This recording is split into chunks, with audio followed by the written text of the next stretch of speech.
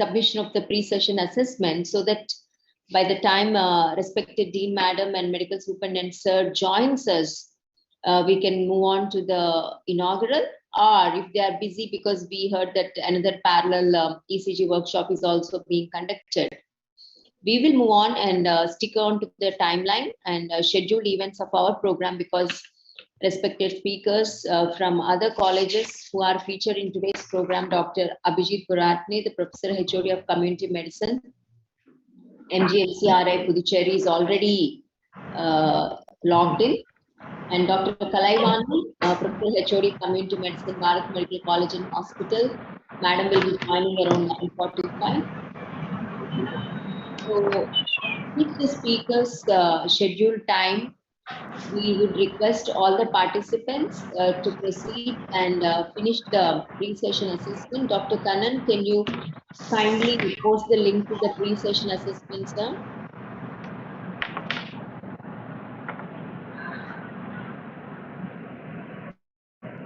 We request all the participants after logging in to kindly check and mute themselves so that the audio disturbances can be minimized. Thank you for your support.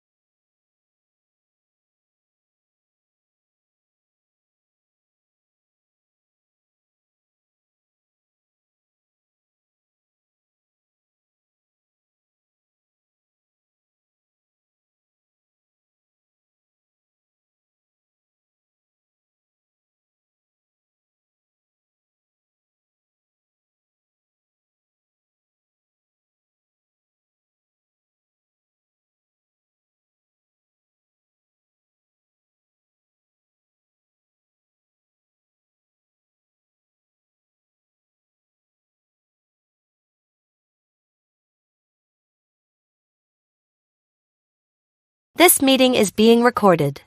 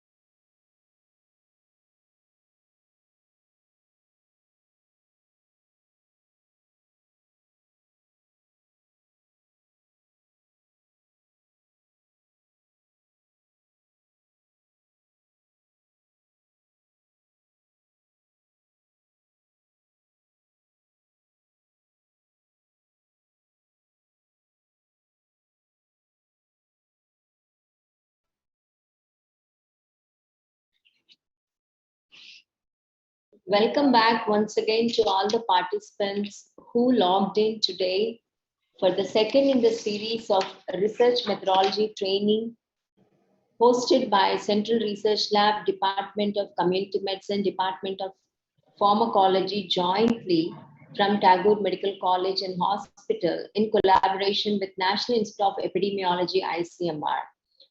Today, we are happy to share with you that we got 100 plus registrations for this wonderful scientific learning program. And we are happy to see our medical superintendent, Sir, Dr. Karunanidhi Ramaya joining us. Sir, we are very thankful for your participation in this early hours.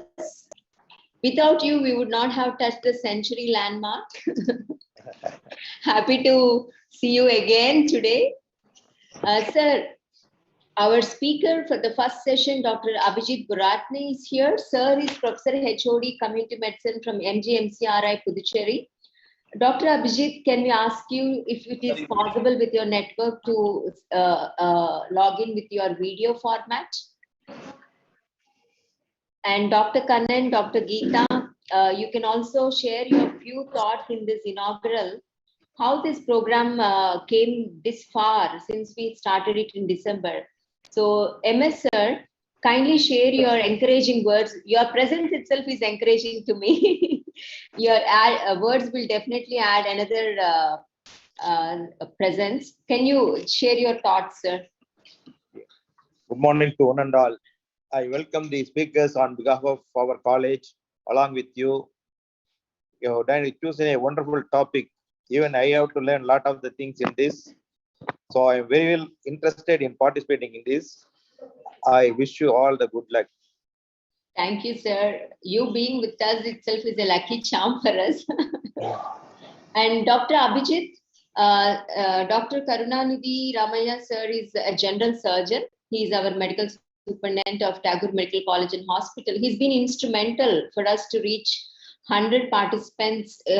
He issued a circular that all our postgraduate thesis guides and all our young faculty register for this program, and his support has been tremendous for us to go forward with this initiative.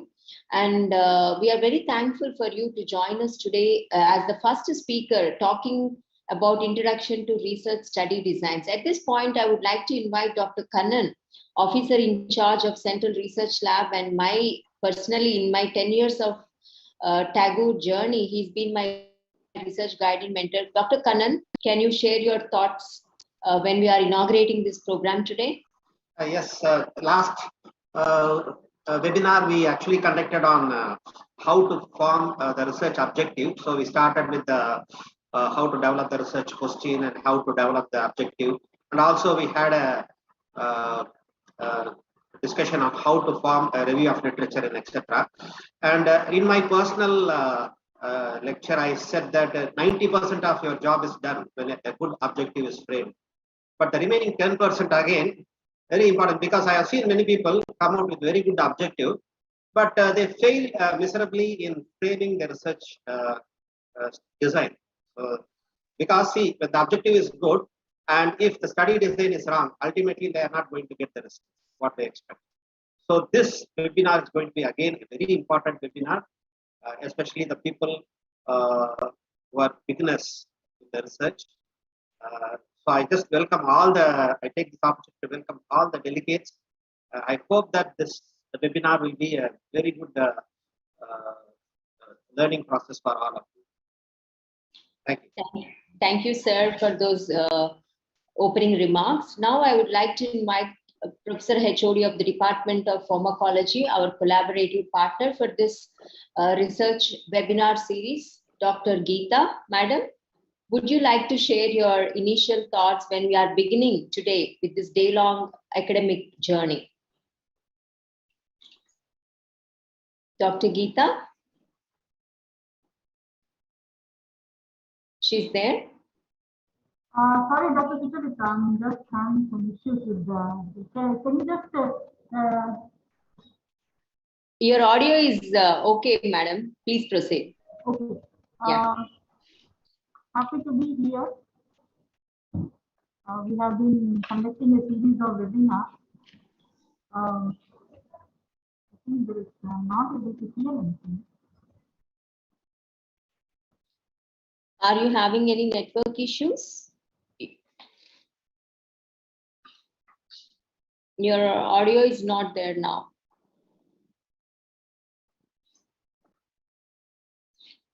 I think we lost the audio from Dr. Geetha. I hope we'll catch up with her, or shall we wait a minute, Dr. Kannan?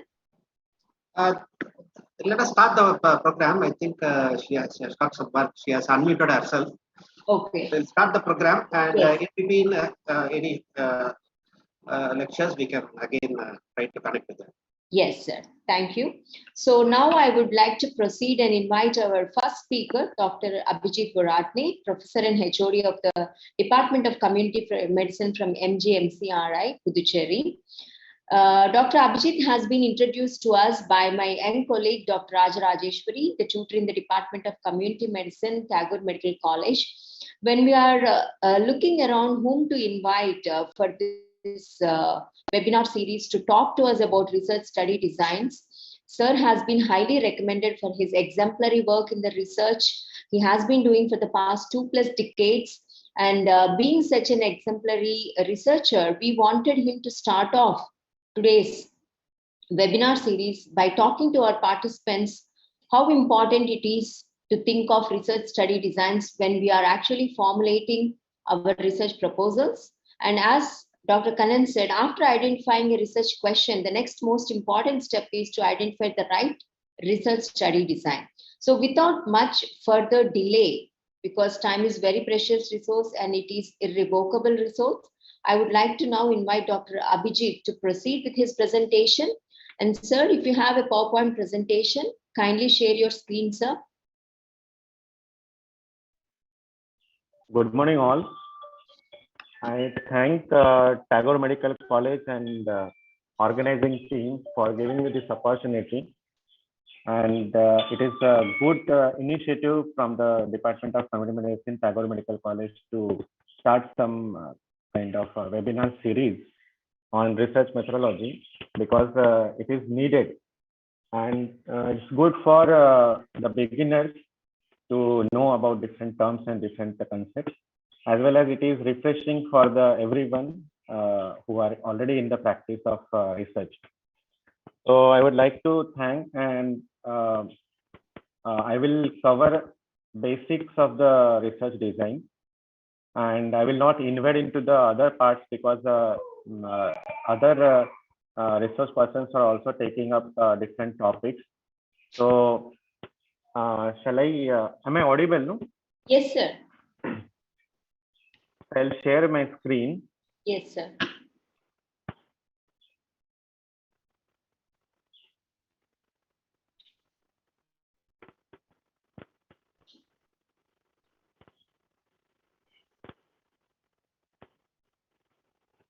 Is it visible, ma'am? Not yet, sir.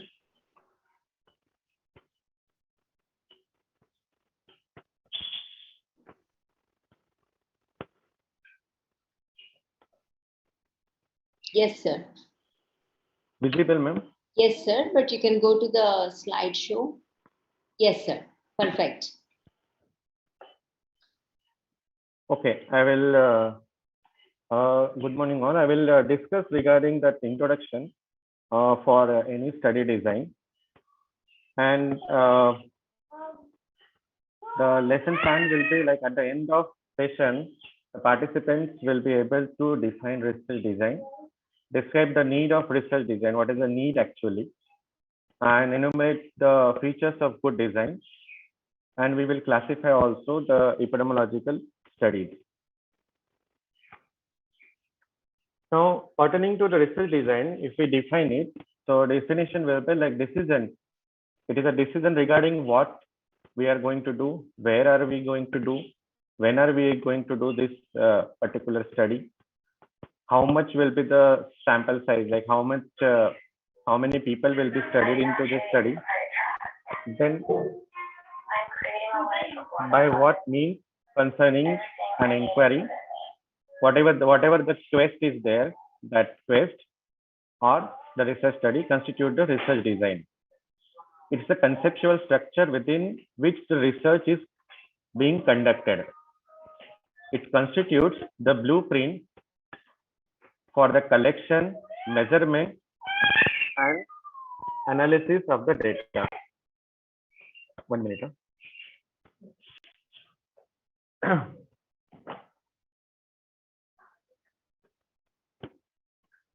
Now, there are different parts of the research design, like sampling design, observation design, statistical design, and operational design.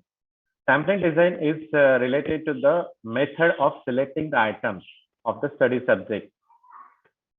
Observational design is a condition under which the observations are to be made. The statistical design, it concerns with the how many items to be observed, where we are getting this study sample, and how the data is getting analyzed. For this, we will require the help of the statistician or epidemiologist. Operational design, there are different techniques of doing this. It involves the sampling, observational procedures, and statistical calculations to be carried out. So these are all 4 parts of the research design. And if we do it properly, then our study design will be better. Now, what is the need of a research design? It facilitates the smooth processing of various research operations, because when we are doing any study, there are so many steps. So research design is the blueprint for that. If the blueprint is okay, then we can proceed the study or all the steps properly. It also helps to organize the researchers. So they will have different ideas, because research will not be done by a single person. There will be a group of people who are doing that particular research. So we can organize different ideas. It will also help to yield maximum information with the expenditure of less effort, time, and money, because it is very important. Based on the availability of the resources, then only we can take up any research. Because if resource like people are not there, or time is less, or the money problem, then it will be difficult for carrying the research. And it also helps to minimize the error which can cause that host or the PI a lot of problem. Okay, so there are few researchers who have faced the stopping of the particular research study suddenly because of some error. And even it might have happened like someone has faced the data when they are collecting the data, and the particular questionnaire is not proper, so they are getting the wrong information or the inadequate information. So at that time, it is difficult to modify or do that thing. And it is very important, like these kind of research designs must be discussed with the peer team multiple times, because what happens, like when we discuss, we may have some idea on that particular point. When we discuss the same study design and same points after some time, then we may have some different ideas, or we can notify certain errors into that. So in this way, that communication happens, and we can minimize the error. We can have sharing of our ideas. We can have the people who are expert into that field, and we can share that, so I'm doing this particular study and this is my idea. What is your opinion? So it is, no problem in getting the opinion from the others and team members. So after that, if we see the classification, these are all different epidemiological methods, and it is see this table. It is having type of studies, alternative name, and the unit of the study.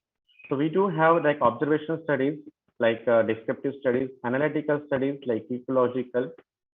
It is also known as a co-regional studies, and the unit of the study will be population. Similarly, analytical studies, the other studies are like cross-sectional, case control, cohort. And these are the alternative name, because sometimes postgraduates or the UGs are getting questions. by the alternative name. So they should not get confused. And the unit of the population is also individual for this. Then we do have experimental studies, which is also known as intervention studies. Here we do have some intervention. The example is randomized control trial. It is also known as clinical trial. And unit of the study is the individual. The other types of the experimental studies are cluster randomized control trials, field trial, community trials. Now see this flow chart, the study design.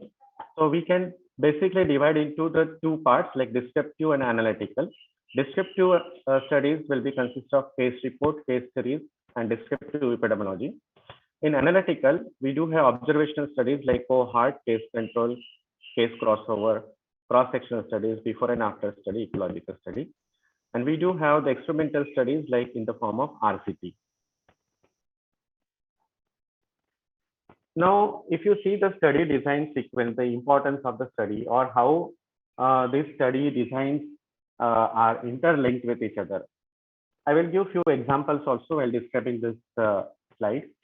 If you see that case reports, case series, which are part of the descriptive epidemiology, it gives the hypothesis. Like for example, I remember during the early period of the COVID time, there was one patient in ophthalmology department who was having conjunctivitis. And the ophthalmologist who observed that case, he thought like, is it a form of COVID? And they asked that patient to go for the testing. And coincidentally, the patient came positive. And they reported this in the form of case report that the one of the sign symptom or typical sign and symptom of the COVID might be the eye infection, like a conjunctivitis kind of thing. So it consists like new concept, new case finding. So that is a case report. If you get the different type of similar type of cases from the one place or from the different places, and if you are reporting into that, it might form the case series. And it will give a hypothesis whether now this is a atypical finding of the COVID infection. I'm just giving you an example.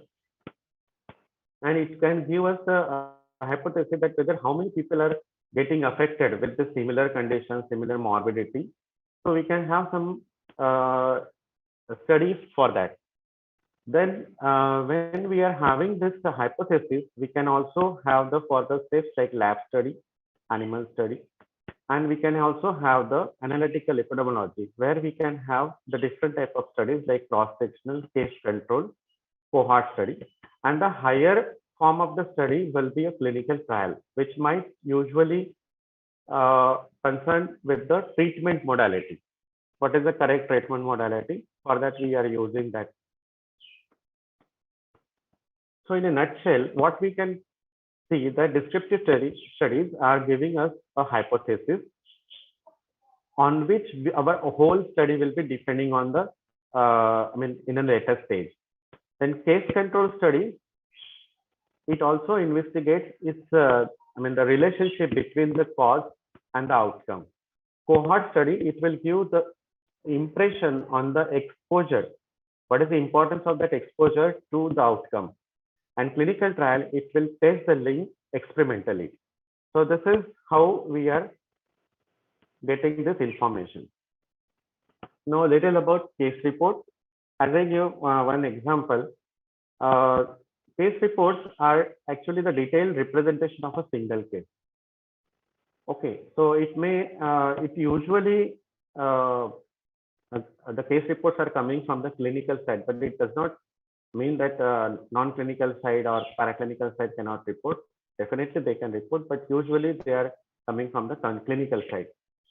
So detailed presentation of the single case, how that case has happened, what are the characteristics of the patient, what are the clinical features, what are the investigation, how they come to the particular conclusion or a diagnosis, they will write it and they will report it.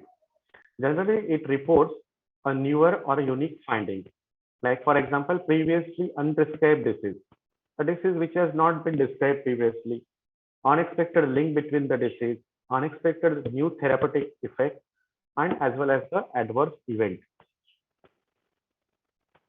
As I said, that the clinical case series, we do have the compilation of multiple case reports from the same place or the same different place. It also assesses the prevalence of the disease. Cases may be identified from a single or a multiple sources. Generally, reports on a new or unique condition may be only realistic designs for the rare disorder. Case series cases are not compared to the control group, and sometimes we do have this descriptive statistics also. Usually, we do not require any statistical testing. Case series advantages. We do have time efficient, because if less time is there, we do have less time, and we can have the more information. We can disseminate this information to the many people in a short period of time. We can also use the clinical data which is available with us. It also recognizes the new diseases. Then with this, we can also have the hypothesis generation, because this all information will give us a hypothesis. Another example I will give you, when there was a lockdown and the cross-border transport was restricted. So that time our teams were also deployed at the toll booth of the Pondicherry in Tamil Nadu area. So they reported that there were few ANC patients who were supposed to go to the particular hospital or a medical college for the ANC checkup, but they could not go because that time the clear-cut instructions were not there, and they were facing the problems for the different ANC checkups or whatever. Then we reported this information to the nearmost PHC medical officer that this is the situation, and then he gave instruction to his team members to take care of this ANC and all. And then later on, the different restrictions were eased for the patients who were in need of some medical aid. So these are the things and this also gave us one opportunity to think of what are the problems faced by the ANC patient or the different type of patients during the lockdown period. So this is giving an idea of new study for the researchers. Okay, and it also can launch the case control study, because the number of cases, if you are getting more, so those can form the group of cases, and we can take the control accordingly, and we can have the case control study also. Case series limitations. There are the limitations also because cases are not representative of the actual community problem, because cases, whatever you are getting into your OPD or in a hospital or a setting, that is only reported. Other cases might be going at some other places. We do not have any comparison group or underlying population, and it is having possibility of systematic errors also. Then there are case reports. Case reports, for example, one case of unusual injury finding. Case series can be the multiple cases of the similar type of injury finding, like head injuries or something like that. And descriptive epidemiology study, for example, population-based cases with the denominator. So descriptive epidemiology, it's the first phase in epidemiological studies. It also describes the distribution of a disease in relation to the time, place, person, and unit of the study is the population. It also helps in the formation of hypotheses, like for example, Epstein-Barr virus with the Burkitt's lymphoma, like that. Then there are few procedures in the descriptive studies, for example, defining the population to be studied, defining the disease and does the study, describing the disease by time, place, and person, measurement of the disease, comparing with the known indices, and formulation of a hypothesis. These are the different procedures involved in descriptive studies. Now, defining the population means that the population is defined in terms of number and the composition, like age, sex, occupation. Defined population may be the whole population or a subset of the population. It must be large enough to give some inference. It must be stable. We should not have the migratory population often. We should have the community participation, like community also should support that particular study. Should not be different from other communities in the region. And health facility close to provide easy access to patients. Like there should be some point where we can get these patients. Place distribution, if you see that this is also very important that we should explain the disease in terms of the place of the particular occurrence. We can also have that distribution of the cases like an international disease, or it is a national, it is a local distribution. Okay, like for example, that's the spot map which was used by the John Snow for the study on the cholera in London. Urban rural population, that also we can tell. So descriptive epidemiology allows to find out these variations and helps us to frame the guideline for the prevention and control of the disease also. So this is the utility of the descriptive studies. Pertaining to person, what type of information we need to gather, like age, sex, occupation, marriage, okay, then residence, socio-cultural environment, socio-economical background, stress, migration. I have given you few example only, but there are different characteristics of a person. So like addiction, sleeping pattern, all those things you can collect as per the need of the study. Whatever the topic is there, based on that, you can collect the information. Now we should define the disease. It is very important step into any study, because now who will define the disease? There are two ways. One is that clinician and another is the epidemiologist. Clinicians usually they define the case based on the sign and symptoms of the patient or the clinical representation. Epidemiologists will also take care of the same, whatever clinician people have said, but also they will see that incubation period. They will also see the period of infectivity. Okay, all these things. So we need to work in hand, and then only we can arrive at a one definition, and that definition will be called as operational definition. Operational definition is nothing but the definition by which the disease or a condition can be identified and measured in a defined population with a degree of accuracy.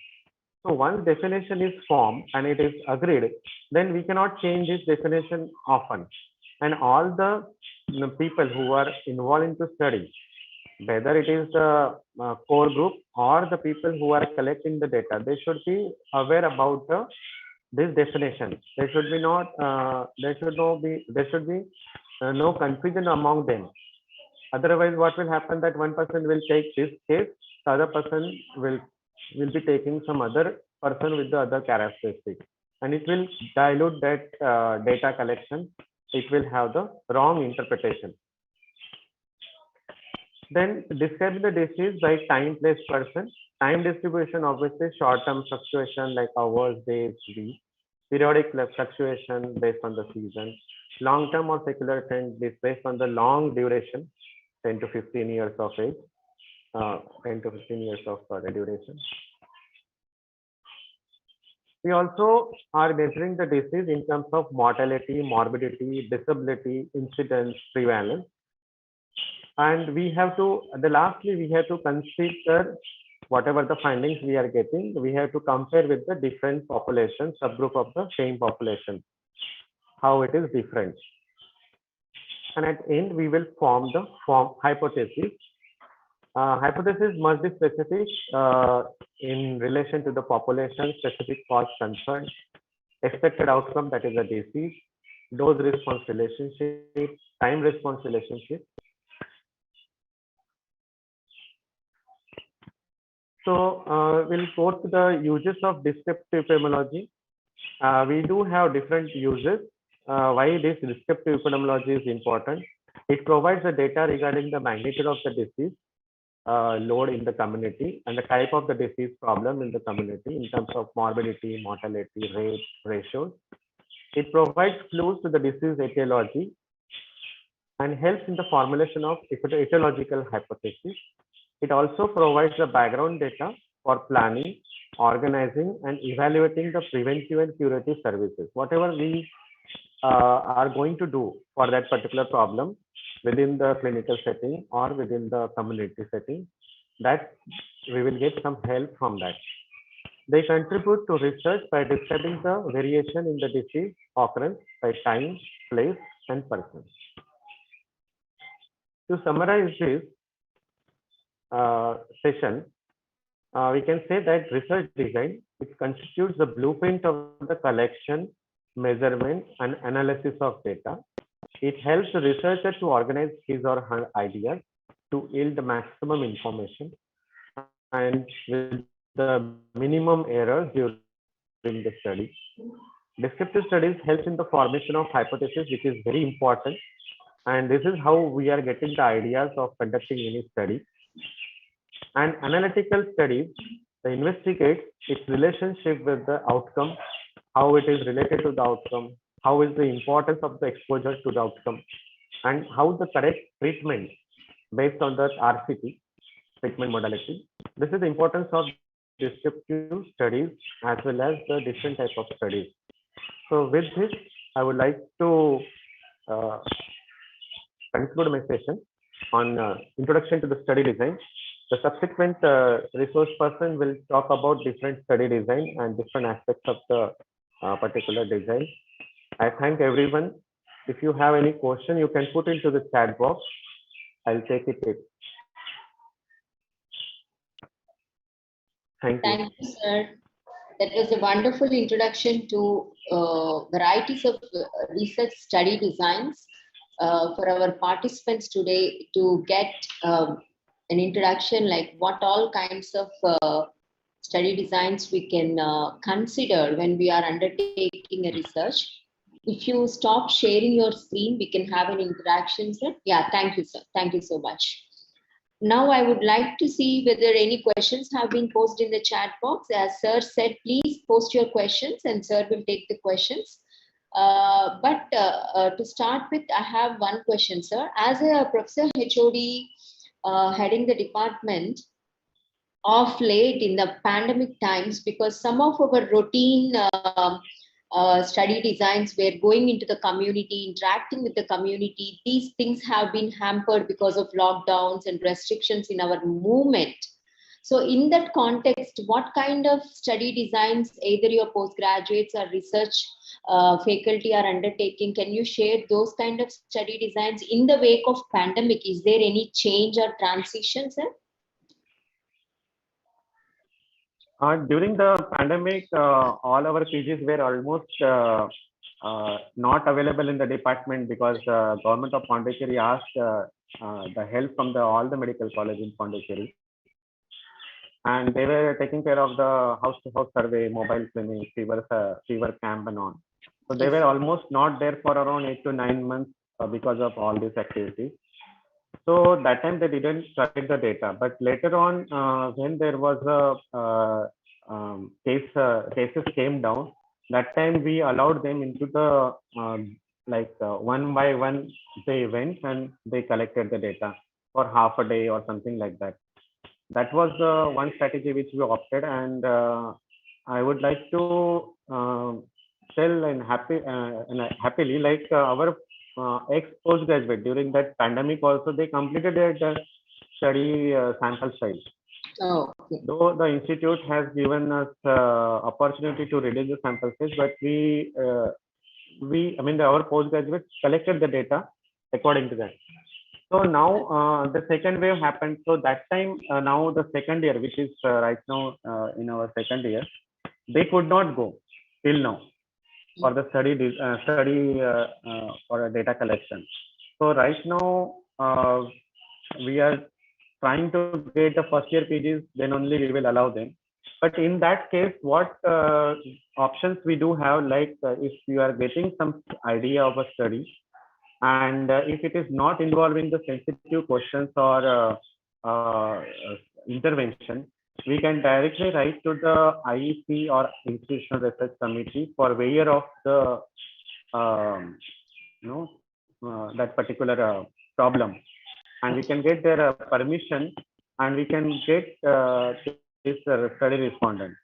Sometimes if it is not possible to go in the community, so at that time we can have the study within the hospital setting or the closed setting.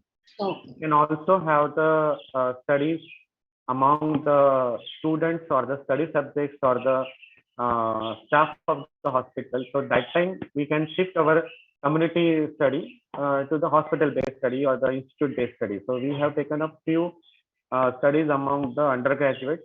Few studies are also going among the medicals or the staff of the hospital for different aspects. So that was there. Then we also shifted our focus from the community to the hospital setting. So we have taken up one intramural project for the department related to the admitted patient into hospital, because that time so many government patients were admitted into our hospital. So we used that opportunity to get patients, there were around 400 plus patients in the hospital. So we took that opportunity for getting some blood sample and biochemical markers study. So it is based on the circumstances, based on the opportunities and resource persons. Obviously, the money and other things are also important if you are going for the investigation kind of any study. Thank you so much for sharing these unique experiences during the pandemic period, how research has to adapt to the circumstances, that is the message, and how the research question also defines the methodology you are adopting, fitting to the safety situations and COVID protocols. Thank you so much, sir, for your time being with us. And as you said, if any questions are posted in the chat box, we will reach out to you at a later point. Once again, on behalf of Department of Community Medicine, Department of Pharmacology, and Central Research Lab from Tagore Medical College, we thank you for your valuable contribution in this webinar series for research. And I would like to move on to the next scheduled session for today. After your introduction, the next speaker coming in is Professor and HOD of Community Medicine, Bharat Medical College and Hospital, Dr. Kalaivani, Madam.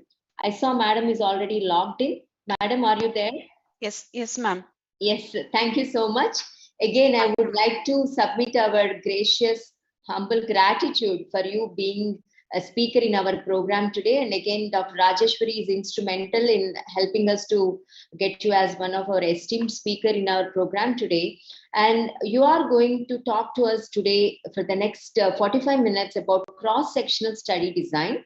And I hope, like after the introduction from Dr. Abhijit, your session is going to concretely help us understand how to design these cross-sectional studies and what is the latest knowledge emerging in that area.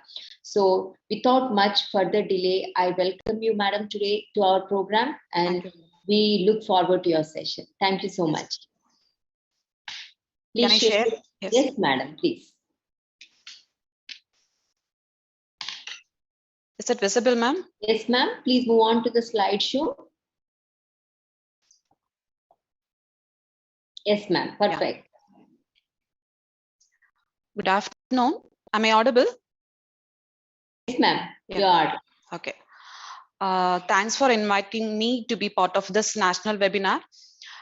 So my topic is on cross-sectional study design.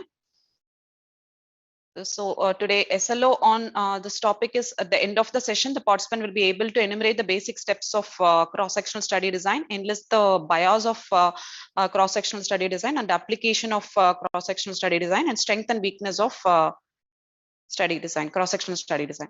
So this is a synopsis, and we have to select one particular study design for any proposal. For that matter, Sackett and Weinberg has given a beautiful phrase on selection of appropriate study design in BMJ 1997. The question being asked determines the appropriate research architecture, strategy, and tactics to be used. So study design is a specific plan or protocol for conducting the study, which allows the investigator to translate the conceptual hypothesis into an operational one. So why we need a appropriate study design? Because there are so many study design, as Dr. Abhijit mentioned, from observational to interventional. Under each category, there are so many subdivisions like cross-sectional, cohort, case control, RCT. So why we need to choose an appropriate study design? Because each study design is having inbuilt features that will take care of all the difficulties and challenges while we are initiating, progressing, and finishing the entire study. So that if we select the appropriate study design, it will take care of all the take care of all the difficulties. And so making research as efficient as possible, yielding maximal information with minimal expenditure of effort, time, and money. That's why we need appropriate study design. So as you all know, depends upon the investigator role in assigning the exposure. It is grossly divided into interventional or observational study. And in observational study, where my topic fits into, is coming under two categories. It will fit into both descriptive as well as analytical study design, depends upon the presence of comparison group. If you are having a comparison group, it will be classified into analytical cross-sectional study. If you are not having any comparison group, it is just a descriptive cross-sectional study. So this is the hierarchy, as you all know. Basically starts from case study, case reports, case series, and then animal trials, cross-sectional study. As you go on, it will end in meta-analysis and systematic review. This will, as you go up, it will definitely establish causality, but you go down, it will just generate any hypothesis, or it will give lead to new studies, or fill the knowledge gap existing in the current study. So where the cross-sectional study fits, it is in between. It is used to generate hypothesis. It will be the basic study from where other studies can be proposed, like case control, cohort, RCT. But definitely cross-sectional study is playing a major role in filling the knowledge gap. So as I said before, cross-sectional study design is fit into both analytical studies as well as a descriptive study. It depends upon the objective we are using. I will tell you in later slide how to differentiate both these studies. So descriptive study and analytical study. Descriptive study answers what, who, where, and when, but analytical study answers how and why. And descriptive study describes the occurrence or prevalence of any outcome or exposure, and it doesn't have any control group, and it is used to generate or formulate hypothesis. Coming to analytical epidemiology or analytical studies, here you can describe or analyze association between exposure and outcome. There will definitely be a control group, and it is used to test the hypothesis. For example, prevalence of obesity, a study on prevalence of obesity in a particular area, a prevalence of diabetes in a particular area will fit into descriptive epidemiology. While if you are having a study to assess the association between obesity and diabetes, that is analytical study. So in terms of time, cross-sectional study is a study which enables us to assess the exposure outcome in a single point of time. You will not go backward, or you will not do any follow-up. It is just going to field or going to any particular research setup where you're going to collect the study in a particular point of time. You will not do any follow-up at all, or you will not retrospectively collect data. Just a single snapshot of events. So here exposure is nothing but risk factor, and the outcome is nothing but disease. This is one other slide where you can differentiate the unit of study. For case control, cohort, case report, case series, cross-sectional, it is individual as a unit of study. When it comes to ecological study, it is population as a unit of study. What are the other names for cross-sectional study? Is cross-sectional analysis, transfer study, prevalence studies, or different names allotted to cross-sectional study. Coming to selection of appropriate study design for this particular cross-sectional study, where you can use this cross-sectional study. If you want to estimate the prevalence or burden of or magnitude of any disease, you can choose cross-sectional study. And if you want to evaluate a new diagnostic test, you can use cross-sectional study.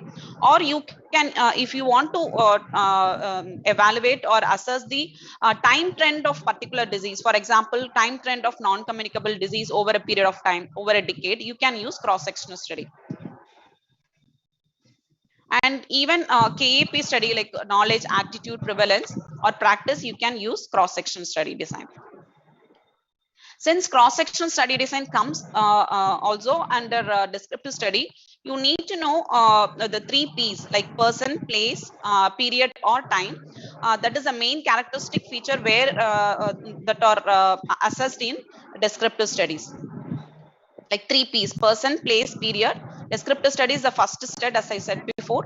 It is the simplest study. It will answer 4 W's like who, what, when, where, but not why. It is used to generate hypothesis, and this is the basic study which stimulate further initiation of further studies to prove the causality. So cross-section study as a descriptive study, what is the purpose? To learn about the characteristic of a population at one point of time. That is a snapshot. There is no comparison group in descriptive cross-section study. And the population may be all members of a small defined group or a sample from a large group. Results maybe it is estimating the prevalence of a population. So as I said before, this is knowledge, attitude, prevalence study can also be utilized in using cross-sectional study. Just a single point of time. Studies both exposure as well as disease at a single point of time. So you will have a representative sample that is taken from the study population. In that you can have exposed group, non-exposed group. In exposed group, you will have a disease and those who are not having disease. In non-exposed group, you will have again disease and not disease group. So you are assessing the exposed group, not exposed group, with disease, without disease at a single point of time. So this particular slide will brief you about the descriptive cross-sectional and analytical cross-sectional study. Descriptive cross-sectional, as I told before, will describe the magnitude of the problem, maybe disease, disability, or other clinical, immunological, nutritional, biochemical, or pathological condition in a population. And it is used to generate hypothesis. Analytical cross-sectional study, it measures the exposure and disease simultaneously in a representative sample of population. It is useful for examining the association among health-related states or events, and especially other personal characteristic features like age, sex, religion, marital status, education, and occupation. So it will give you a clue on what is the cause of the disease or a condition. So as I said before, when to conduct, this is just a reinforcement, when to conduct a cross-section study: to estimate prevalence, to know about their knowledge, attitude, practice, to monitor about the trends, even to evaluate a new diagnostic test. So what are the basic steps in conducting a cross-sectional study? So first is framing objectives for the study. Followed by which defining the population of interest, study variables, study setting, define outcomes, define exposure. It includes inclusion, exclusion criteria, create data collection instruments, either survey, interviews, physical measurements, or procedures. Ensure consistent ascertainment, that is through training of staff for collection of data, and select sample from population, that is randomly, and obtaining consent, analysis using appropriate statistical method, reporting through proper guideline, that is STROBE for all observational study. Coming one by one, Framing objective for a cross-sectional study. It depends upon your study thing. Like if you want to estimate the prevalence or magnitude, you can give this particular objective.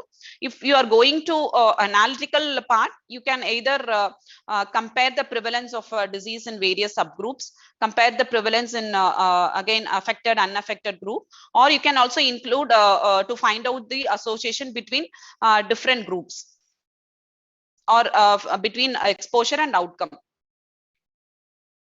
The population should be defined before the study data collection, because if you are selecting some other population, or if you are selecting different subjects, then you can't generalize the study results. So before starting itself, you have to define your population. So what is the total number, what is the composition, age, gender, occupation, cultural characteristic features, and what is the geographical area, any special groups, any occupational group or hospital patient. You need to define that particular population. It may be either from general or a specific, like a school, institute, or hospital. So then comes the definition, defining the disease and the study. Here you have to define the particular disease, otherwise you will not have clarity, because there are some different standard guidelines. For example, here it's migraine. Migraine definition will differ from different point of view. So you have to take one particular standard definition, or you can create your own definition with the criteria given by the standard websites and organization. So but you need to define your disease well in advance, so that the results can be generalized. For example, here in tonsillitis, the operational definition should be well accurate, whether it is bacterial or viral. What is the other thing you need to taken into account, like whitish spots or red swollen. So many things are there.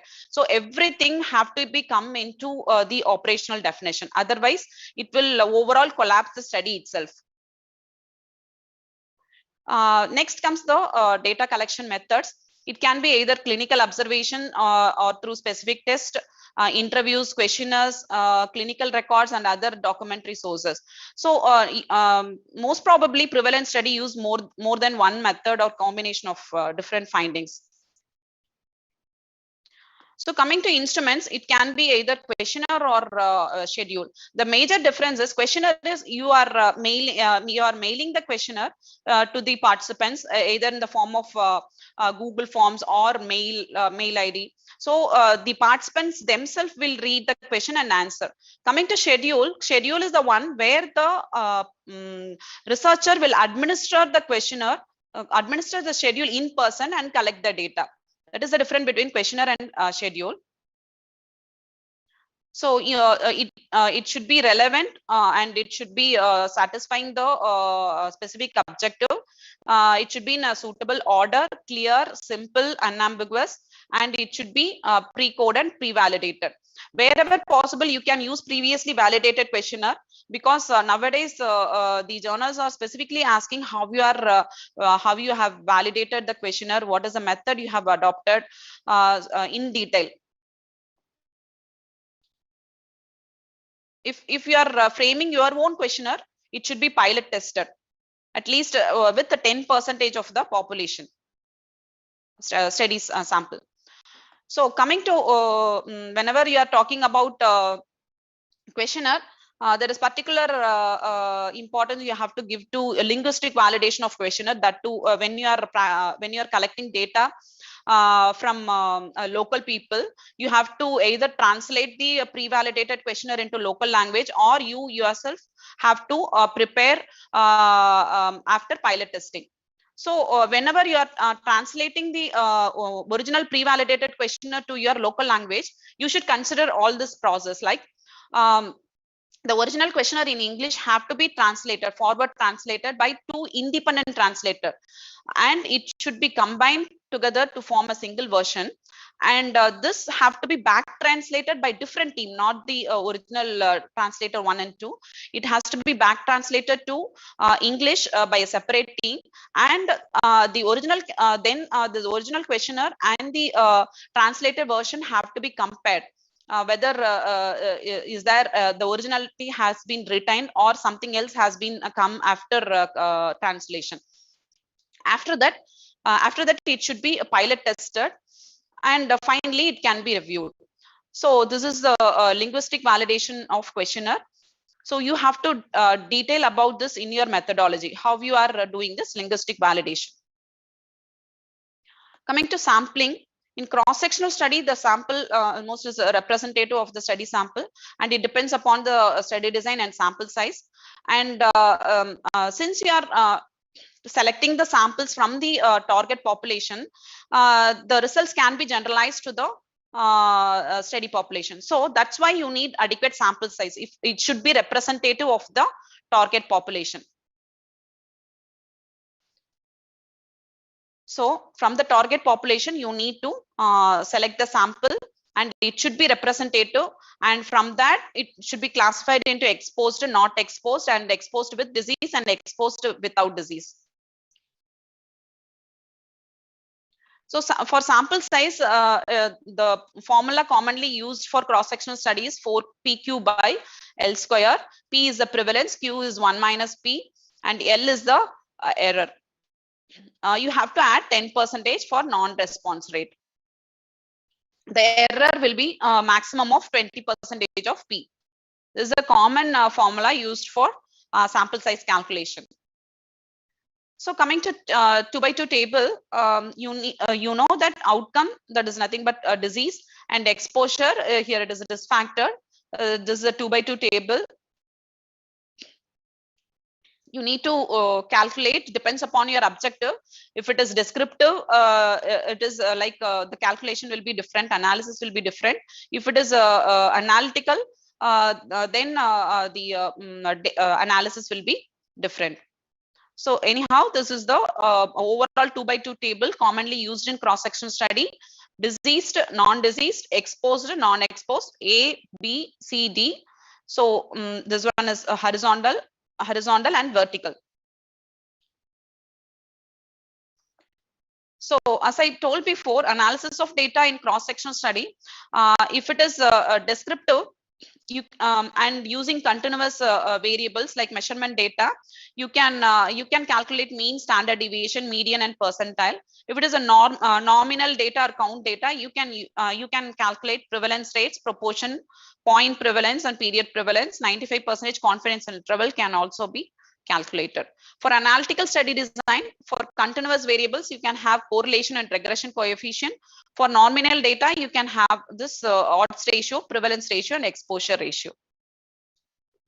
So prevalence is nothing but number of existing cases divided by the total population.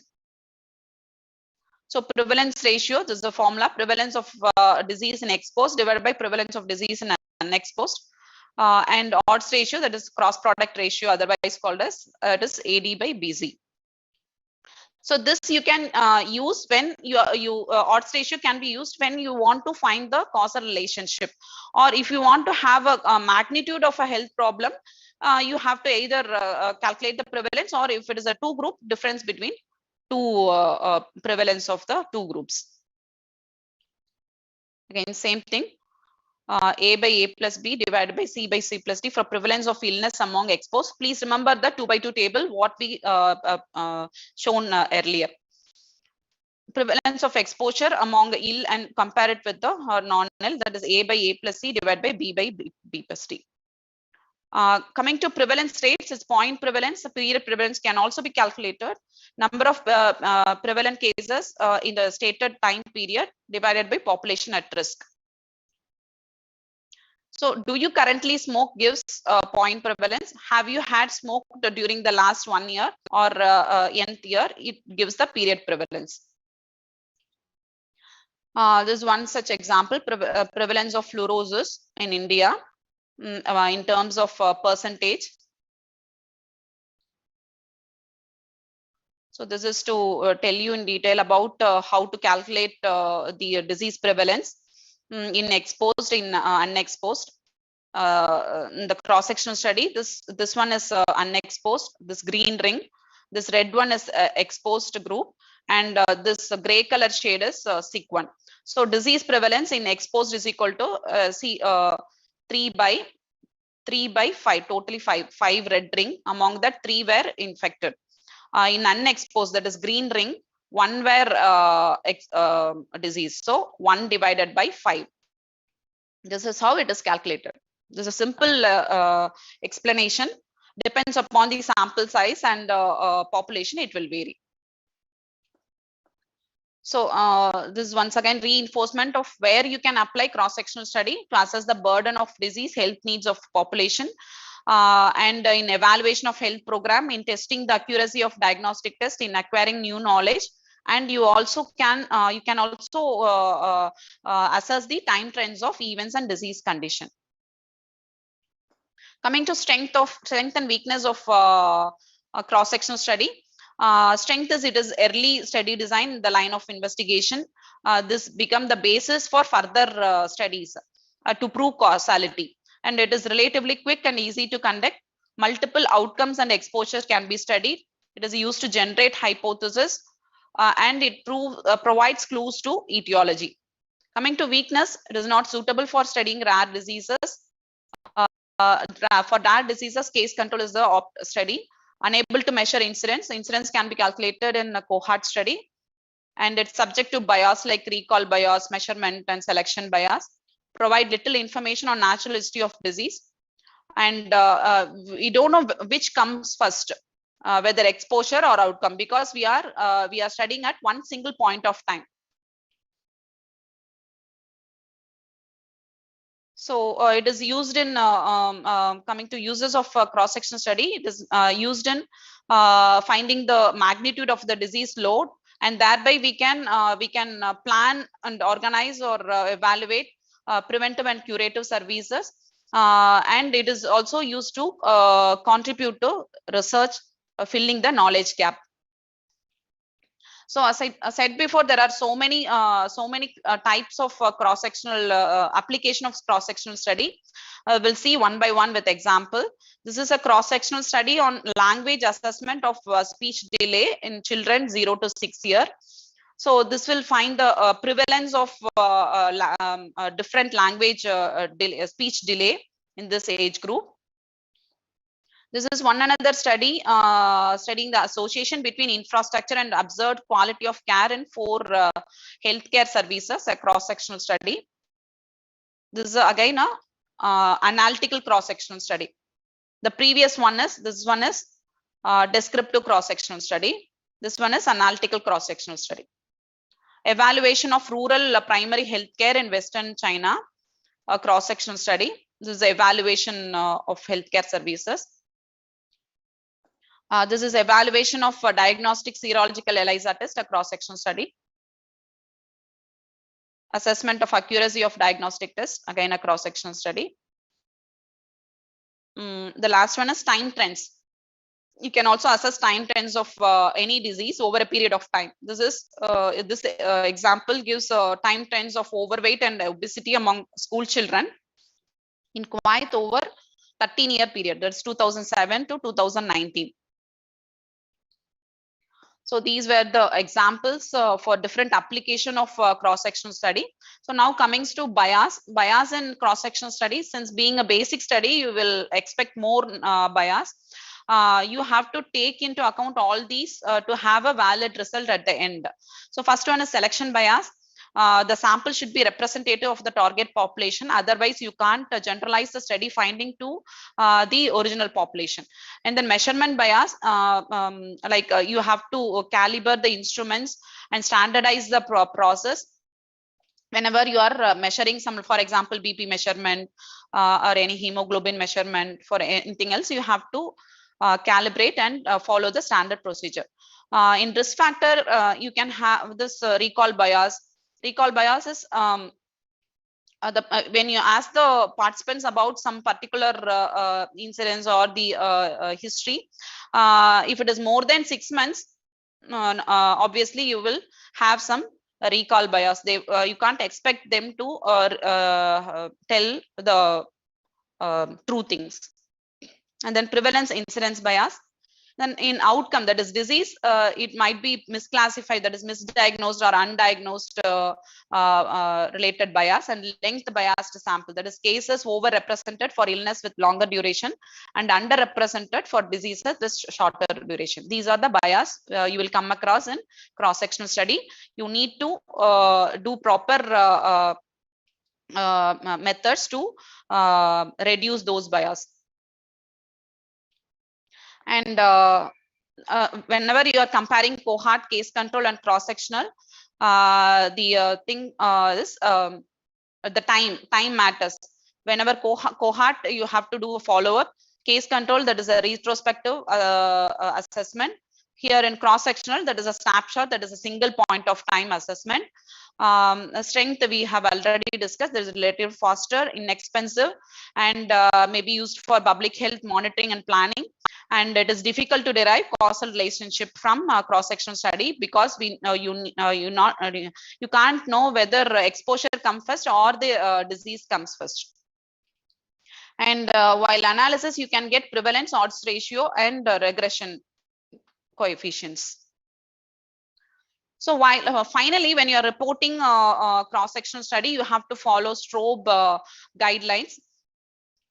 This is a checklist for writing the cross-sectional study. For any observational study, you have to follow this. So title, abstract, introduction, background, rationale, objective, methods, under methods, study design, settings, participants, variables, data source or measurement bias, study size, other quantitative variables, statistical methods, results. One example I'm quoting. For conducting a cross-sectional study, treatment compliance among hypertensive patient. So in this, the population is adult population. Define population of interest. Here it is adult population. Define outcome. Here it is cases of hypertension. Define exposure, that is treatment compliance. Create data collection instrument, that is either survey, interviews, physical measurement procedures like BP monitoring. To summarize, cross-sectional study design is a basic study. It investigates both outcome as well as exposure in a single point of time. And cross-sectional study will select participant based on inclusion exclusion criteria. And it will calculate prevalence or odds ratio, depends upon the objective of the study. And it is relatively faster and inexpensive. But while coming to proving causal relationship, it is difficult to derive, since it is a study that assesses the exposure and outcome in a single point of time. That's all. These are my references.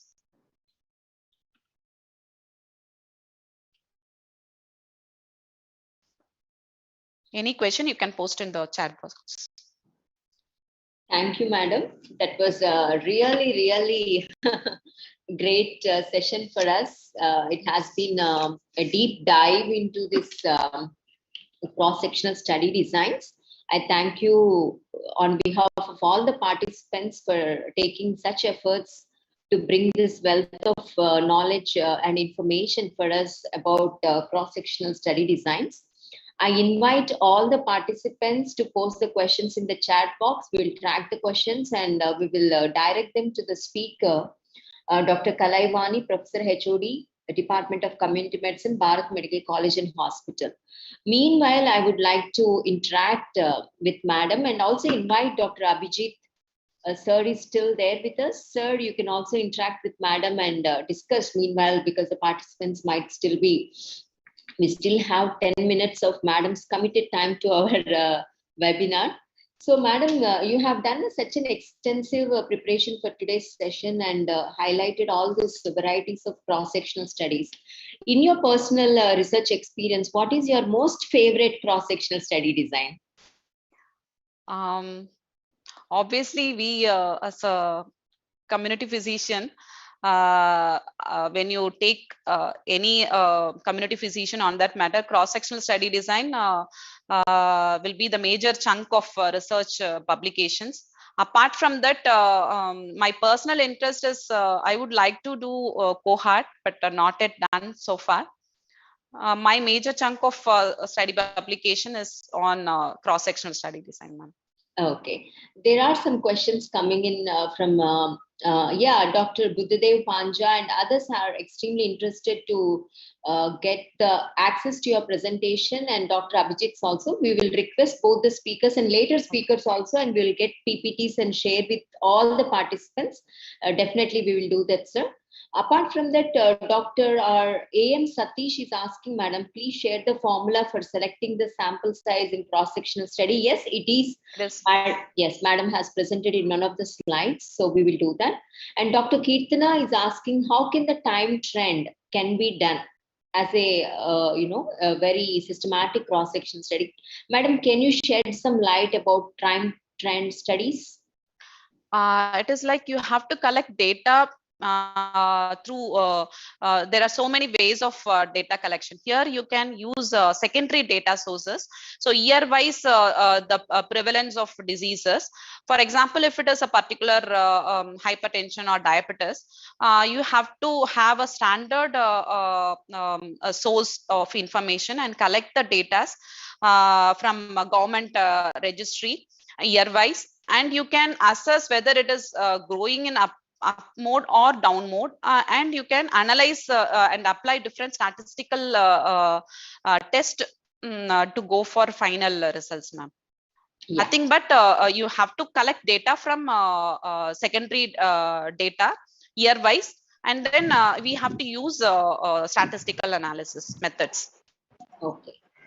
Currently, are there any postgraduate student projects in your department or any undergraduate projects you are guiding your students, Madam? We have initiated, ma'am, for actually every year December will be like ICMR-STS, they will be announcing this is the proper time, but actually here after this pandemic it is going upside down, so we are waiting for that, but we have initiated and the students are interested in doing so, ma'am. Again, personally, are you interested in infectious diseases, non-communicable diseases, health system strengthening? What are your areas of interest? My areas of interest are NCD, mother and child health, of late medical education. Yes, ma'am. So you are trying to look, because when you say medical education, I'm also very interested because the current medical education reforms are really very fast paced. Sometimes they are telling competency based medical education. The other time they are telling PGs are not required to do pedagogy in their MD final exam. So with all these reforms coming, you mentioning that you are interested in medical education and wanted to undertake some research, I'm very hopeful your research will be really enlightening to all of us. There is one more questioning coming from Dr. Niveda. Can a record-based case study called as retrospective cross-sectional study? What are your thoughts, Madam? There's no terminology like a retrospective cross-sectional study, because retrospective itself will be different kind of study. This will be just a cross-sectional study. Yes, it is just a cross-sectional study where you're reviewing the case studies. Yes. Of based on records. Yes. Yes. Right now, so much of research is happening in the middle of pandemic, Madam. So a lot of vaccine hesitancy studies are happening. People are exploring why people are hesitant to take vaccines and all. Recently, we also conducted a quick survey after training our interns in research methodology. So what are your thoughts regarding such surveys bringing information for us in the cross-sectional format? You do a survey, you find out some barriers why people are not interested to receive COVID-19 vaccines, and immediately, being, as you said, community physicians, we can conduct some awareness campaigns and address these barriers. So my point is cross-sectional surveys have a lot of value for us. Even Dr. Abhijit also mentioned they have some actionable value, right? Do you agree, Madam? Yes. Yes, ma'am. Actually, currently we are we don't know at the end of pandemic or still we are in the middle. But the ultimate thing is we have to have almost 100% of vaccination. We are aiming for that. Government of India is aiming for that. So apart from this, there are some chunks of people who are hesitating to put even a single dose of vaccine. For that, as a community physician, we have to go to the field and assess their attitude, and this particular information will be acting as an input for the policy makers to look into that matter and react accordingly, so that we can achieve 100% vaccination and reduce the mortality accordingly. Exactly. That is what cross-sectional studies, as you said, are the major chunk of our community physicians research domain. And your session today has really elaborated our understanding, in-depth understanding about how relevant they are for our practice. Now, still, I would like to ask, a lot of participants are logging in today, and any other participants wants to interact, they can unmute themselves and directly pose their questions to our esteemed speaker, Dr. Kalaivani Madam. Anyone is interested to interact directly rather than through chat box, we invite you to interact. Dr. Abhishek. Good morning, ma'am. Yes, please. Dr. Geetha, ma'am. Yes. Yes, ma'am. Yes, I want to Geetha. ask one more question. Please, Good morning, ma'am. Kalaivani, ma'am. How are you, Yes, ma'am? fine. I'm She grateful is to my say I'm student. her student and the UG, ma'am. Yes, UG yes, time, yes. I'm her teacher. Yes. Yeah. Thank you, ma'am. I want to ask one more question, ma'am.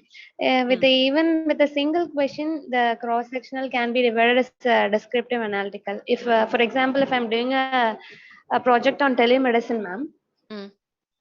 I will be asking questions on knowledge of telemedicine, ma'am. Mm. I'll be having the set of questions like knowledge of telemedicine. Mm. If I ask one question, whether you have asked the application, used the telemedicine app, or you have not used, yes or no. If I include the one question, I will have both groups, right, ma'am? Control group who have not You. used telemedicine app and who have used the telemedicine app. Can it be analytical cross-sectional, ma'am? Yeah, yeah, you have to frame objective accordingly first. Okay. If you want to find out any difference between these two particular group, you can have that as one of your objective, and you can go Okay, for ma'am. analytical cross-section study. Yeah. Okay. Okay, ma'am. Thank you, ma'am. So, see, this is how we learn, like sitting with experts and interacting with them will help us to broaden our understanding of research. And research is a daily process of learning. The more research you know or undertake, the more you believe like you have to learn more. So that is the beauty of research world. And we are extremely thankful for the time committed by both the speakers, Dr. Abhijit and Dr. Kalaivani. Today it is almost 10:45. If any more participants want to pose questions, this is your time. Otherwise, we would like to submit our thanks to both the speakers today who joined with us this morning and opened our webinar series of second session in this 4 planned events for the next upcoming months. And once again, Madam and Sir, we thank you both for being with us. Thank you. And we would proceed for our scheduled tea break for the next 15 minutes, and we'll come back with the next speaker, Dr. Sree Scientist D from ICMR-NIE, who will take us through learning about observational cohort studies. Thank you so much, all of us. Let us take Madam? a small break. Yes, sir? Yes, sir. I'll Please. just put one point in addition to what Madam has said. Madam Madam mentions about ICMR. Yes, sir. STS. Yes, So sir. now I will tell you like how it helps, like cross-section study. Yes, sir. Like many times when undergraduate students are approaching to the faculty and department for showing their interest into ICMR STS.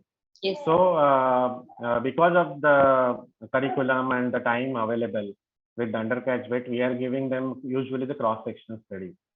And with a limited size, like either it will be in a rural practice area or the urban practice area, and the limited sample size we calculate, and then we give them topic. sometimes they are also bringing some haphazard topic, but we will refine it to the need.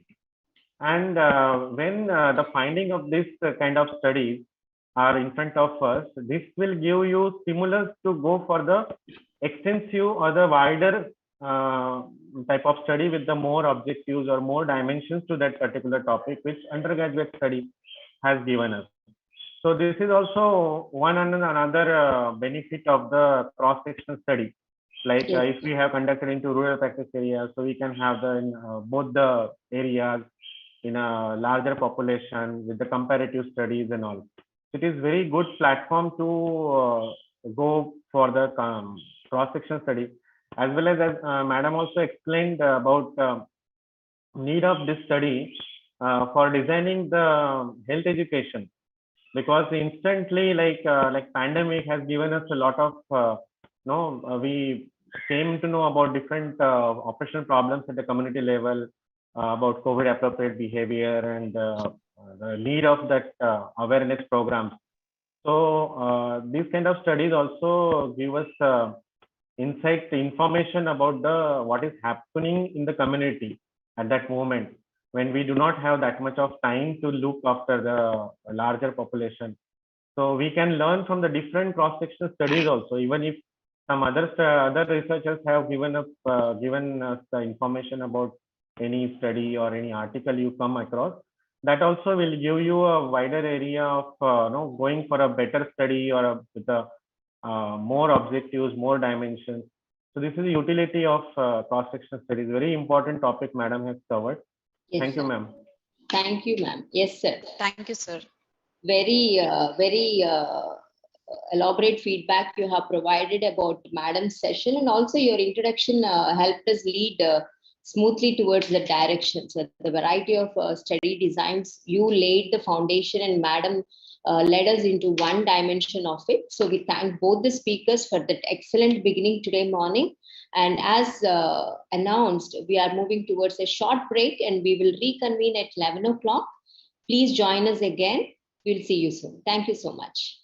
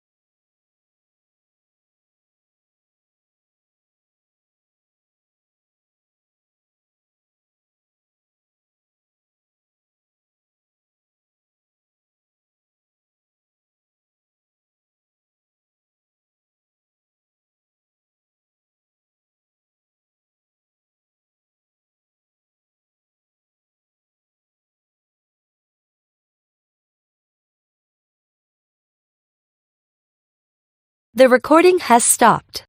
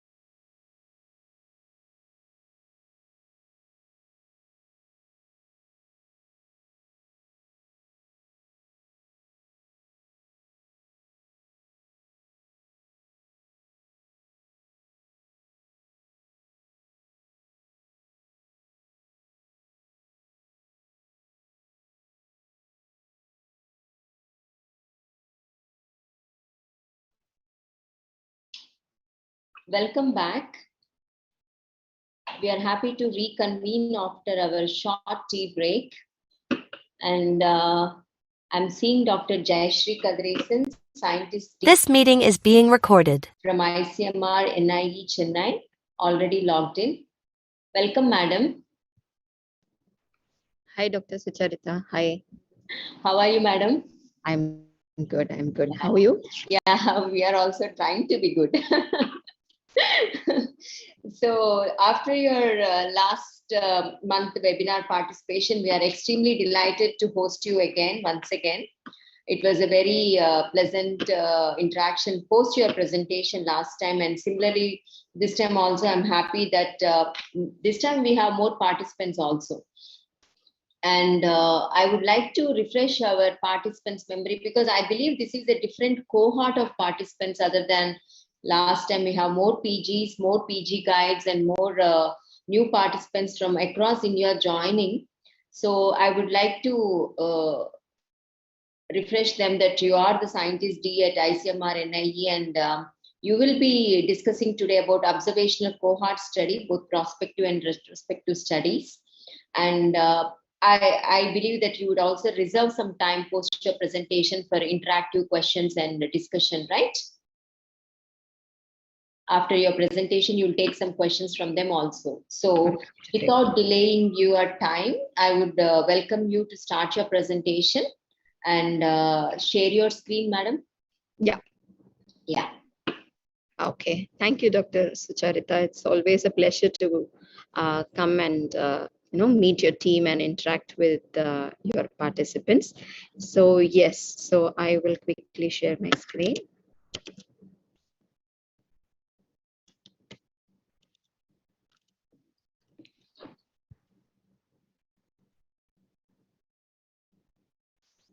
Yeah. So I think it's visible now. Yes. Okay, great. So a very good morning, all of you. So I am going to be talking to you about cohort studies for the next hour. I was there briefly to listen to the previous session also. So I understand that you are primed to cross-sectional studies now. And you've had an overview of all the study designs also, which makes my job slightly easy. Yeah. Okay, so the learning objectives for this session would be, at the end of the session, you should be able to understand the design of a cohort study, the recruitment of participants for a cohort study, the ascertainment of exposure and outcome, the analysis of data from a cohort study, and the interpretation of results of a cohort study. Okay, so before I go into my presentation proper, I would like to request few things from you, and I would like to give few disclaimers also. I do understand that some of you already have a background. None of you are hearing the word cohort study for the first time. So I have kept my lecture low on theory, and I'm betting on a lot of interaction and planning to take you through a lot of examples. So please cooperate with me in keeping this very interactive. Can someone give me a thumbs up so that I can quickly check whether it is visible in my shared screen mode? There are those emoticons options, right, Keela? So if you click on one of the emoticons, it should appear on my screen. Yes, we are ready. Okay. Can you give me a thumbs up, Dr. Sucharitha, from those emoticons that are there? If you can give me a thumbs up, I will quickly see whether it is visible on my screen. Also, I'm giving doctor, but I think my system is outdated. okay, so how about the participants? Dr. Geetha has given it in the chat box. Dr. Kirtana, yay, Dr. Kirtana, thank you so much. Can you also try that option where it should pop in my screen when you give a thumbs up? Or if you're very happy with my presentation, at any point you can give me those celebration kind of emotions also, so that I know you are there. Also, I will keep the participants window open by the side, so I can. Kannan sir should be doing this. He's the bioinformatics advanced specialist. So Dr. Ashok, everyone has given me a celebration. This thing, Niveta has given me a thumbs up. Yeah, thank you. Thank you. So please keep it a heart. Yeah, I got the heart. I'm giving one back to you because I don't know how to return an emoticon from this screen. So please keep it interactive. Please stay with me throughout the lecture. It can get very boring both for the presenter and the participants when it is in online mode. So please be there when we call your name for an interaction and, ask a question. Let us keep it. Otherwise, it's no easy task to listen about cohort studies for an hour. And one thing before we start, I would like you to understand is there are a lot of schools of thought, okay? And you can easily get lost in a class or in a discussion or in a journal club discussion if you're going to hang on to one school of thought. Like in anything that you take, whether you should vaccinate, you should get the booster dose or not. Like in everything, there are many schools of thought here also. So if you can either choose to argue and waste your time in supporting one school of thought and saying the other is wrong, you can either do that, or you can, get the hang of it, get a grasp of what cohort studies are and use them in an epidemiologically correct mode. Okay, so that is what I would encourage you to do, because I have personally seen how many journal club sessions and how many epidemiological discussions are just lost. You are just lost in having people discussing this is correct, this is not right. Of course, as many textbooks are there, you will have as many schools of thought on epidemiology. So please keep that in mind. Do not dwell on fancy terminology. There are a lot of terminology and they can sometimes misguide you also, and you can get lost in that. And again, you can keep arguing, I was taught this terminology, but you are using this term, this is not correct. Leave all that.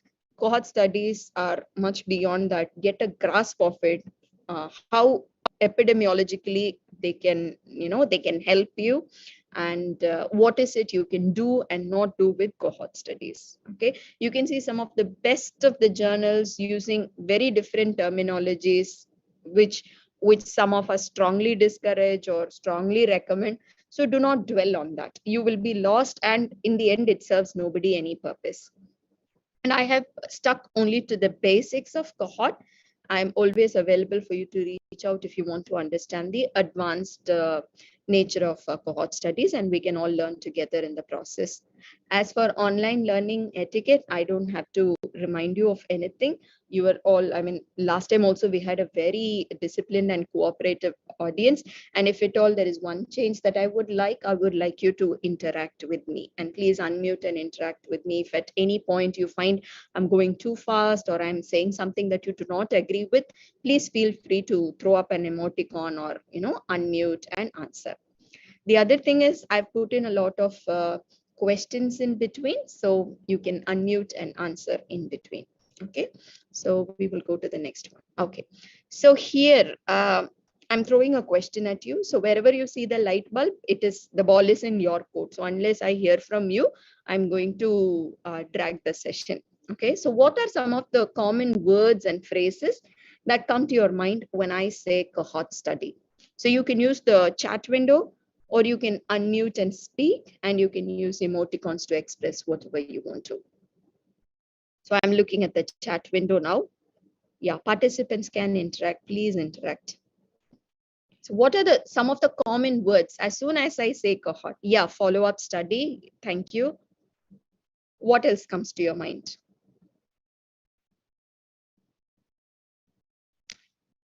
Some words that Dr. Sucharitha also said when she was, introducing the session. Any other word that comes to your mind? Yes, prospective.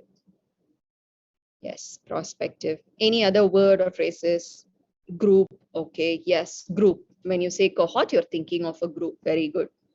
Time consuming. Yes. Sharing common characteristics. Yes. Roman soldiers. There, Dr. Rizwan. Longitudinal study. Yes. Time consuming is interesting. Yes. Sharing common characteristics. You are giving me an idea of how to take the session further also, because these are some things that I would also like to. Exposure and outcome. Yes, Dr. Kannan, thank you. Longitudinal. Yes, yes. So these are certain common words and phrases that we hear time and again when people initiate. Yes, resource intensive. Very correct. Resource intensive also. Yes. So this is all these are things that quickly come to our mind when we talk about cohort studies. Okay. So before we go further, we will brush up what was seen in the overview of study designs, and we will see where exactly your, the cohort studies fit, and we will take it forward from there. So the first question we ask when we are talking about study designs is, did the investigator assign exposures? If the answer is yes, the investigator was the one who decided who will be exposed and who will not be exposed, then you are talking about experimental studies. And if the allocation between exposed and unexposed was made randomly, then you're talking about a randomized controlled trial. Else you are talking about a non-randomized controlled trial. In experimental studies, the researcher is trying to play God and deciding who will get what and who will not get what. But when we're talking about study designs where the investigator did not assign exposures, but is just observing, then we are talking about observational studies. So when we're talking about observational studies, the next question you ask is, are you going to be comparing, or you're just going to be describing one group? So if you're describing just one group, then we're talking about descriptive studies. And if we have a comparison group and you're going to be comparing one group with one or more groups, then we're talking about analytical studies. And in analytical studies, what is your direction of inquiry? We will talk more about it a little later. So if you're going to be proceeding from the exposure to outcome, like Dr. Kannan had mentioned, we're talking about exposure and outcome. So if you're going to be going from exposure to outcome, as in biologically, it happens, the exposure happens first, the outcome happens after that. If you're going to be following that direction, then we are talking about cohort studies. If you are going to go in the opposite direction, if you're going to be looking at it from the exposure to the outcome, which is against the natural course of the occurrence of any disease or any event. So then we are talking about case control studies. That is for a session later this afternoon. And the cross-sectional studies is where you're looking at it all at the same time. You're not going from one place to another. You're not traveling from the exposure to outcome or the outcome to exposure, but you're assessing exposure and outcome at the same point of time. Okay, so in this case, we're looking at a cross-sectional study. So the focus of this lecture would be on cohort studies. So some of these names, I mean, two of these names have already come up. So cohort studies, people call it either longitudinal studies, panel studies, follow-up studies, incidence studies. These are not exactly synonymous. There are minor differences, for example, between longitudinal and panel studies. There will be differences, but all of them follow the idea of a cohort wherein you are traveling from the exposure to the outcome. So, take all these terminologies to be synonymous with the a cohort. So again, the light bulb again. So I'm looking for some of you to unmute and answer. How do you think we knew all about COVID-19 as a disease? It was a new disease. It came into the population new. It was the first time we heard about it in 2019. Yeah, 2019.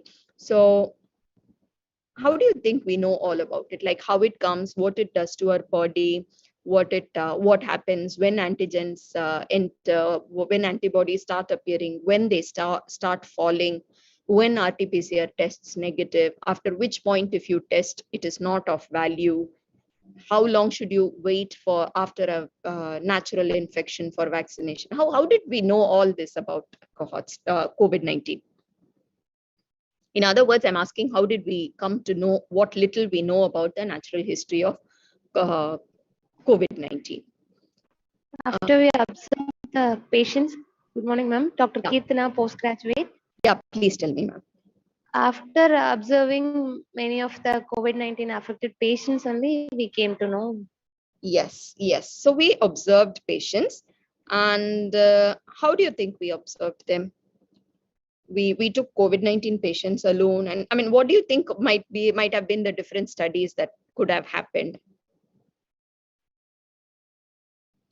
From lab by processing biological samples, from bedside by interacting with the clinical symptoms and profile, presentation of clinical expression of the disease, as well as in the community, how the community transmission is happening, community transmission of dynamics, how populations in different geographical, because it's a pandemic.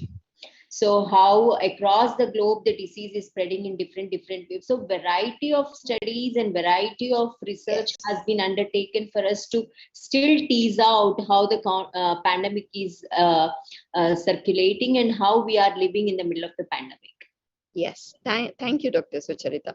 So a lot of studies have happened, but to know the natural history of a disease, as in, if I play it out as an animation, the virus entering you, working with your immune system, the antigens, the antibodies appearing, your symptoms appearing first, your severity and the outcome happening. So for this, somewhere people have followed patients exposed to COVID-19 and followed their course of illness. So this is how the disease progresses. You are exposed to the agent, and then certain changes happen, and then the disease unfolds, and then there is an outcome. So if you see, there is a natural progression from exposure to the outcome.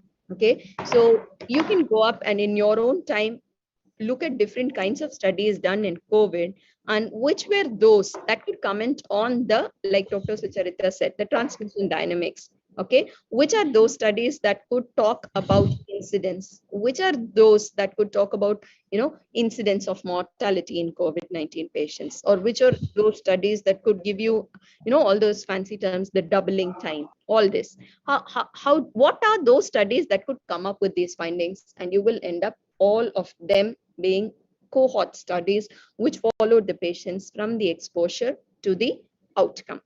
Okay, so this is the first thing I would start with, when I speak about cohort studies, they follow the natural progression of the disease from the exposure to the outcome. That is the direction of inquiry in a cohort study. And these are the only studies that are going to help you understand the natural history of a disease. I'm not talking about the lab studies wherein you are able to understand the immunogenicity and all that. I'm specifically talking about studying human beings as participants. Okay, so somebody very correctly said that we have cohorts. Cohort studies are, the base word is a cohort. Like in NIE, we call the MPH students, we don't call them as batches, we call them as cohorts. Every year we have the first cohort, second cohort, now we have the 14th cohort or 13th cohort. So here we're talking about a group of individuals who share a common characteristic. It could be them undertaking the same course in a given particular year, or it could be workers from a factory. But is there anyone who's heard of any of these studies that are listed here? The Norwegian electrician study, a group of children who were born in the same year, okay? Collaborative perinatal cohort. These people have nothing in common except that they were born in the same year, okay? A group of individuals who have been diagnosed with the same disease. Multi-center AIDS cohort study. Now this is the MAX study. Again, all of them started with a group which shared some common characteristics. So that is where all cohorts start. Yeah, did someone want to say something? Yes, we are a cohort now attending this webinar. So I have a question. So I said we go from exposure to outcome and all that. Now, if I just select a group of people with a shared characteristic and follow up a change in something over a period of time, is it still a cohort study? This is a question that many people are going to ask you. Okay, let us say they have, a group of people who have all children born, like as in that collaborative perinatal study, all women who delivered in 1958 to a certain point of time, I think 1972 or so. All children who were born in that period of time, they are a cohort. So if I just follow them up and say follow a change in some biological parameter, maybe a lab parameter or a certain anthropometry, something like that. If I'm following up one group over a period of time, does it still count as a cohort study? It does. Okay, in case you are thinking, it does, because cohort is a group that shares a common characteristic, and it is only you following them up from a point of time to another. You're following them up, and in the process they could be exposed, unexposed. We will come to that a little later. Okay, so you don't have to bother too much about a single group. I started with a single group. They said cohort is a shared characteristic. So yes, it is very much a cohort study. So for example, the Dutch famine birth cohort. So what happened? The Dutch, they faced famine. I think it was 1945. I think it's 1945, towards the end of the Second World War. And here what happened? They wanted to see whether women who were pregnant at that time and delivered soon after, whether those children, what was their, how did they grow up, what was their IQ, and they measured certain characteristics in those children. Okay, so here if you see, the common characteristic is being born to a woman during a famine period, and all that they relied on was they had very good, thanks to the Dutch, they had very good birth records. They had the birth weight, the perinatal events all recorded correctly. So this is one, they documented neurodevelopmental disorders for those children who were exposed to famine in utero. Next is the collaborative perinatal project. Now here if you see, they wanted to see how medical, environmental and genetic factors caused a lot of reproductive casualty. So this cohort was born after, this cohort was formed after the Second World War, when people started observing a lot of reproductive casualties in the form of IUDs, abortions, stillbirths. So they wanted to understand the factors. They understood that it is not what happens, around birth, but also what happens before pregnancy or around the period they get pregnant, and then they, the pregnancy period and all that. So that is the collaborative perinatal project. So basically a cohort design looks like this. You have people who are exposed to a certain thing, people who are unexposed to a certain thing, the exposure that you are talking about. And then you ascertain the development of an outcome. It could be a disease, it could be a health event, it could be whatever. You are ascertaining whether they develop that outcome. And what you generally anticipate is, I would draw your attention to the one here, where among the exposed people, you expect more people to develop the disease. And among the non-exposed people, you expect fewer people to develop the disease. So you are going from exposure to the outcome. So I expect you have a question in mind now that will be answered in the next few slides. Okay. So the direction of inquiry is from exposure to outcome.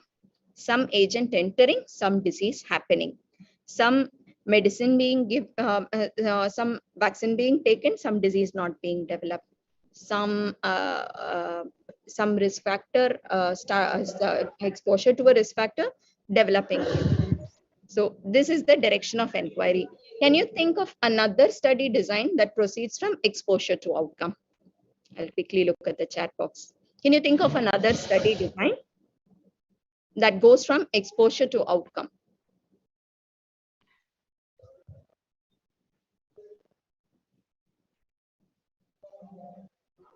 Any other study design? Okay, I'll give a clue. I'm not talking about an observational study design. You can unmute and talk, or you can chat. Can you think of study design? Is this chat window blocking your view? You are not able to see the chat window, right, on my screen? Dr. Narayanamurthy, can you tell me? Yeah, clinical trial. Sir, Kannan, sir, and Sucharitha, ma'am, if you are the know-all people, if you two are going to give me the answers, we will prod your participants to come up with those. Yes, a field trial. Yes. So we are the other design that also goes from exposure to outcome is your experimental study design, because I just said they also start from exposure and they go on to the outcome. Okay, so what is it that differentiates an experimental study from a cohort study? You can treat these two very, very similar in terms of analysis, in terms of interpretation, in terms of the indicators that you can calculate and all that. They go in very hand to hand. Okay, but the only difference is who allocates the exposure to the participants. Like I said in the first blue chart, in an experimental design, the investigator is the one who is deciding who gets the exposure and who remains unexposed. It is not the case in a cohort study, which is an observational design, where the investigator is just observing. You have a population. In that, you are seeing who is exposed and who is not exposed.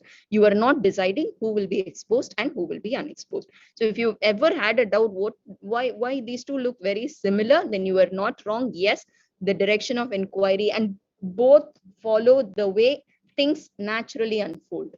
Exposure happens first, outcome happens afterwards. Drug is taken first, the remission or the relief comes after that. So both designs are very similar, and only difference is that who allocates the exposure.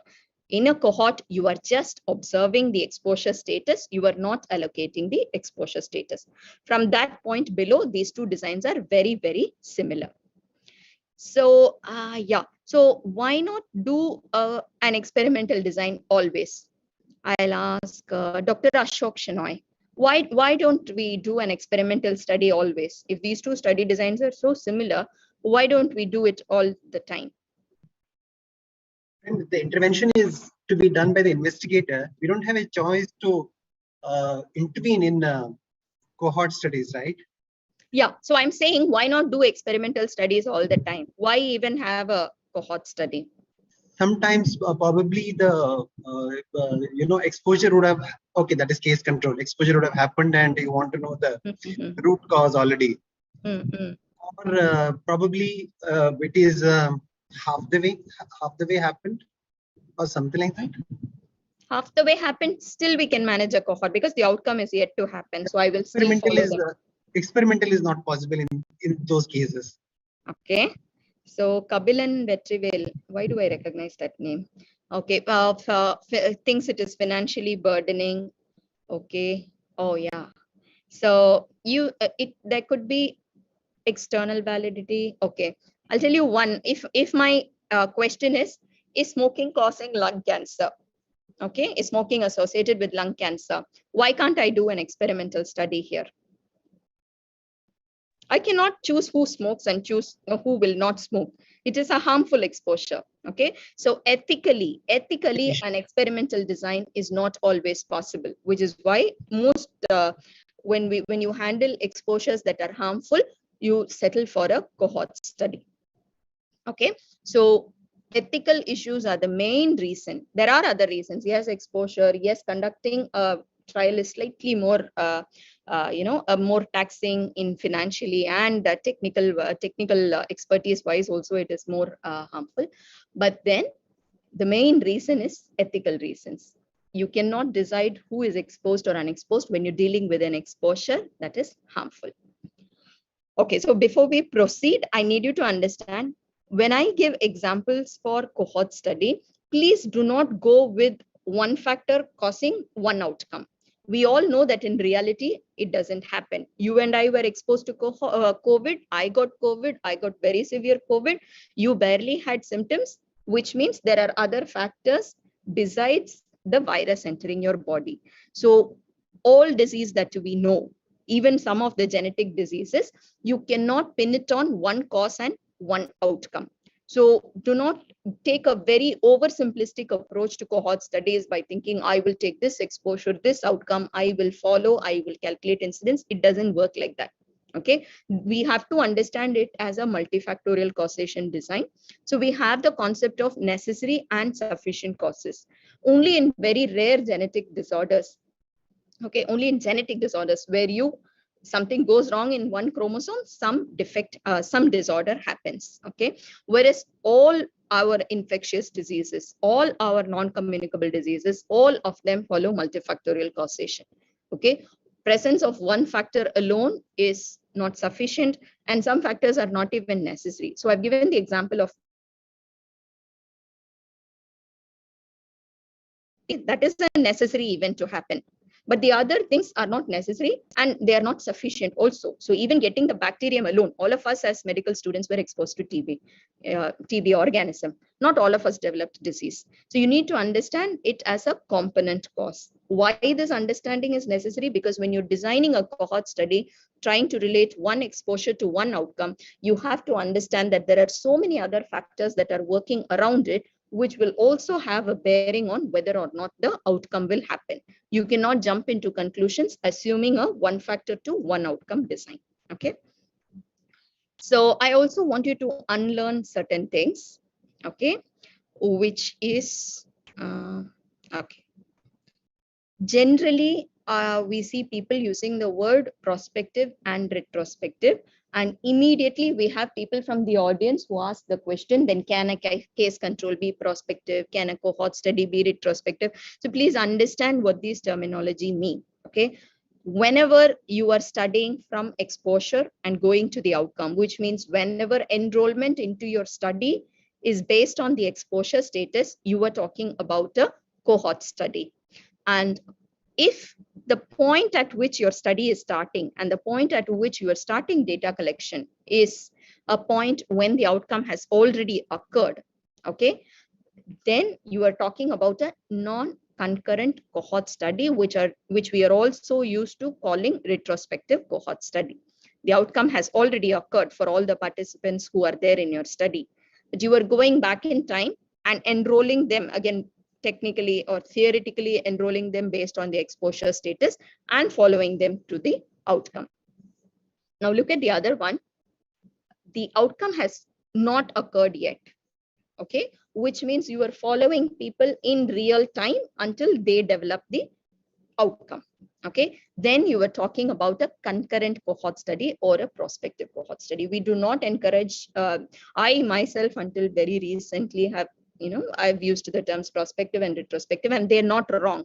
It is not wrong to use the terms, but when you're teaching people, when you're interacting with people, it triggers a lot of unnecessary deviations and distractions from what they have to focus. So please try to use the terms concurrent cohort and non-concurrent. So concurrent mean you are following the patient along the time when the disease is flowing through him, from the time he had exposure till the time he has outcome, which means when you are starting the study participants do not have the outcome. Okay. The non-concurrent cohort study, you still go from the exposure to outcome only. The only thing is the outcome has already occurred in calendar time. If I'm starting in 2012, technically the people I'm going to study, all of them have the outcome, but I am going to go back in time and start from exposure and come to time. Okay, so this is another thing I would like you to understand. Please use the terms concurrent cohort and non-concurrent cohort when your study design is following the direction of inquiry from exposure to outcome. Okay, there needs to be no confusion in this at all. Okay, the terms concurrent and non-concurrent come from the fact whether or not you are starting your study at a point when the outcome has occurred, or after a point when it has occurred, before or after. That's all. Then you're talking about concurrent or non-concurrent. The word cohort stays the same whenever your study is enrolling people based on their exposure status and proceeding to study the outcome. I hope this is clear. I am purposely not touching the two sections on case control. I leave it to the session on case control. So I'll show you one study design here, which there are two here. Okay, so they have a defined population, and the investigator did not decide the exposure. Some of them were exposed, some of them were not exposed. Okay, and their outcome is some disease, and they were followed up until the point they had the disease or did not have the disease. The red circle around the year, okay, indicates at what point the study started. Okay, so in the first example here, 2012, they defined a population. They assessed exposure at 2022, and 2032, they assessed outcome. They followed the participants until 2032. Here again, the defined population existed in 1992 and their exposure status in 2002, but the study is happening in 2012. So can someone tell me which is which? The first one, which one is concurrent and which one is non-concurrent?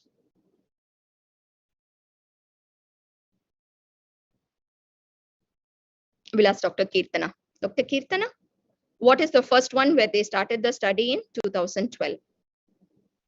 Yes. Okay.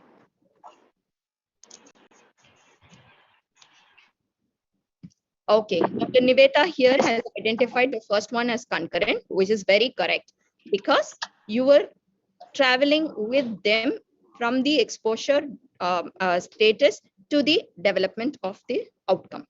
Okay, so you are there in the, when you're starting the study in 2012, the outcome has not happened. Okay, but look at the second one. You're starting in 2012, the outcome has already occurred. But look at the direction of your study. You are going back in time. Maybe it is some record that you're looking at. You're looking at the records in 1992. You are dividing them based on exposure status in 2002. Okay, and you are looking through the records to see what outcome developed in 2012. Okay, so the second one, or the one to my right, is a non-concurrent design. Okay, which one is this? Now, this is a real cohort study that was done. So they wanted to understand whether hormonal abnormalities led to development of cancer in later life. Okay, so they the cohort that they established was patients of JHH infertility clinic. All patients who had reported to this infertility clinic in between 1945 to 1965. All these patients are my cohort. Okay, and among them I've divided into those who developed hormonal abnormalities and those who did not. And in 1978, they had developed cancer or not developed cancer. I started my study in 1978. So what kind of design is this? Yes. So these are non-concurrent. Okay, which means the disease process has happened in calendar time already. You are going back in time, taking the population that came to that clinic. You are looking at their exposure status, how many of them were diagnosed with hormonal abnormalities, how many of them were not diagnosed with hormonal abnormalities. And then you are looking further through the records and assigning an outcome status based on whatever is available in 1978. Okay, so this is a non-concurrent design. Okay, so how do you decide which one you want to do? And yes, doctor, we can have cohorts, like I just burnt my throat in the last few slides. You can have cohorts, both. I hate to use the word prospective and retrospective, but yes, you can have both concurrent and non-concurrent. How do you decide? One is the funding. You are going to follow up people for 20, 30 years. Who's going to pay you? Do you have that kind of funding with you? Length of follow-up. Now, this is a major limitation, as someone rightly pointed out in the beginning also. There is a type of, depends on the type of exposure. Now, if you're looking for prenatal characteristics causing, myocardial infarction in 40s, you're looking at 40 years of follow-up. So you need to decide based on the resources that you have, the type of exposure, and the natural history of the disease that you are dealing with.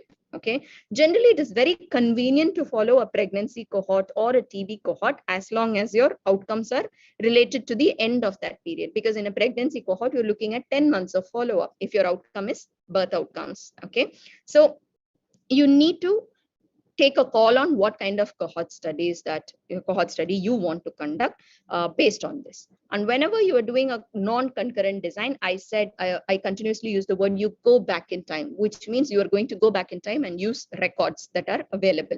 Like in the Dutch famine study, they had excellent records that were maintained, which is not the case everywhere. And these records were not collected for research purposes, which means they could be of substandard quality, they could be incomplete, they could be even incorrect. Okay, so you have to weigh all this before you decide on what design you will use. So this is a question for you. Which is not an advantage of a prospective/concurrent cohort study? I'll read it for you. The first option is it usually costs less than a case control study or a case control study. Precise measurement of exposure is possible. Incidence rates can be calculated. Recall bias is minimized compared with a case control study. Many disease outcomes can be studied simultaneously. So I have an answer in the chat box. Yeah. Yes, thank you. So A is the answer. Cohort studies, it is not generally the strength of cohort studies. They usually cost a lot. They usually cost you more. So that is the wrong option that is given. The next question is, non-concurrent cohort studies are characterized by all the following except, okay, which of the following is not true about non-concurrent cohort studies? The study groups are exposed and unexposed. Incidence rates may be computed. The required sample size is smaller than that required for prospective or concurrent. The required sample size is similar to that needed for prospective/concurrent. They are useful for rare exposures. So I'm trying to ask you which of the following is not true about. I'm waiting for the correct answer, which means the answers that have come until now are not correct. Please think again. I'm saying which of the following is not true about non-concurrent cohort studies.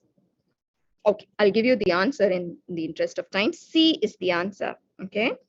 The required sample size is the same whether you do a concurrent or a non-concurrent design. The sample size does not change. You are looking at the same sample size because it is essentially the same study design. Okay, the point at which it is done in relation to the course of the disease is the only thing that differs. Okay. Now we'll go to the steps in a cohort study. So like in any research design, you have a research question in place.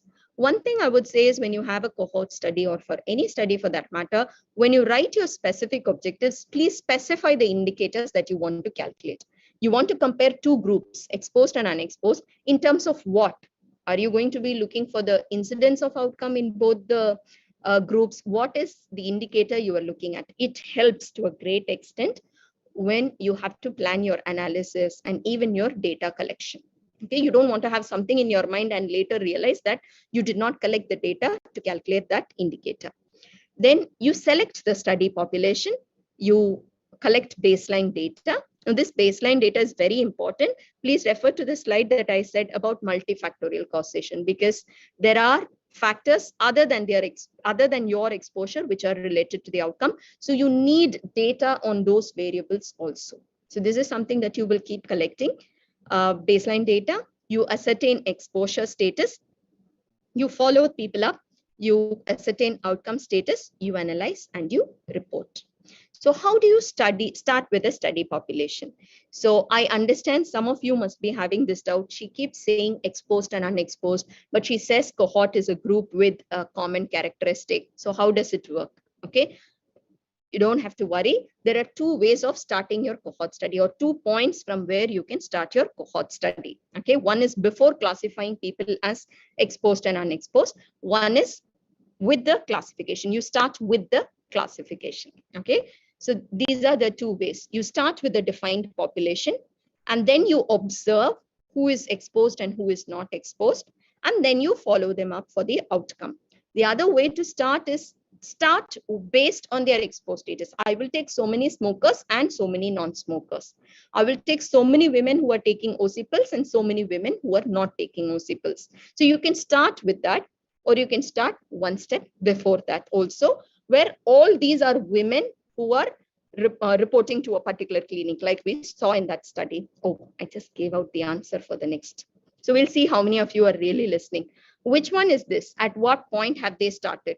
Have they started with a population with a shared characteristic, or have they started with the exposure status, which is having hormonal abnormality and not having hormonal abnormality? In this study, which is showed here, which is the point they are starting in? Quick. I'm asking you whether they started with one population. Yeah, 1945 is when they started, but did they start with a population, or did they start with people divided based on exposure status? They started with the defined population. Okay, yes, thank you, Dr. Vinod. So yes, they started with a defined population, then they divided them based on exposure status. Okay, so what is it that you will pay attention to when you're selecting people into your cohort? The first thing is selection bias. What happens in selection bias?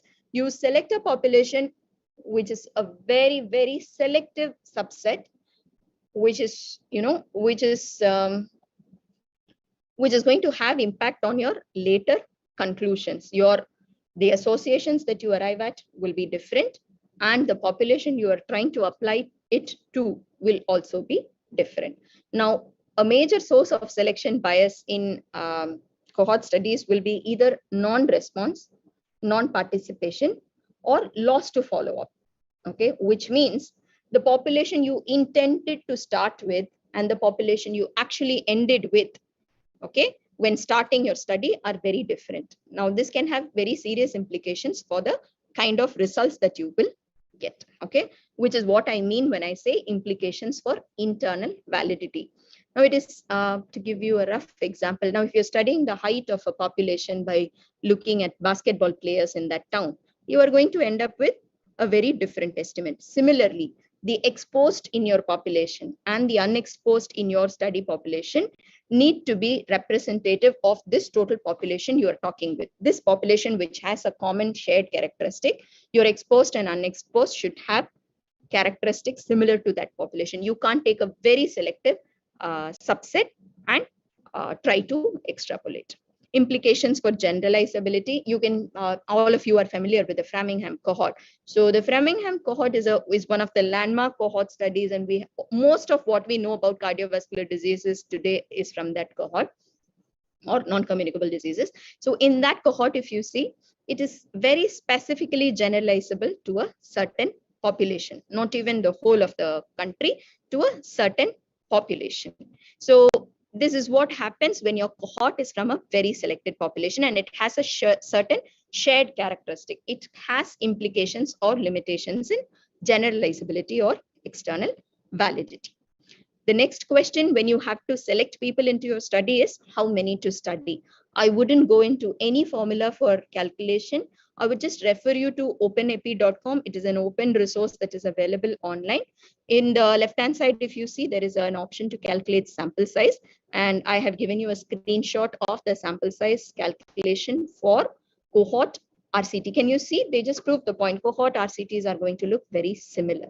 Okay. So the data that you will need is what proportion of your exposed are going to develop outcome expected. Okay. And what proportion of your unexpected are going to develop outcome. This comes from previous literature.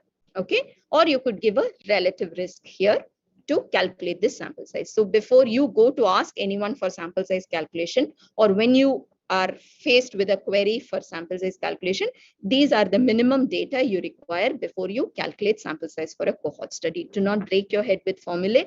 There are so many tools available for you to go to, but there is no excuse for not knowing the science, the biological plausibility of the exposure outcome relationship you were talking about. A deeper understanding of that is required. The rest can be left to software. So when we talk about exposure, you can talk about host factors, you can talk about environmental factors and all that. There are types of exposures. Some of these exposures can vary with time, like your age. Some of them will not vary with time, like the gender. Okay.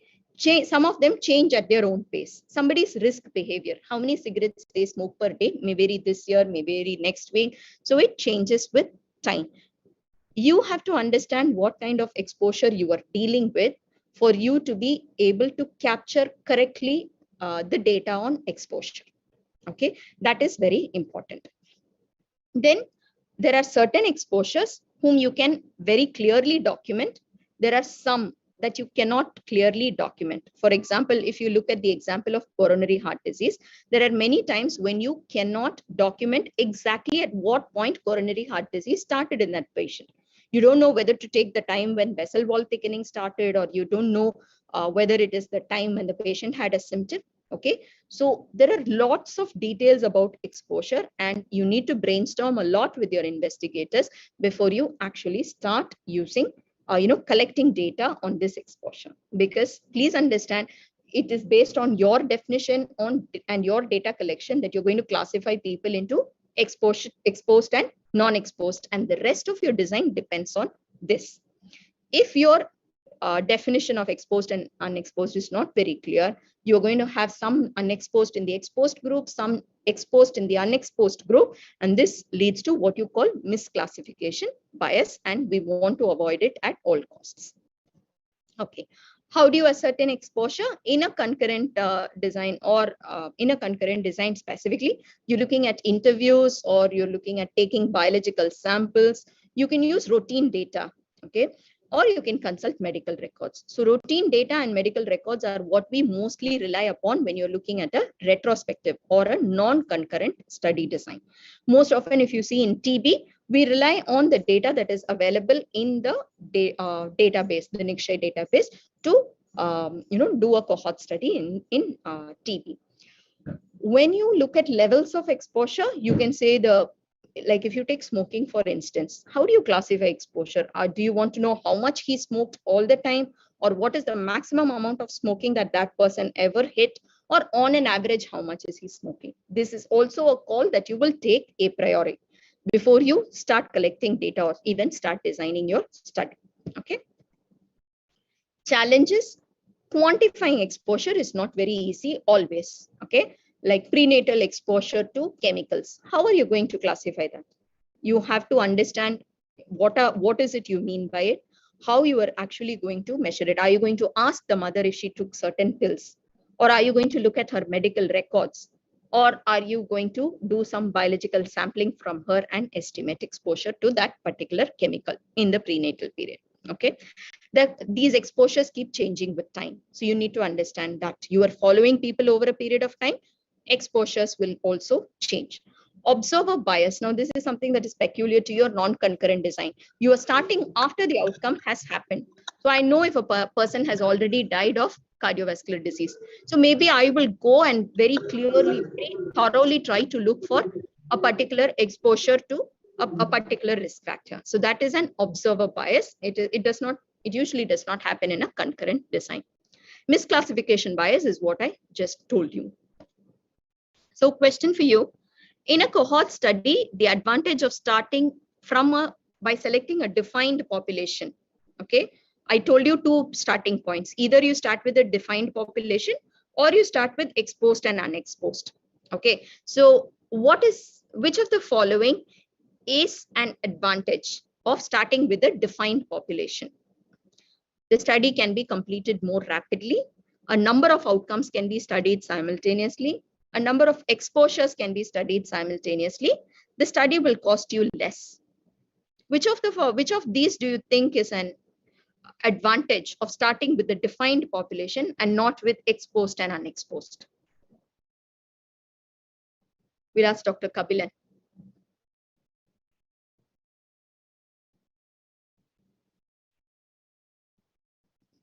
Yes, B, no. A number of outcomes can be studied in even if you start with one exposure, you can study many outcomes, which is one of the strengths of a cohort study, of any cohort design. Yes, thank you, Dr. Kabilan. Yes, number of exposures. Once you start with a certain exposed and unexposed, you are limited in the way you can study further exposures. Whereas if you start from a specific population, like they did in Framingham, okay, so you could see how many exposure versus outcome relationships they could work out. Okay, so the answer is that. I am not. Is somebody talking to me, Dr. Narayan? I'm not sure if Dr. Narayanamurthy is talking to me.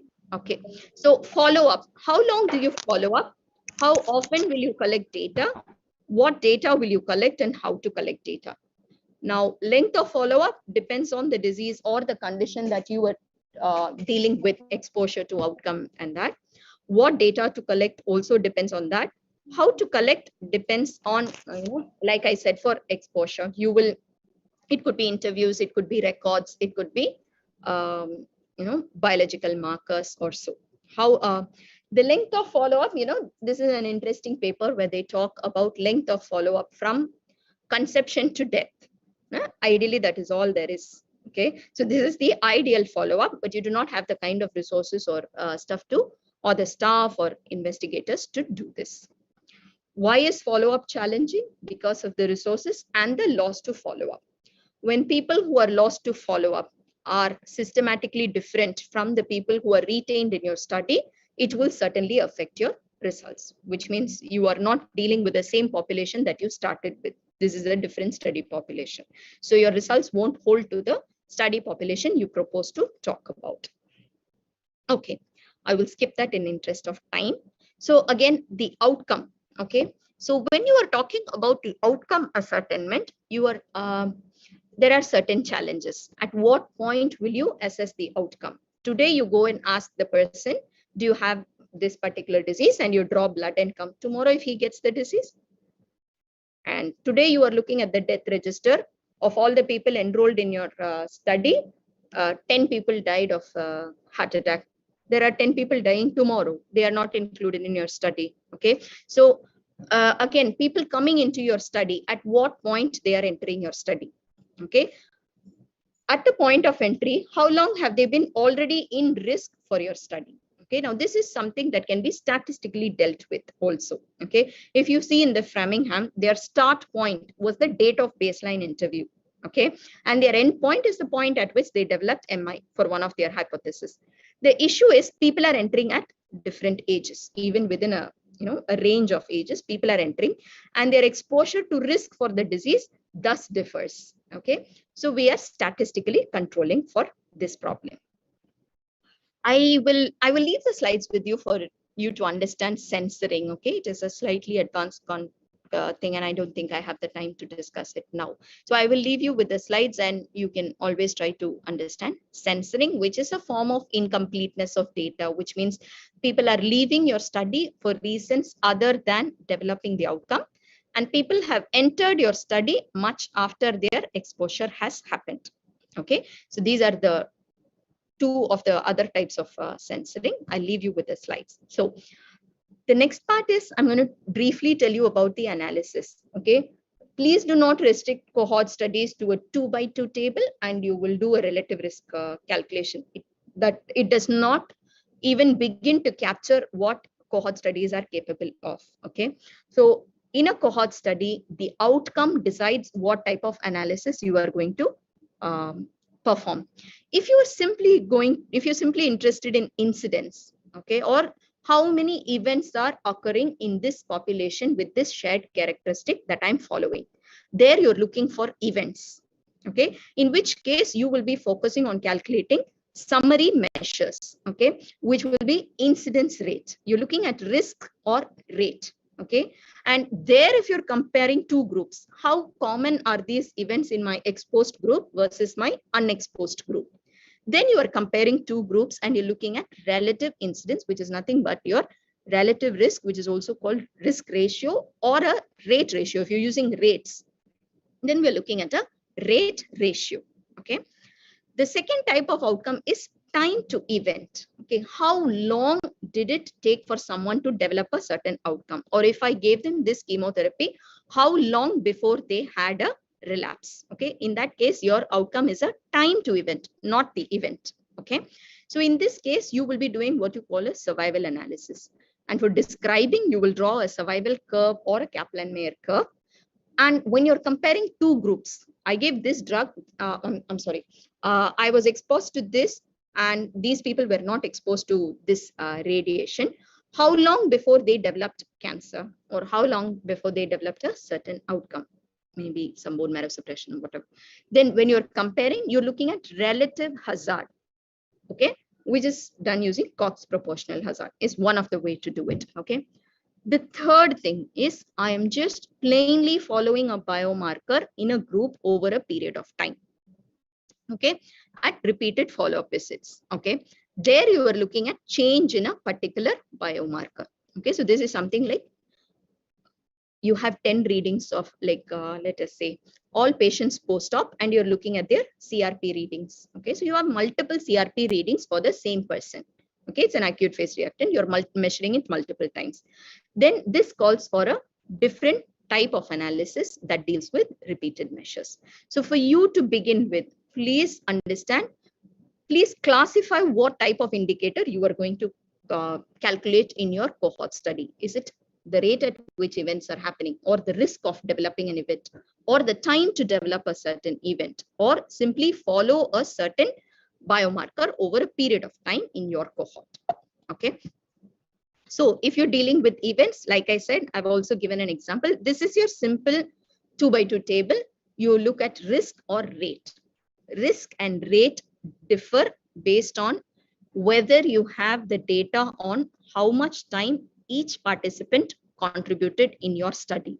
We all understand all people you start with do not stay with you at the end. People leave at different points of time. So if you have that kind of data as to how much period of time each person contributed in your study until the outcome developed or until they were lost to follow up, then you can calculate a rate. Otherwise, you calculate a risk. Okay, so we're looking at relative risk or risk ratio and rate ratio. Time to event, your results are going to look like this. You're going to have survival curves. You're going to have Kaplan-Meier curves. And when you're comparing curves between two, okay, then you are going to look at proportional hazards modeling, okay. So please try to understand these also, okay. Change in biomarkers. Now, this is a study where they followed children of parents who are smokers until and they simply repeatedly documented their pulmonary function using spirometry. And this was a landmark study which guided many policies to ban smoking from work and in public places. This was one of the first studies that documented the risk in passive smokers. Okay, here they've simply followed one marker over a period of time. I will not go into how to calculate the how to analyze. Okay, it is better left to an advanced session. What can go? You have the results. Okay, you have whatever you wanted to calculate. You should still be like in any study design. You should rule out the role of chance. Okay, which is basically sampling error, which is basically the cost, the price that you pay for studying a sample instead of studying the whole population. So are your results by chance? So the answer to it is gotten by looking at your p-values and your confidence intervals. Coming to bias, I already told you about selection bias in cohort study. There can also be information bias, the way in which information is collected, analyzed, and presented. All this can also lead to biases in your cohort study.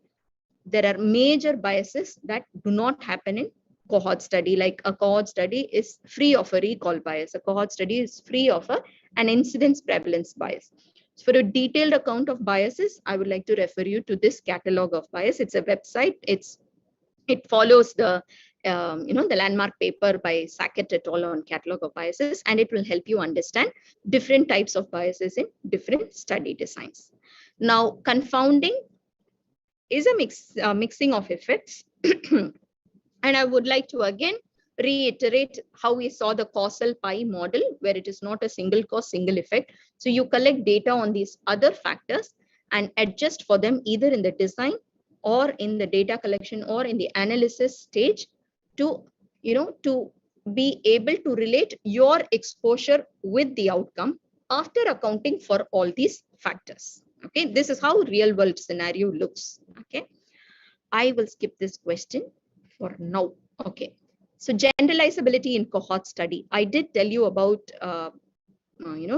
cohort study. The fact that you start with a very specific population itself poses limitations to generalizability. If you look at the precursor study, this was done in pass outs in Johns Hopkins Institute. So they had some very interesting inputs for smoking and its outcomes.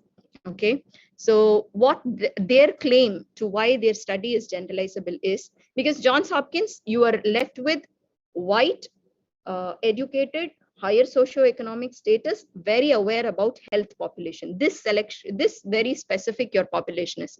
So, but even then, they're saying you could still, the estimates are still useful when you're looking at smokers versus non-smokers within this population. They are saying that that association is still likely to be of some value. Though overall you have, this is a study of a specific population, the subpopulations that have been compared, their estimates are still useful. So I've come to the strengths of cohort study, and Dr. Sucharitha, can I get 5 more minutes and I will wind up? Yes, please. Yeah, thank you. So like I said, cohort studies are free of certain biases. Recall bias, cross-sectional bias. These are not going to happen in your cohort study because you're following the disease course as it is. Temporal relationship between cause and effect. You are very sure that the cause happened before the effect, which is a big headache in your cross-sectional studies. This is one thing you don't have to worry about in cohort studies. Possibility of studying occurrence of different events in any cohort study. For the Framingham study itself, if you see, they've come up with so many hypotheses. After they began, they've come up with so many hypotheses, they've tested so many of them. And yes, at every stage, you will account for sample size and everything. But that is one of the strengths of cohort studies. You expand the initial scope of the study. That way, this study is dynamic. I would recommend you go through the websites of these landmark cohort studies, and you will see how they have evolved over time. Because when they started with HIV, they did not have ways to measure certain biomarkers. They did not know that there were neurological abnormalities, so that it was not there in the initial hypothesis in the cohort, but then you add it. Okay, so that way this study design offers you a lot of dynamicity. Development of public policy and treatment guidelines. One measure or analysis part that I've not touched upon is certain measures like attributable risk and population attributable risk, which are calculated and immediately epidemiologically relevant for policymakers. It immediately makes the policymaker understand what proportion of risk for the population can be removed by just addressing one factor. Okay. Then population effectiveness. Again, this is also for the policymakers. One word of caution is the fact that you've done a cohort study and established an association and you're sure of the temporality does not immediately mean that there is a causal relationship between the exposure and outcome that you are dealing with. They are associated and they are temporally related, which means the cause happened before the effect. So there are other causal criteria, and cohort study very clearly answers one of them for sure. Okay, so before concluding on causality, you need to check other criteria also, and the analysis also differs for it. As for weaknesses, I think all these factors you've already said, it is very resource intensive. The length of follow-up is long, is one of the biggest headaches, rare outcomes and biases. So I think Dr. Kabilan will remember. So when I was teaching, I'm pretty sure the students did not remember anything about cohort studies, or they did not pay attention to anything. But somewhere I think it is written in PARC that the investigator may not survive to see the end of the study. So the following assessment exam, we had a question on cohort studies, strengths and weaknesses. The one point that every student had written was the investigator may not live to see the end of the study. Baki, they did not understand anything, or they did not bother to write anything about other weaknesses of the study or anything. But they all of them wrote that the investigator will not live. And some of them went to give a statement only. If you do a cohort study, you will not live to see the end of the study. But it generally happens. These studies have very lengthy follow-ups. For example, I think Framingham, the third generation is on. So definitely the person who wrote the first proposal is not there anymore. As for the summary, please remember the direction of inquiry is from exposure to outcome. It is the only study design that can establish the natural history of disease. It provides evidence for temporal association between cause and effect. The type of outcome determines the type of analysis you will perform on your cohort. It is very resource intensive. It requires a lot of commitment. And please understand the implications for generalizability. Just because it is a superior design doesn't mean it is automatically giving you generalizable results. I think that's it. I will leave you with references. So people who are beginning to read cohort studies may read the Open University Press, which is from the London School of Hygiene and Tropical Medicine, or I'm not sure. It is their book. It is an open access book. I think by now everyone has that PDF. You can read it for a very simple introduction. Otherwise, I will recommend Henniken's. All the diagrams in this presentation are taken from the book Leon Goddess, which is again a very good book to start with. And for advanced reading, you can try Oxford Textbook of Global Public Health, which gives you more examples and a more in-depth but if you're somebody who doesn't like equations and who doesn't want to go into the depth, then stay clear of the book. So I will leave you with this. Okay, this is not to do in this session. I have given you a question. Okay, how would you design a cohort study to measure COVID-19 vaccine effectiveness among health workers in a given region? Okay, the answer to this, okay, is there in the link that I've given. Okay, and please do not look at the link first. Try writing down, you can have the presentation, you can look at all the side headings that have been covered. If you remember the slide on steps in conducting a cohort study, you please go through those steps and just fill something from your end as to how you will do that step. Okay, then go to this protocol. This protocol is very simply written and it is available open access. You can go through this protocol and try to understand how they have designed each of those steps. Okay, it will be a good exercise for you and try to understand how much it matches with what you have grasped about cohort studies. Thank you all for participating very have I stopped sharing? Yeah, so thank you for participating actively, and Dr. Sucharitha, you've given me 10 minutes extra. Thank you for that. No. It's a wonderful session actually, so we are not minding this extra time or anything like that. We hardly get experts like you to give this kind of in-depth understanding about these studies, so it is all within the time only.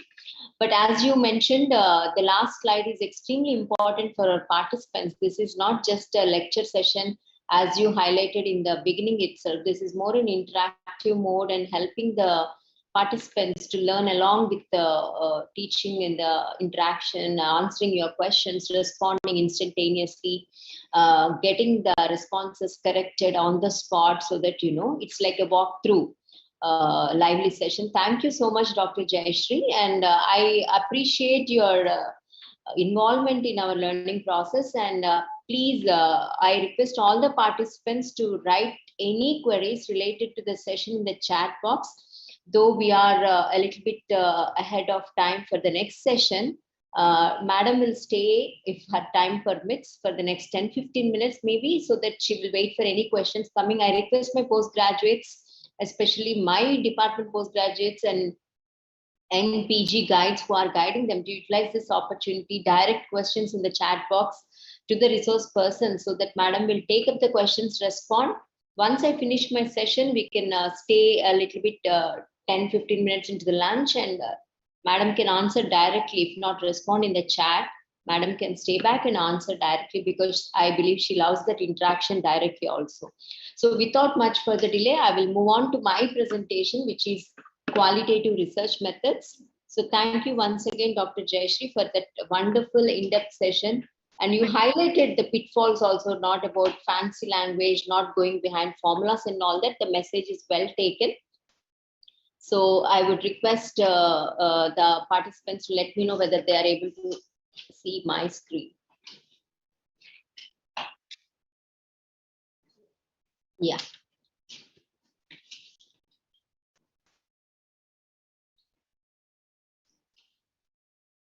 Let me go to the slide share mode. Yeah, thank you once again. At the outset, I would like to submit my thanks to the departments which came together, the Department of Community Medicine, the Department of Pharmacology, and Central Research Lab for organizing this learning feast. And today my session is titled Qualitative Research Methods. Am I audible and visible, and session slides are clear? Yeah. So as I always say, like, these are my affiliations: Tagore Medical College and Hospital, Central Research Laboratory, and we also have a branch from the Central Research Lab, which is focusing on oral cancer prevention and research network in collaboration with Tagore Dental College and Hospital.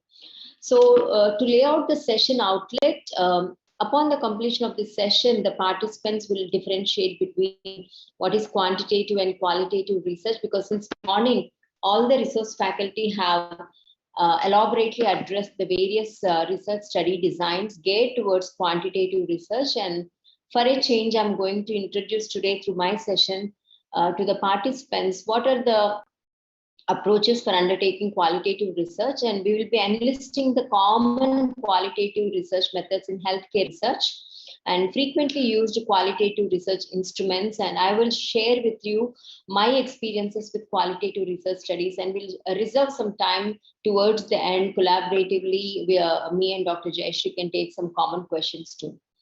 Let me answer some of your queries in the beginning itself by posing some questions.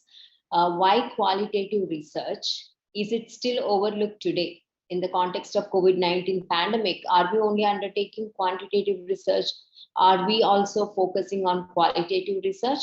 And what about the quality of analysis? Because rigorous software packages are there, data analysis frameworks are there for quantitative research. Similarly, are there such approaches for qualitative analysis? So we will look into those things today. So to introduce you to this qualitative research, it is an umbrella term covering an array of interpretative techniques which seek to describe, decode, translate, and otherwise come to terms with the meaning. This is where the distinction lies. It is about the meaning, not the frequency. Certainly more or less naturally occurring phenomena in the social world. So that is where I want us to grab the understanding of this qualitative research. It is about the meaning of the phenomena of our social world. But definitely it is time consuming. Each step requires more time than most people actually realize. If I can present to you a little bit of theoretical backdrop, sociologists and anthropologists since the early 20th century have been looking into this qualitative research, but it actually picked up from 1960s. There has been a steady, measurable progress since 1960s, and there has been a debate in the early 70s too. Where is this distinction? Which is better? Which is more superior? Kind of debate has been there, but it seems like it is unnecessary. And the research questions and the phenomenon under investigation, that is what drives what approach we will adopt, whether it's quantitative stream or qualitative stream. And towards developing the concepts of understanding the social phenomena, qualitative research emerges the winner. So what are the conditions suitable for undertaking a qualitative study when you want to answer people's experiences or the inquiry into the meanings people make of their experiences? Suppose in the previous sessions also we addressed some of these experiences. I will pick up from Dr. Jayashree's session. She said, like, all of us have been exposed to COVID virus. Some of us got the infection, or if two of us got the infection, one person is experiencing severe symptoms, their quality of life is hampered. The other person is going through it with mild experience. So what are those experiences? What are the meanings we are ascribing to those experiences? All these things we are inquiring. That is what is qualitative research. That cannot happen in the quantitative survey where you say how many number of people are infected, how many people are surviving. That is the frequency. So studying a person in the context of his or her social interpersonal environment, that research is where you can't use a standardized instrument due to the lack of the phenomenon. The phenomenon, as COVID is a novel disease, COVID-19, we fixed a number there. It happened only in 2019. Before that, there is no COVID-19 kind of thing. And after that, we are trying to understand what is this phenomenon. Coming to the understanding of qualitative research and quantitative research distinction, I'll focus on qualitative research so that the slides will be shared to you so that you can draw the differences. What is the focus of research? It is about the essence of that experience and meaning. And what are the associated philosophical roots? These are more about the phenomena, the symbolic association we ascribe to that phenomenon, and what is our interaction, the subject interaction to that phenomenon. It's only that subjective experience. And what are the phrases we associate with that? But it is field work, ethnographic work, grounded work, as I said, subjective things. And when we undertake this research, the goal of our investigation is only to understand, to describe, to discover, and we have to generate a hypothesis. This is the kind of investigative, kind of work. It is definitely in the context of COVID-19, we need a lot of understanding. So it is the kind of investigation which is suitable for qualitative research. And if you look at the designs of our characteristics, it is definitely have to be flexible. There is no rigid framework. And unlike Dr. Jayashree's point where she said you fix something and uniformly you have to adhere to that kind of principles, here it is more like evolving and emergent. This is a very unique, distinctive characteristic between quantitative and qualitative. Nothing is rigid here. It is evolving and emergent. The setting is natural and familiar because you interact in the social world where we are living. It is not experimental design and not in the lab design where you have controlled setting. You have an operational definition, you have a control setting, and you describe the parameters and only perform the experiment when all those criteria are met. And the data collection here is based on interviews and observation by the investigator. And the researcher will induct the observations, and holistic and comprehensive inductive findings will be submitted as the report. So if you look into the emerging technology of this qualitative research, these are some new terms I'm introducing to you so that you'll have a value addition of attending this webinar. As I said, it is an emergent design.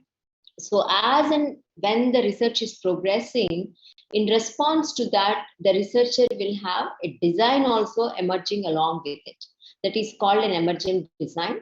And retroduction is the movement back and forth between the theory and the data that you are finding in the field, which is both a combination of deduction and induction. This is another beautiful characteristic of qualitative research, which I experienced a lot of times in my own research. That is why for the past at least 5+ years, I'm heavily into qualitative research.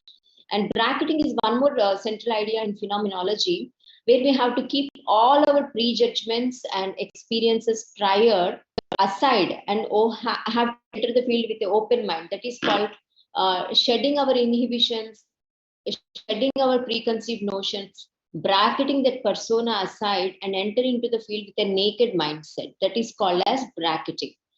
And if you look into the very famous or most popular approaches in qualitative research, these are the most commonly adopted approaches: grounded theory, phenomenology, ethnography.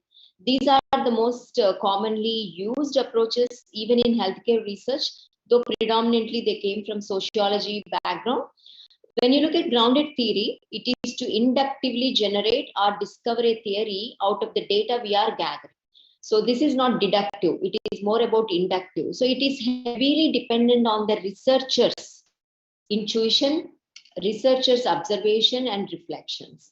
Whereas phenomenology is more about exploring how human beings make sense of an experience and meaning they give to those experience. So it is more about an experience. Like some of us are like the same thing. COVID, we have gone through the COVID experience. Some people will become deeply troubled with that experience, whereas some people will come out of that, don't feel like victimized. They feel like they got a new life, new birth or rebirth, and they want to enjoy life. So these two different perspectives and meanings we ascribe to the same experience.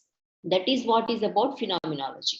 Whereas ethnography is like the comprehensive picture of any social group. You take migrants, you take LGBTQ community, you take women from poor socioeconomic background.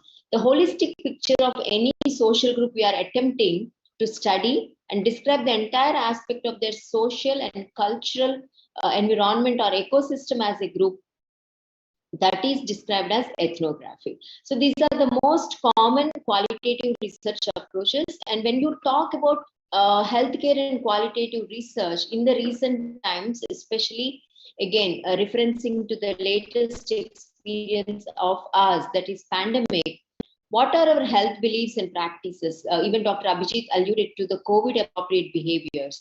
We have been talking about COVID-19 vaccines, vaccine effectiveness, and the last slide of Dr. Jayashree also talks about the effectiveness of COVID-19 vaccine. When you want to understand these kind of healthcare dimensions, what are our beliefs, what are our practices, understanding these behaviors related to our health and illness is very important, because in the United States right now, there is so much of anti-vaccination movement going on.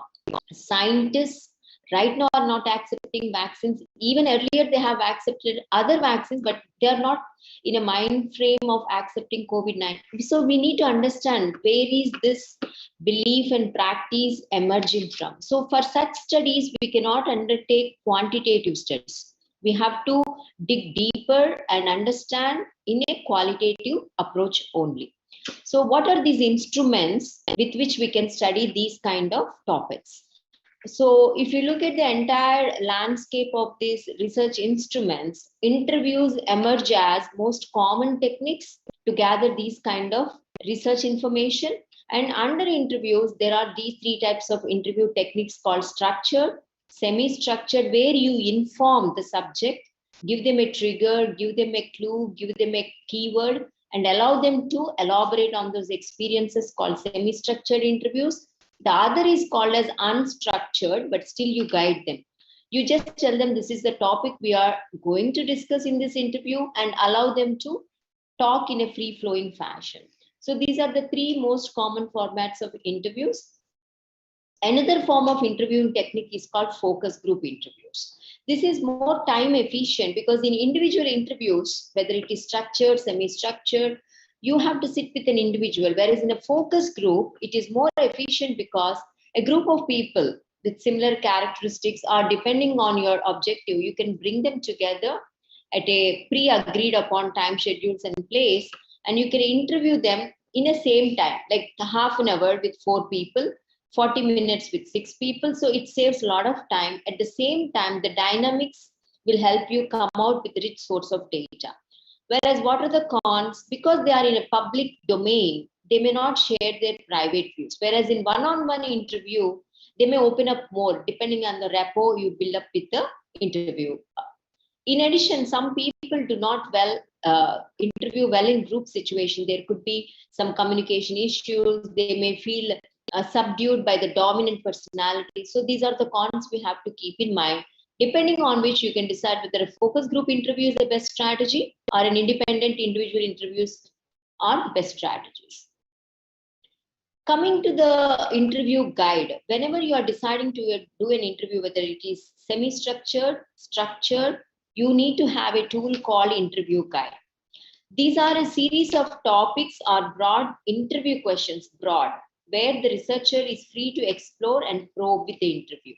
So you need to have a set of questions depending on the research topic, your research objectives, what are the broad areas you want to interview the subject, and you keep the tool in your hand so that you can pursue the same lines of inquiry with every person you are planning to interview. Otherwise, I sit with you and based on our rapport and our environment, we can talk 10 questions, another person, another 10 questions. We will not be able to have a coherent conversation to coalesce all this information and generate a report. So having an interview guide will have an environment of systematic and comprehensive tool to address this topic of interest. And coming to the sampling, when you want to do this qualitative research, Dr. Jayashree just right now in her presentation took to you to EpiInfo website and told you like this data is available or this resource is available when you're planning cohort study to calculate your sample size. Similarly, when we are talking about qualitative research, we also need to think of sampling. How much of subjects we have to involve in our qualitative research so that we can identify specific groups of people who are having those characteristics or lived in experiences, so that whatever is the relevant phenomenon we are experiencing can be adequately studied to understand the phenomena or the point of interest we are trying to generate the qualitative insights. So these identified informants through our qualitative research approaches, whether a grounded theory or a phenomenology theory, are expected to enable enriched exploration of attitudes or aspects of behavior which are relevant to our study. So in this kind of background, the major sampling methods for qualitative study are maximum variation or homogeneous sample. So look into the details of this maximum variation. When you are interested to study why there is vaccine hesitancy among healthcare providers, healthcare providers is a broad topic. You have clinicians, you have academicians, you have scientists who are sitting and generating the vaccines like immunologists. So a wide spectrum of healthcare providers are there. So in this kind of category, you look for maximum variation sampling, where the researcher attempts to study a phenomenon by seeking out settings or persons that represent the greatest differences in that phenomenon, right?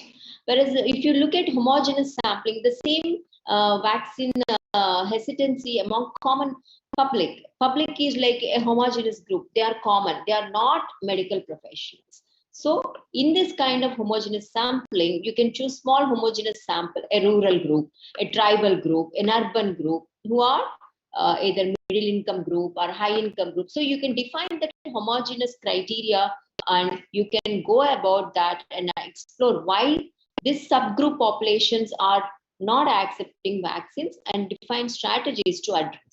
So depending on this, the sample size will help you to achieve the aim of the study in the time and resources. Right now, vaccine hesitancy should not derail the pandemic preventive measures. So this is how you'll go about and collect some qualitative data using either open-ended survey questions. Why is that you are hesitant about accepting a COVID-19 vaccine? So you start with whys and fill up that. That is an example of open-ended survey questions. And we already talked about unstructured, semi-structured focus group questions. And there is something called unstructured observation. You go to a group dynamic or a group environment, silently stand aside and see how people are behaving in that setting. A vaccination drive is happening there. You go there and see how many people are actually receiving the vaccine, who are staying away, why they are staying away. You observe those dynamics and you come back and note those observations into your report. The other type of qualitative research is document or content analysis. This is more about reviewing documents to better understand a particular topic or categorize the elements of documents in a type of qualitative research. This is more like secondary data analysis. So you review all the data that is emerging in India right now about vaccine hesitancy among any interested population group. And from a third perspective, like you are not involved as a researcher or as a participant, but as a third person, you will understand what are the elements emerging from that, what are the themes emerging from it, and you will do a qualitative research and you will submit the report as a third party. At this point, I would like to introduce to you certain online means of conducting qualitative research, but I'm only talking about one platform called Online FGD, that is Online Focus Group Discussions. This is one thing that emerged very strongly during pandemic, and this is what I asked Dr. Abhijit also in the morning, how this COVID pandemic has introduced us to a new world and asked us to modify our research conduct practices. Traditionally, we were sitting with our papers and pens and conducting with questionnaires, going and conducting interviews. I myself did that 3-4 years back. Suddenly pandemic came. I wanted to conduct my qualitative research. I have to move to online platforms, mobile platforms, app-based platforms. So I wanted to share this experience. There are these online platforms where you can use this and conduct your qualitative research also. So this is one framework where you can use this and conduct your online studies, where you recruit your participants through online portals like Google Forms, online forums, and they can be recruited through online platforms like geopoll panels. And you can moderate the panel discussion through Skype, through Google Meet, through Zoom. And you can analyze the data online itself through real-time flow of data through Google Forms. Again, there are multiple things, but most common things are Google platforms are very friendly. And then you can also review the data and go back to them and invite for an ongoing discussion. So these are multiple platforms and channels and avenues available for us to pursue our qualitative research interests in the context of today's world. Now, let me also introduce to you what are the most common pitfalls of qualitative research. Main thing is recruitment of subjects. In the urgency of the matter, for us to undertake the qualitative research, we just want to recruit subjects because the sample size looks deceptively small. It's 50, it is 30, it is 20, it is 15. So we think like, oh, it's easy to recruit this small number of subjects, but believe me, it is not so, because when we want to undertake qualitative research, it's more about getting enriching, in-depth, subjective, qualitative experiences.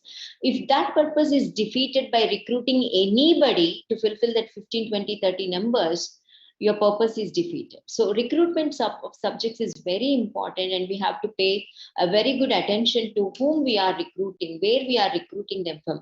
Is it maximum variation sampling we are looking at? Is it homogeneous sampling we are looking at? And we have to address that content. And data collection methods. Again, the survey instruments, it's interview guide. We have to review literature because qualitative studies are right now picking up in India. So we have to bank upon Western literature. So the context matters, nativity matters. So we need to look at those tools, but we need to adapt. And then we have to go and field a trial, field test them, modify them, and come back and do our interview. So data collection methods are extremely important. So we have to do that. And I remember Dr. Kalaivani madam mentioning earlier in the context of quantitative survey, but we have to validate our tools appropriately. The linguistic adaptation, translation, appropriate sensitive languages, all these are very important. And training of researchers is much more important because not many of us are trained in qualitative research conduct. So all of us have to undergo repeated multiple rounds of training. Then only we will emerge as very confident and very expert level trainers, because interacting with subjects in the field is not easy. They will easily sense that incompetency in us. When you don't frame a question, when you don't ask a good question in a good manner, they'll see like, oh my God, these are mediocre researchers. They're just filling a mediocre research tool. They will not cooperate. They will not share the wealth of information which is inside them. And our research will be of no use. And hurrying data processing. Once you get the interviews, hurrying the data processing by not transcribing and getting that insights, valuable insights, that will be again defeating the purpose of a qualitative research. So never ever hurry data processing. Sit with the data And the second last important point is very important. Single interpretation of data, unlike quantitative data where you clean up the data, look for data errors, then put it into software, and at one click it will generate the tables. Then you know what data you want and put it. Here you have to do multiple interpretations and sitting with your co-authors, co-team members, and your interpretation of the themes, is it matching with the themes and not? This is like a very real learning process, and multiple interpretations of the data is really important. Coming to the next rigor. Rigor is one thing which is repeatedly highlighted in a lot of qualitative research trainings. This is one of the reasons qualitative research is criticized, because researchers bring their bias, how they are interpreting the data, what kind of interview questions you are asking, lack of reproducibility, because I have my own interview guide, which I think these are the important questions.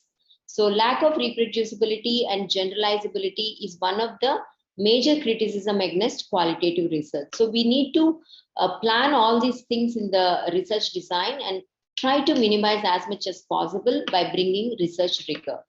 And inadequate description of the theoretical concepts and methods used in this research is another drawback for qualitative research being criticized or being rejected at manuscript acceptance level by journals. People think just mentioning this is a qualitative study, semi-structured interviews is enough. It is not enough. You just like our quantitative studies where we describe the entire methodology like a randomized clinical trial, all the steps, all the protocols are so detailed. Here also we have to provide detailed description. If it is a grounded theory, we have to lay out all the steps. If it is a phenomenology, we have to give a historical review. All these things we have to do in a systematic methodology. And rigor in qualitative research includes procedures taken at different stages of process and including data collection and analysis. Many people will come so far, suddenly they will write data analysis done in 2 sentences, complete the manuscript. That is where also reasons why when we get the peer review, recently we submitted one of our manuscript, both the peer reviewers have given us elaborate peer review in the data analysis part. So we thought like we have done a good job, but unfortunately that was not the case. So we were given an opportunity to review and resubmit. We did that and it is accepted. So that is what I'm mentioning. Rigor is very important and detailed methodological submissions are important. So for this reason, there is this concept called triangulation. And this will help you to improve your rigor, and it is commonly used. And these are the 2 ways of triangulating your research. One is triangulation at the source and triangulation at analyst level. At the source level, you can keep on checking the consistency of various data sources. And at analyst level, 2 or more persons, this is what I mentioned, the PI and co-PI can keep on independently analyze the qualitative interview material, the transcripts, the codings, the sub-themes, all these things at 2 levels. If you keep on triangulating your findings, that will make it more robust and the rigor will be phenomenally improved. So let me now take you through the experiences of mine in the last year in conducting these 2 qualitative studies, and drawing your attention in healthcare research and conducting qualitative research studies like this will also give you a message that there is scope for qualitative research emerging as a very strong field in the future, because these 2 papers will help you understand. Even in the conferences, people are listening to this qualitative research paper submissions, and luckily they also won prizes. So this is the first paper we got Best Paper Award in one of the competitions. It is exploring the barriers and facilitators for telehealth consultations during the COVID times. It is a multi-state exploratory study from India. So this is a very rewarding experience for us, because in the wave 1 of COVID-19 pandemic, when lockdowns were announced, the clinics were shut down and people were totally clueless what is going to happen beyond COVID care. Only COVID care is given, and people were running around COVID care related services. So we were wondering, like, what happened to MCH, what happened to vaccination, what happened to other essential services. We thought, like, let us do this and understand what is happening. So we adopted this qualitative research approach, and we wanted to understand what are the barriers and facilitators for telehealth consultations during COVID-19 pandemic across India. The study design we used was explorative sequential mixed method study, as referenced here from Prevalence 2017 literature. As I remember Dr. Abhijit mentioning here, when we read certain literature, we get inspiration. Can we do this study in our context? So we got inspiration from such people like Creswell. And we conducted this initial quantitative Google form survey tool. We sent the survey to known friends, like around 169 members received the survey, but 98 healthcare providers responded. So survey response rate was 58%. Okay. After this, in the same Google form survey, we included a question like, would you be interested in a follow-up interview? Okay. And after the people who consented in this Google form response as yes, we followed up with personal interviews, 15 interviews in person and 15 interviews over the phone. So this is why we said it as sequential mixed method study, followed by a quantitative and qualitative study. We used a purposive convenient sampling and snowballing technique because we are in the pandemic, there were lockdowns and we could not all the time go and meet them in person. So I'm showing you, this is the informed consent as well interview guide information sheet, where we included a greeting and introduction why we are doing this study, followed by informed consent. Wherever physically we are meeting the doctors, we got a signed informed consent. Wherever we are conducting a phone-based interviews, orally also we were recording the interview with the permission, sir, are you okay for us to record this interview? Madam, are you okay for us to record this interview? With that permission only, we recorded all the interviews and we got the consent for their participation. And this is the interview where we took some socio-demographic features because we are trying to understand what specialities they are practicing and what is their experience in telehealth consultations. These are the sample interview questions where we were asking, may I ask, according to you, how has been your telehealth consultation experience during COVID times? And when they gave some response, we would also probe a little bit more, like, I would like to hear your thoughts on this a little more detailed. Again, after gave some response, can you share with us any examples? Like this, we kept on exploring in depth, and like that, we explored any facilitators, any barriers, any recommendations. After this set of questions, we also asked, would they like to add anything further? And after this entire interview, we also close the interview by saying thank you for your participation and sharing your views with us. Please contact me if you want to discuss any more on this topic. So this is how you have to develop your interview guide. This is an example we are sharing with all of you through this research webinar.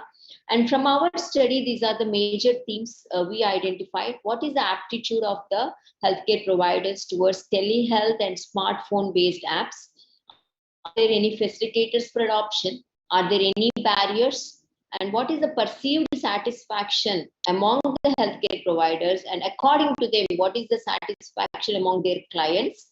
Do they believe there is any sustainability potential of this telehealth beyond pandemic?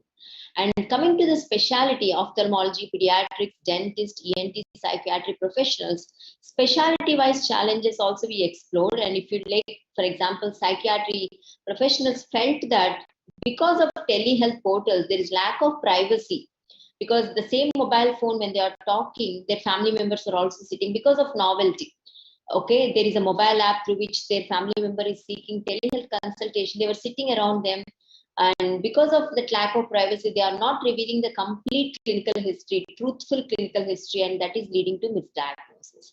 This is one of the challenges in the telehealth practice identified in psychiatry specialty. That is one of the study which led us to understand what is the COVID-19 trends in healthcare research. And this is one review of literature which detailed, elaborative, emerging lessons on COVID research. We will share the presentation, and emerging trends are rapid qualitative research and evaluation. This is a beautiful paper I would like to share with all of you so that you can go through it. The current trend is unlike 2 years before, even in the qualitative research, rapid qualitative research and evaluation is the emerging trend. People are not even doing the routine qualitative research for 2 years. They are doing rapid qualitative research and evaluation and data analysis, and immediately these kind of studies are being designed to address the need for cost-effective and timely results in rapidly changing situation. What is the need for doing a qualitative study for 2-3 years? By the time your results come in the pandemic, things are changing on a daily basis, right? And they're also using visual displays like matrices to assemble the data in a very succinct manner to assist in drawing conclusions very quickly. So I want to draw your attention, such rapid trends are emerging and we need to be updating ourselves in adapting this. And this is one study I wanted to bring to your attention. When they conducted both streams, like routine study, which took them 195 days, and a study with a rapid approach, they could complete that study in 126 days and find the summary. So that is the beauty of adopting rapid approaches. The second study, which we also did a qualitative approach and got another prize, is in the annual Research Society conference, that is about understanding the determinants of COVID-19 vaccination among sexual and gender minorities in Chennai, Tamil Nadu. All of us know there is so much of factors influencing vaccine acceptance among general population, but we wanted to understand what is happening with the sexual and gender minorities who are experiencing a lot of health disparities. And we proposed that the hypothesis is these disparities are more among the sexual and gender minorities community, and we wanted to understand what are the determinants for this vaccine hesitancy among LGBTQ community. Again, the qualitative study design we used is a semi-structured interview, and we conducted this with the help of a guide in months of September, November. And as we said, the interview guide is translated to Tamil language. There, it was healthcare providers. There was no such need to translate, whereas here it is a community which required such translation to administer this. We field tested it and finalized. And if you look at the interview process, we involve the peer community members because this is a different community. So we have to get their written informed consent involving their own community members. And we use the same approaches like interview guide, guided narratives. We explored the factors for vaccine hesitancy, any barriers or facilitators, audio recorded these interviews and took the field notes. And after 15 interviews, there is a saturation of themes. There is no new content coming from this population. There could be very many reasons. And we conducted respondent validation. At end of each interview, we confirmed whatever content they shared with us is the right content we recorded, or is there any variation? That is called respondent variation. Very important step in qualitative research. Sometimes when you could not do it on the spot, you have to transcribe the interview, send the transcript to the respondent, ask them to validate and send it back to you. And here, because this is a vulnerable population, unlike the earlier healthcare providers who are elite, we offer them an incentive for being part of this study, and we got the IRB approvals.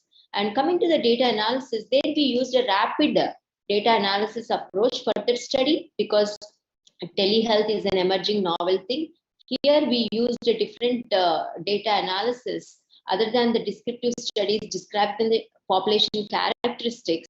Here we use the Clark and Braun thematic analysis, which I'll show you what are the steps involved in Clark and Braun thematic analysis. These are the 6 steps involved in Clark and Braun thematic analysis when you are using qualitative data approaches. First, we need to familiarize ourselves with the data, for which we need to transcribe the data verbatim. All the words interview content, every word has to be transcribed. Then the researchers have to reread, note down all the codes emerging. Very time-consuming process. That's why here we did not use rapid data analysis procedures. Then after you generate the initial codes, you have to systematically search for the themes which are emerging from that codes. Two independent authors or investigators will do this independently so that they do not sit and pollute the ideas. They do it independently. After that, they will sit together and see whether there is any cross emergence of themes or coding between these two authors. After that, they will involve in identifying the common themes. Check if the themes work in the initial process of coding, and they go through the entire data set and they will create a thematic map. This is an ongoing process. Multiple levels of meeting will happen. It also happened with us, and we have to define and keep on going through what are the major things, what are the major things, what are the major things. Then finally, only after defining and naming the major themes, if at all there are sub-themes coming from this each theme, finally we will be able to generate the report, which is the analysis, after which you include all the review of literature and generate it. This is a very beautiful process when you are starting with, and over a period of time, we will be able to get a hang of it, because I have been doing this for the past 5 years. Now I'm a little bit comfortable in doing this, but never able to say that I can do it very quickly. It is a time consuming process. So for this particular study, the major themes that emerged for determination of determinants for vaccine hesitancy among this sexual gender minorities are: the first theme is they are lacking information from authentic sources like medical professionals, because they are a vulnerable community. Their sources of information are not medical professionals. They are getting some WhatsApp informations which are forwarded in their social channels. The second thing is non-endorsement for uptake of vaccination from their own community leaders. That is one thing which came out, because they are a very different community. They are looking towards their own leaders to promote this vaccination, and that is missing. That is why they said they are hesitant to receive this vaccine. And the third thing is, as I said, misinformation from informal sources. These are the major themes that came within 15 interviews. After that, there is no new information coming. And I would just show you the content analysis or the testimonials. This is called as discourse or content analysis. In other words, for the first theme, these are the statements given by a couple of participants. Lack of information from authentic sources such as medical professionals. Many WhatsApp messages are forwarded and they are scary, and I'm afraid. Doctor, it is being said this vaccine is not going to help. Is it true? So this is the kind of scenario they are living under lockdowns, isolations, that is leading to fear about COVID-19 vaccine and side effects. This is the scenario, and they said like it is very hard to believe in the information. So doctors like you should give us information. With this background, the kind of solution or intervention we have to decide is engaging local medical colleges and healthcare providers and researchers in the promotion of COVID-19 vaccination. So this is how, when we interact in a qualitative fashion, engaging in interview mode, getting some statements out of which the theme is fear about COVID-19 vaccination. The major theme is lack of information, leading to sub-theme called fear about COVID-19 vaccine and side effects, out of which the intervention or a solution we are generating is engaging. We can ask them, what can we do to do away with this fear? They can say, maybe you can talk to us. Doctors like you can talk to us. Medical colleges in this locality can talk. The solution will also emerge from them. So this is kind of qualitative participatory approaches which will help us overcome these kind of barriers in vaccine hesitancy. So this will summarize my presentation. Why qualitative research, what kind of approaches, what is the need in the middle of pandemic. And now I will take up any questions from the participants because I'm keeping up to my time. Thank you for your patient hearing.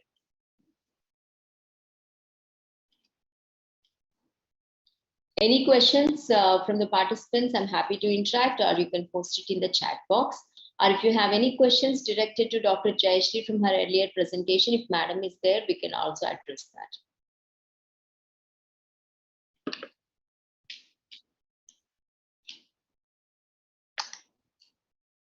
Everyone is hungry for food or hungry for knowledge?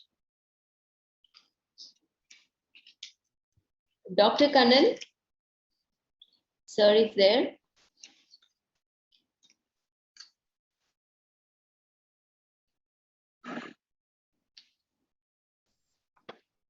Yes, I am there. You can give your initial thoughts, sir. Yes, it's, basically, I gained a lot of knowledge because I never used to do a lot of. I'm not very keen in doing qualitative research so far, but after seeing your lecture, I understood even how good the qualitative research can be. In fact, you can get hypothesis by doing some qualitative research. So that's what I understood from your research. I think it is suitable mostly when you before go to some epidemiological surveys and other things, do some focus group researches and other qualitative studies. So that may help the researchers to develop the future hypotheses, objectives, etc. So that's what I understood. Yes, sir. Very true. When you want to undertake large scale studies, before that you can understand what is the phenomenon in the social environment and justify whether such large scale resource backed studies are needed or not. And within this small sample, if you can generate ideas for designing interventions to address a specific group of population, you need not even undertake large sample studies. You can try out on a pilot basis 2 to 3 interventions to address the immediate need and see whether it is generating results. There is no need to study again 200, 300 LGBTQ community to reiterate the same points. Say for example, we are planning in our lab to do a molecular analysis of this breakthrough infections. First of all, I should know whether there is breakthrough infections or not. So probably the qualitative research, initial qualitative research will help me in my geographical area whether the breakthrough infections are there just by simple questionnaires. And if it is there, then I can take it to the molecular level. Because see, without knowing that, if I take a molecular diagnosis or molecular analysis of this breakthrough, and if I couldn't find the breakthrough infections, then there's no point in taking such research. So, in many circumstances, I think initially some qualitative research should be done before going into that quantitative research. Yes. Yeah. There is a question from Dr. Niveda. Can you share your experiences about metaphor approach in qualitative research? Unfortunately, I have not explored metaphor approach so far. Most of my studies have been either grounded theory or phenomenology because I'm only understanding what is the phenomenon there. Here it is vaccine hesitancy, or a novel platform like telehealth has been forced upon my doctors because telehealth and mobile platforms are already there before pandemic, but that adaptation by the healthcare providers was not so incremental, so phenomenal. But suddenly pandemic came. Physical clinics are shut down. Now there is either an alternative for the doctors to shut down their practice 2, 3, 4 months, sit at the home without doing clinical practice, or adopt a clinical platform through mobile technologies and still serve their clients. So in that kind of scenario, what is the meaning? What is the experience? What is the lived experience of this doctor? That is the phenomenon I wanted to explore. So the phenomenology approach is what I studied through my qualitative studies most of the times. Even the vaccine hesitancy study of LGBTQ, again the phenomenon. What are the drivers for vaccine hesitancy among a vulnerable population? I have not studied anything in a metaphor approach, so I will not be the right person to talk about it, Dr. Niveda. So any other questions from the audience? Otherwise, you can leave your questions in the chat box. Otherwise, as per the schedule, we will break for lunch. and reconvene at 1:30, where the next session will be by Dr. Rizwan, Scientist D from ICMR-NIE, where sir will talk to us about case control studies, the most important studies going forward when majority of the clinicians are already part of our cohort today. Thank you so much. We'll see you at 1:30.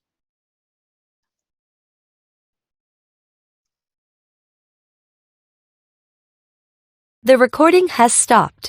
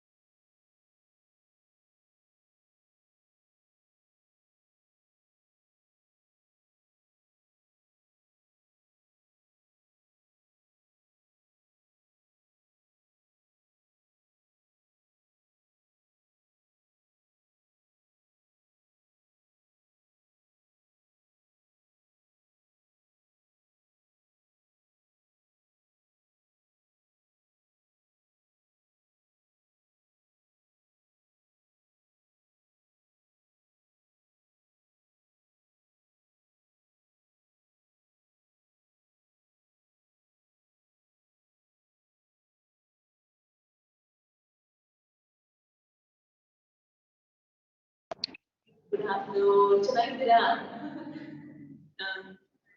ಚೆನ್ನಾಗಿದ್ದೀನಿ. ನಾವೆಲ್ಲ ನಿಮ್ಮ under help desk. ಅದಕ್ಕೆ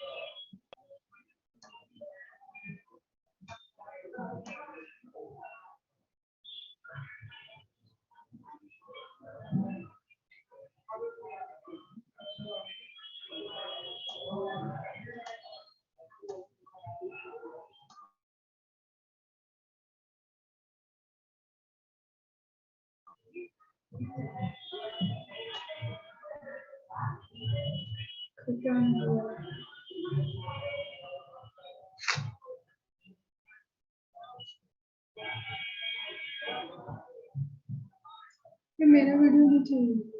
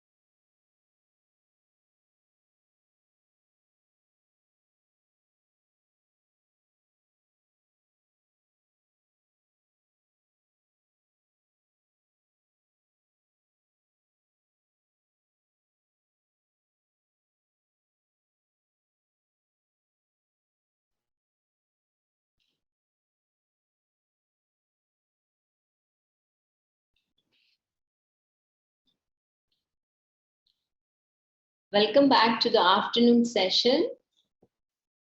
Post lunch, we have Dr. Rizwan joining us through his case control studies session. Dr. Rizwan, welcome back.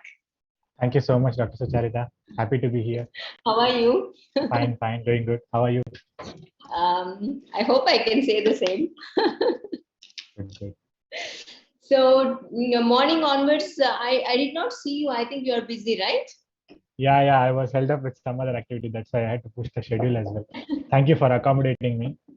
Always, we are happy to accommodate experts like you from reputed institutions of national labels. But we are hoping that you can take the session from 1:30 to 2:30 so that we can have a recap from our postgraduates who will summarize the day-long learnings. Oh, sure. And after that, we can propose the valedictory.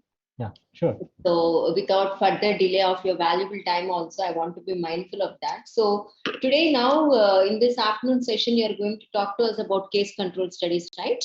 Yes. Yes. Thank you so much. So I would like to remind our participants that Dr. Rizwan is also community medicine trained MD, plus he's training a lot of researchers like us in the country, being posted there at ICMR-NIE as Scientist D. And in the last series, the inaugural series of this research training hosted by Tagore Medical College in partnership with ICMR-NIE, they were in our inaugural session, panel discussion, and a lot of sessions. And you have done the demonstration session later. Me and my postgraduates were in our regular classes. I'm asking them, actually, even yesterday I had this discussion with them when one of my postgraduates was discussing about her review of literature, and she told me that she could not find any relevant articles. I asked, did you practice the things learned from Dr. Rizwan's session? She said yes. So your session was very practically useful on a daily basis to us. And I'm hoping that today's session on case control studies will also be helping us to ground our learning in this particular research study design. So without further delay, I would like our participants to join your session, and I request you to share your screen.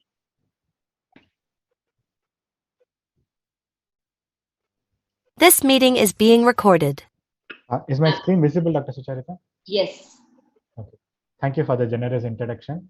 I should really commend Tagore Medical College for starting this research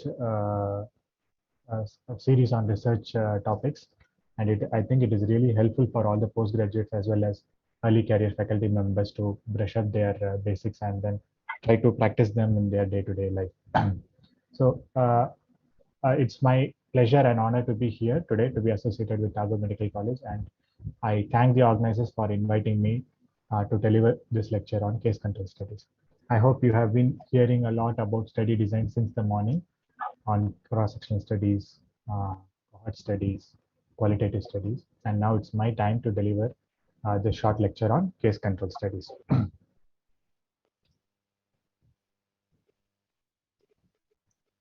We are in the era of Zoom classes and Meet classes, so obviously there need to be some ground rules, and I am being informed that the Tagore Medical College audience is always a very disciplined audience, but just for the sake of completion, try to keep your videos on if you are in a private place where you can genuinely listen to the lecture so that I can see and interact with you. Throughout the presentation, if you see the light bulb sign, it is an indication for you to pause and think. This I think Dr. Jeshi would have also done in her lecture. So we are continuing the same. Unmute and respond if your name is called, or if you'd like to respond on your own also, you can unmute whenever a question is asked. There is no right or wrong answer, so please don't feel embarrassed to answer anything that you feel might be wrong. Okay, these are just options, and I'm here to just take the discussion forward. If you have any other queries, you can type them in the chat box and I'll try to answer them at the end.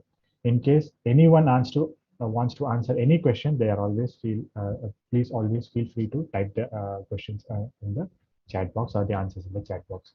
We have around 50 slides and we will complete them in roughly 60 minutes. So I will be going through this outline.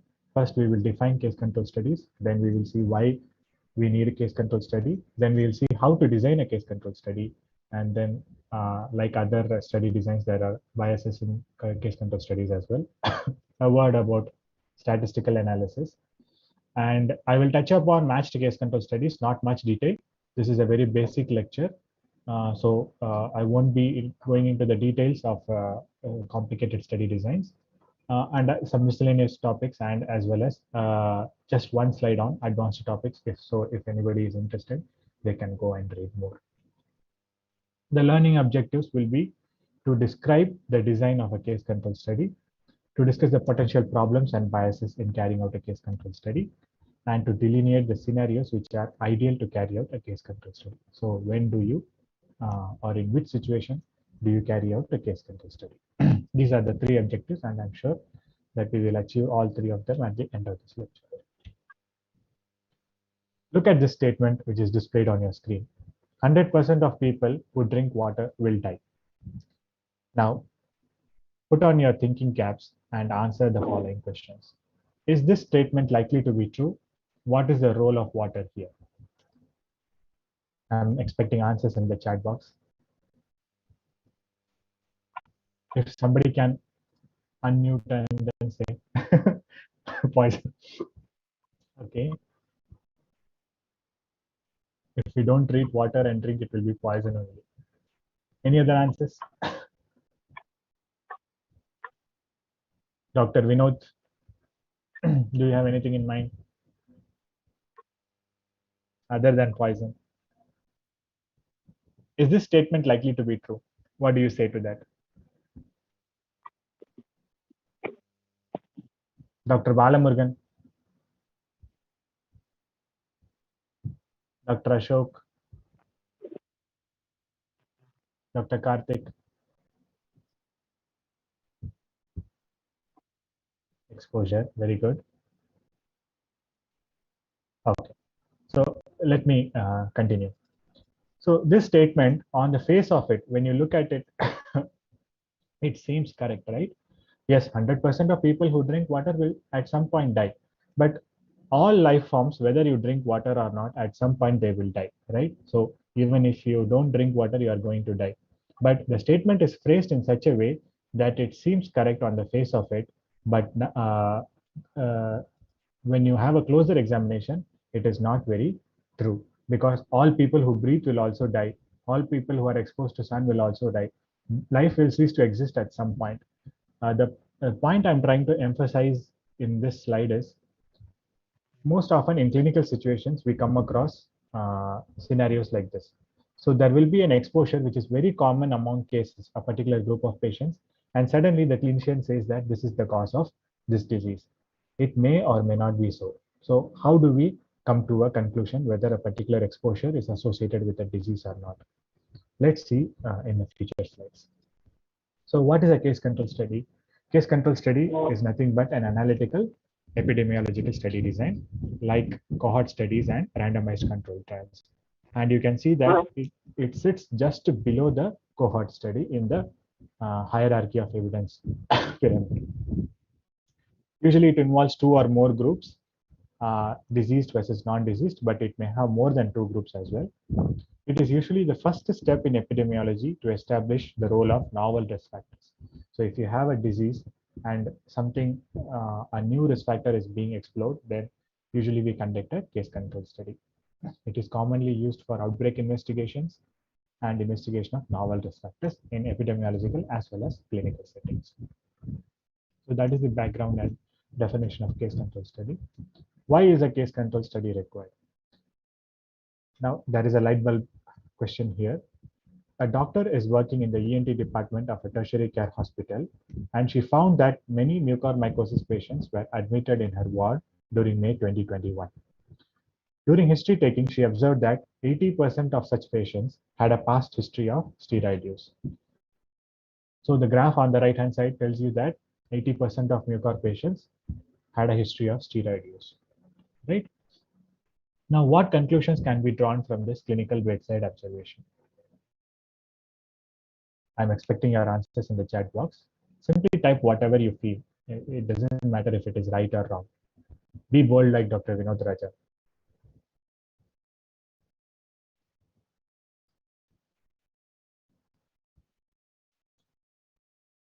Sitara Mandi, Suchitra Patil, Sakshi, Neenu, Loganathan, Niveda. Nobody?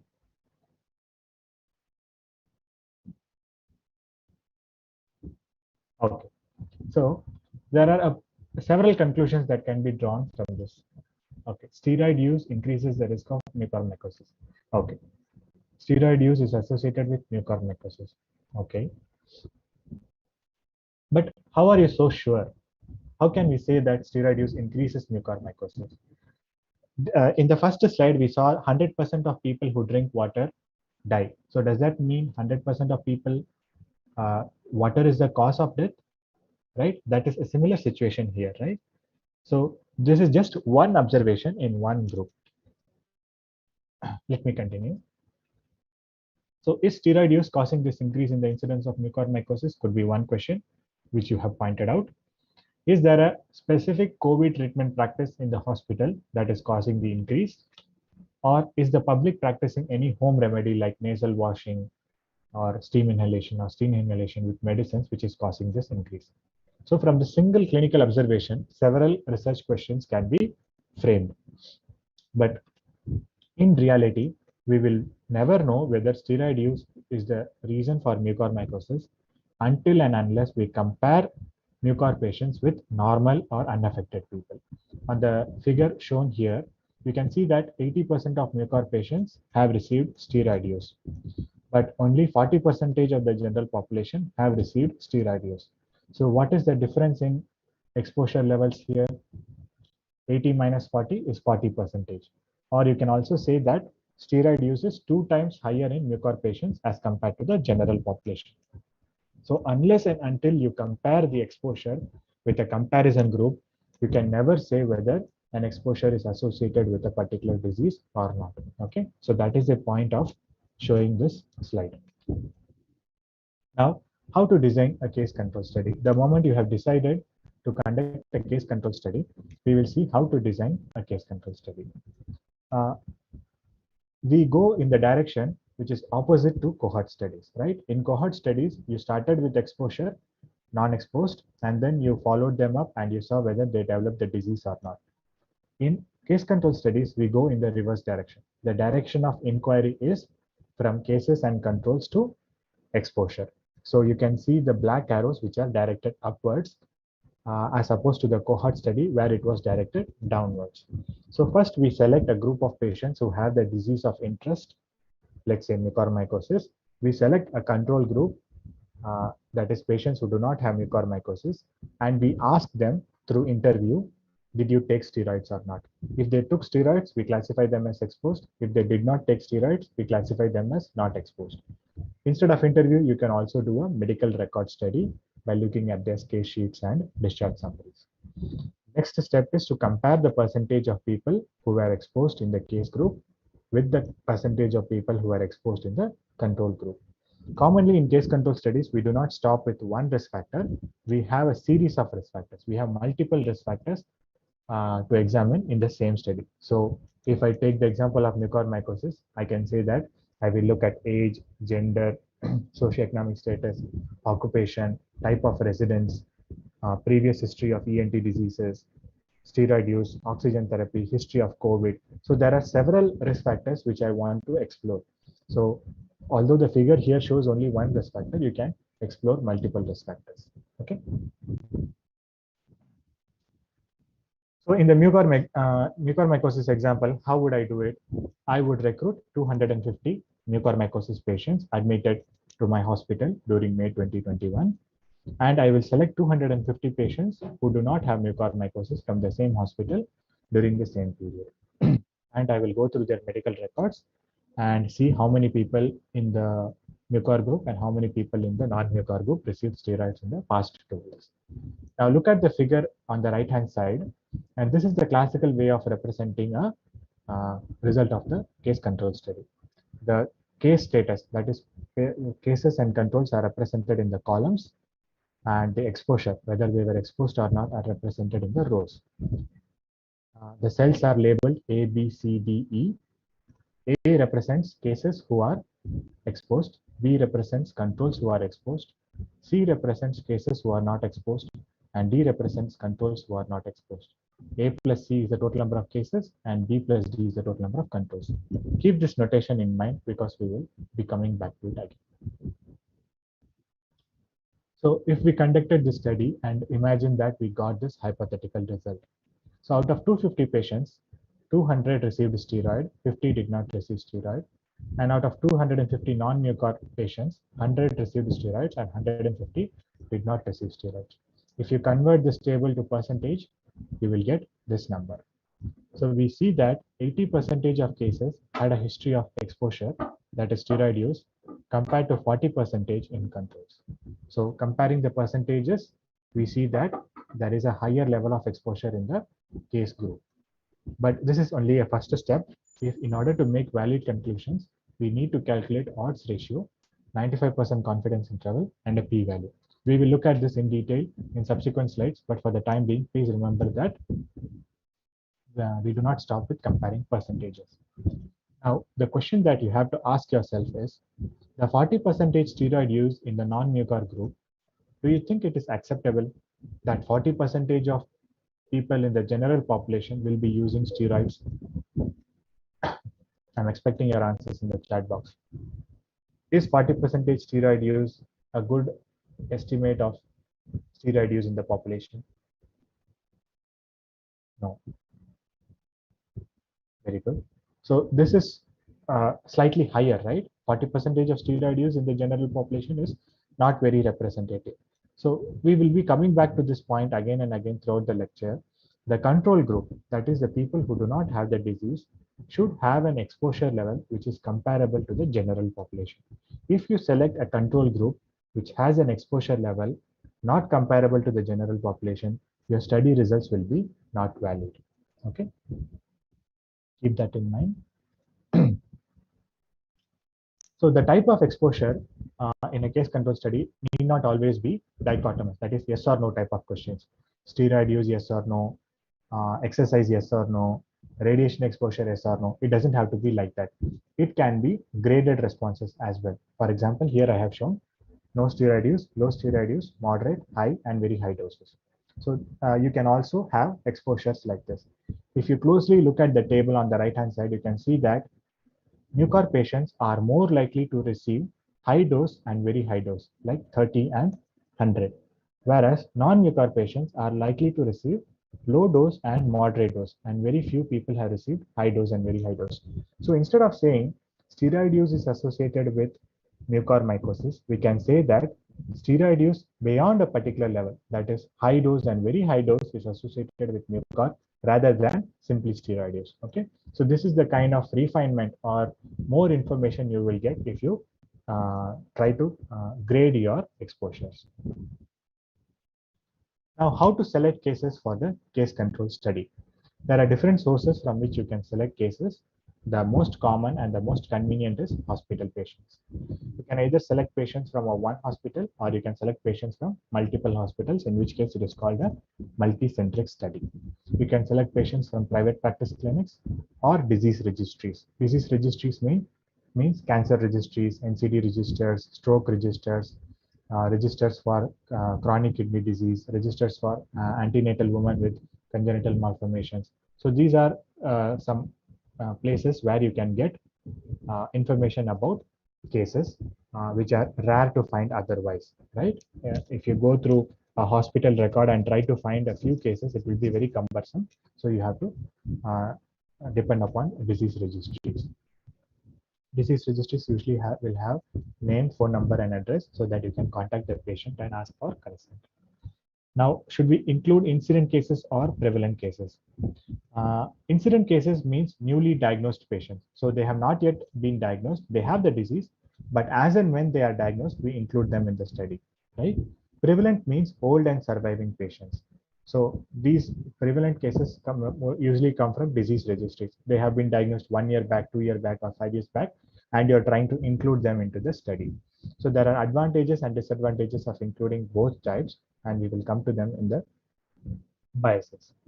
And you have to clearly define the eligibility criteria for cases. In the example of mucormycosis, I might say that the patient should be more than 18 years old, should be a resident of Chennai, should have been diagnosed in the study hospital. The diagnosis must be made by pathological examination or endoscopy by an ENT surgeon, and the patient should not have any comorbidities. Like this. This is how I will develop an eligibility criteria. Those who do not match this criteria will be excluded. Now, problems with hospital patients is, hospitals have different referral patterns and different admission policies. Different types of socioeconomic groups come to different hospitals. The quality of care varies, the level of care varies. So if you select only one hospital, it will not be representative. So you need to have a mixture of different types of hospitals: public hospitals, private hospitals, teaching hospitals, corporate hospitals, primary care, secondary care, tertiary care hospitals, centers of excellence. So if you take hospitals like this, the cases that you get will be representative of the total case population. Now, if you select only prevalent cases, which we saw in the previous slide, prevalent cases are surviving the disease, right?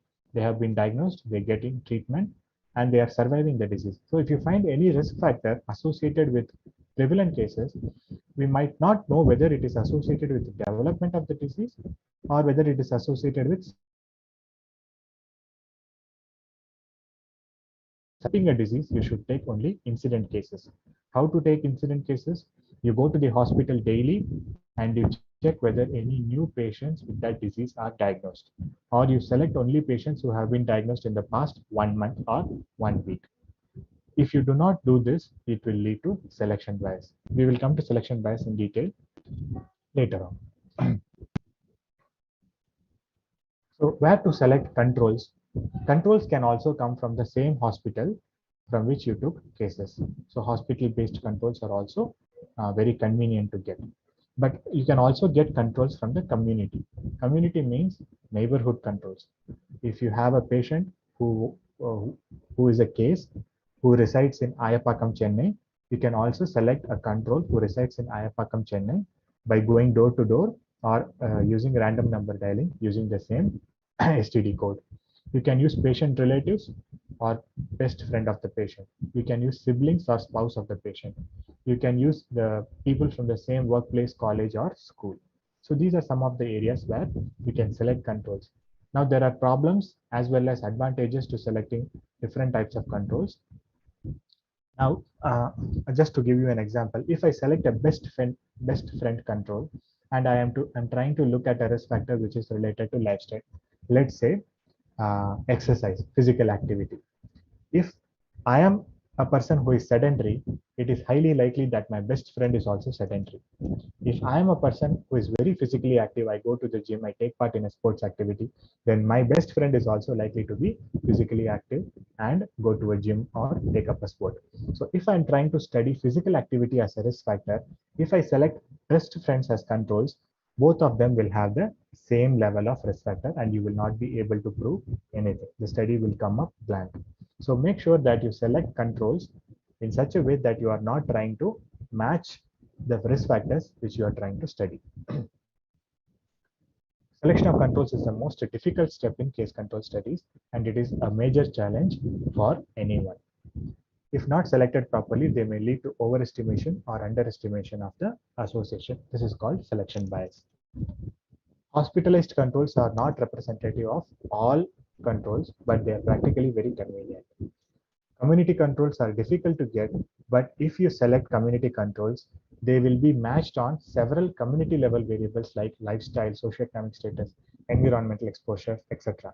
For example, if the case comes from Ambattur Industrial Estate, and if you select a control from Ambattur Industrial Estate, both of them will be exposed to the same level of air pollution coming from the industries nearby, right?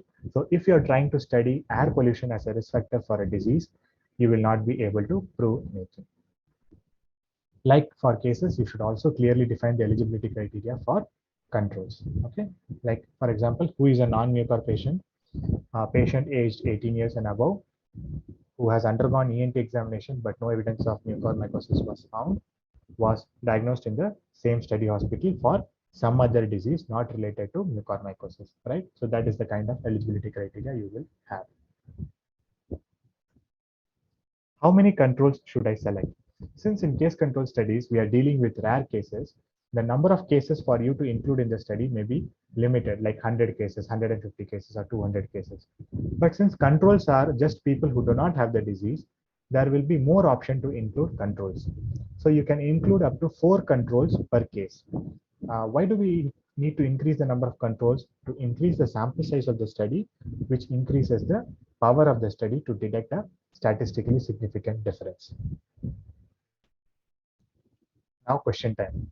Think of the following statements, which I will show you, and ask yourself whether the exposure in the control group will be similar to the exposure in the general population. The first scenario is, in a case control study to determine the association between smoking and lung cancer, the control group were emphysema patients. What do you think is the problem here? If there is no problem, you can say there is no problem. Dr. Nikhil Era. What is the problem with this control group? Very good. Vinod Raja. Excellent answer. So emphysema patients also have smoking as a risk factor. So if I take lung cancer patients and emphysema patients and measure their smoking levels, both of them will be having similar smoking levels. And I will not be able to prove that smoking is a risk factor for lung cancer. I will be forced to say that smoking is not associated with lung cancer, which is probably not true. Right, very good. Second scenario, in a case control study to determine the association between coffee drinking and pancreatic cancer, the control group was used as gastric ulcer patients. Is there any problem with this study design? Vinod Raja, you are our only hope.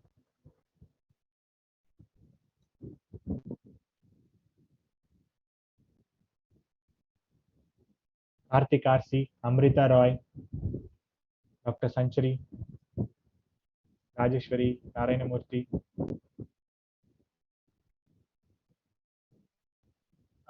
Same risk. How do you think it is the same risk? Okay, let me explain. But good effort for answering.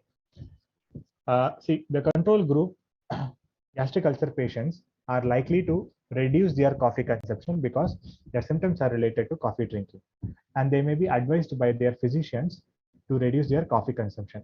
So if you see gastric ulcer patients, not many of them will be drinking coffee, but in the general population, there may be more number of people who are coffee drinkers. So if I use this control group, I will be artificially saying that coffee drinking is higher in pancreatic cancer patients. Therefore, coffee drinking is associated with pancreatic cancer. Here, the risk is lower, artificially lower in the control group, right? So this control group is not representative of the general population. Got it? So these are two examples where the control group selection leads to overestimation or underestimation of the associated risk.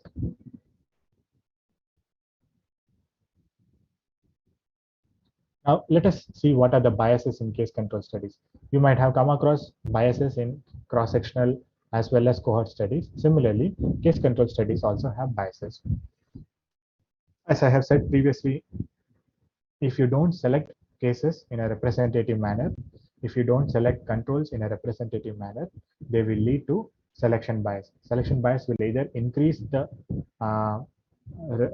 result or it will underestimate the result. So make sure that your cases are representative of all cases: early cases, advanced cases, moderate cases, low socioeconomic, high socioeconomic, male, female, age. All this representation should be there in your cases. Similarly, for controls, controls should be representative of the general population. The second type of bias which happens in case control studies are called information biases. Recall limitation is not a bias, but it is important to understand what is recall bias. Recall limitation is simply the limitation of human beings to recall things in the past. So all human beings have limitations in memory. If I ask you what you had for dinner 2 days ago? Will you be able to say? If I ask you, what were you doing 3 days ago at 2 p.m., will you be able to tell? No, right? Different people will have different power of memory. So similarly, when we are doing a study and asking for past history, not everyone will be able to recall correctly. In the example shown on the right hand side, you can see that people were asked whether you are circumcised or not, and then they were subjected to a physical examination to check the circumcision status. Nearly 33 to 34% of people had wrongly recalled the circumcision status. So this is a practical example of how recall limitation happens. Recall limitation happens both for cases as well as controls. Okay, keep that in mind. What is recall bias? Recall bias is simply recall limitation, but it happens differentially in cases and controls. Now, cases are people who are affected, right? They have some disease. So they are more likely to think about what went wrong. They will try to find some reason or explanation for their disease. Whereas controls are apparently normal people, so they do not have the motivation to think about past exposures. Now look at the figure at the right. Let us assume that the true incidence of infection during pregnancy was 15% in both cases and controls. Cases are mothers who have babies with congenital malformations. Controls are mothers who have normal babies. So these mothers who have congenitally malformed babies will keep on thinking what went wrong during pregnancy, and they will have a higher recall of their maternal infections. Whereas the controls will not be having that much recall. They do not have the motivation because their babies are normal. So 60% of 15 will be 9 and 10% of 15 will be 1.5. If you do the study, actually, you will end up with 9% and 1.5% incidence rate, when in fact the true thing was equal at 15%. So this is how recall bias operates in case control studies, and it is also known as rumination bias. Rumination is just thinking about what was happening in the past. So please make sure that your case control studies are free from rumination bias. So how to do the statistical analysis in case control studies? The main measure of association, the main result of a case control study is called odds ratio. Okay, and we calculate 95% confidence intervals for odds ratio. Sometimes when we are worried about third factors which are not exposure and outcome, then we have to adjust the odds ratio. In that case, we call adjusted odds ratio. And adjusted odds ratio can be obtained by stratified analysis and regression analysis. Let's quickly see what do they mean. Now you might ask, the 2x2 table in a case control study is exactly the same as a 2x2 table in a cohort study. So why should I calculate odds ratio and not relative risk? So that is a common question. But in order to calculate risk or relative risk, you need to know the incidence of disease among exposed and unexposed.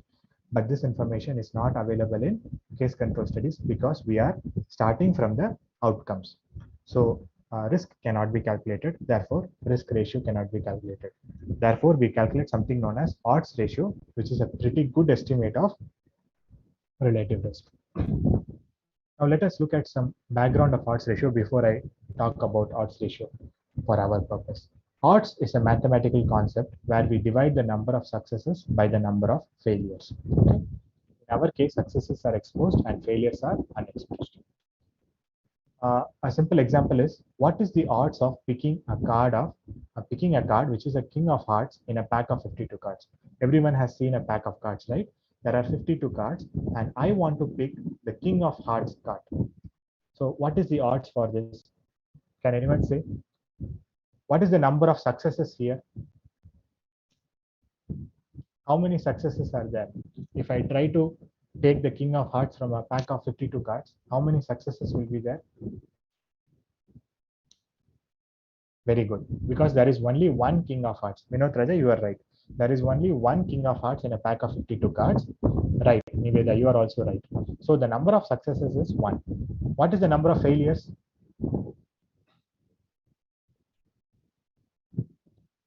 What is the number of failures?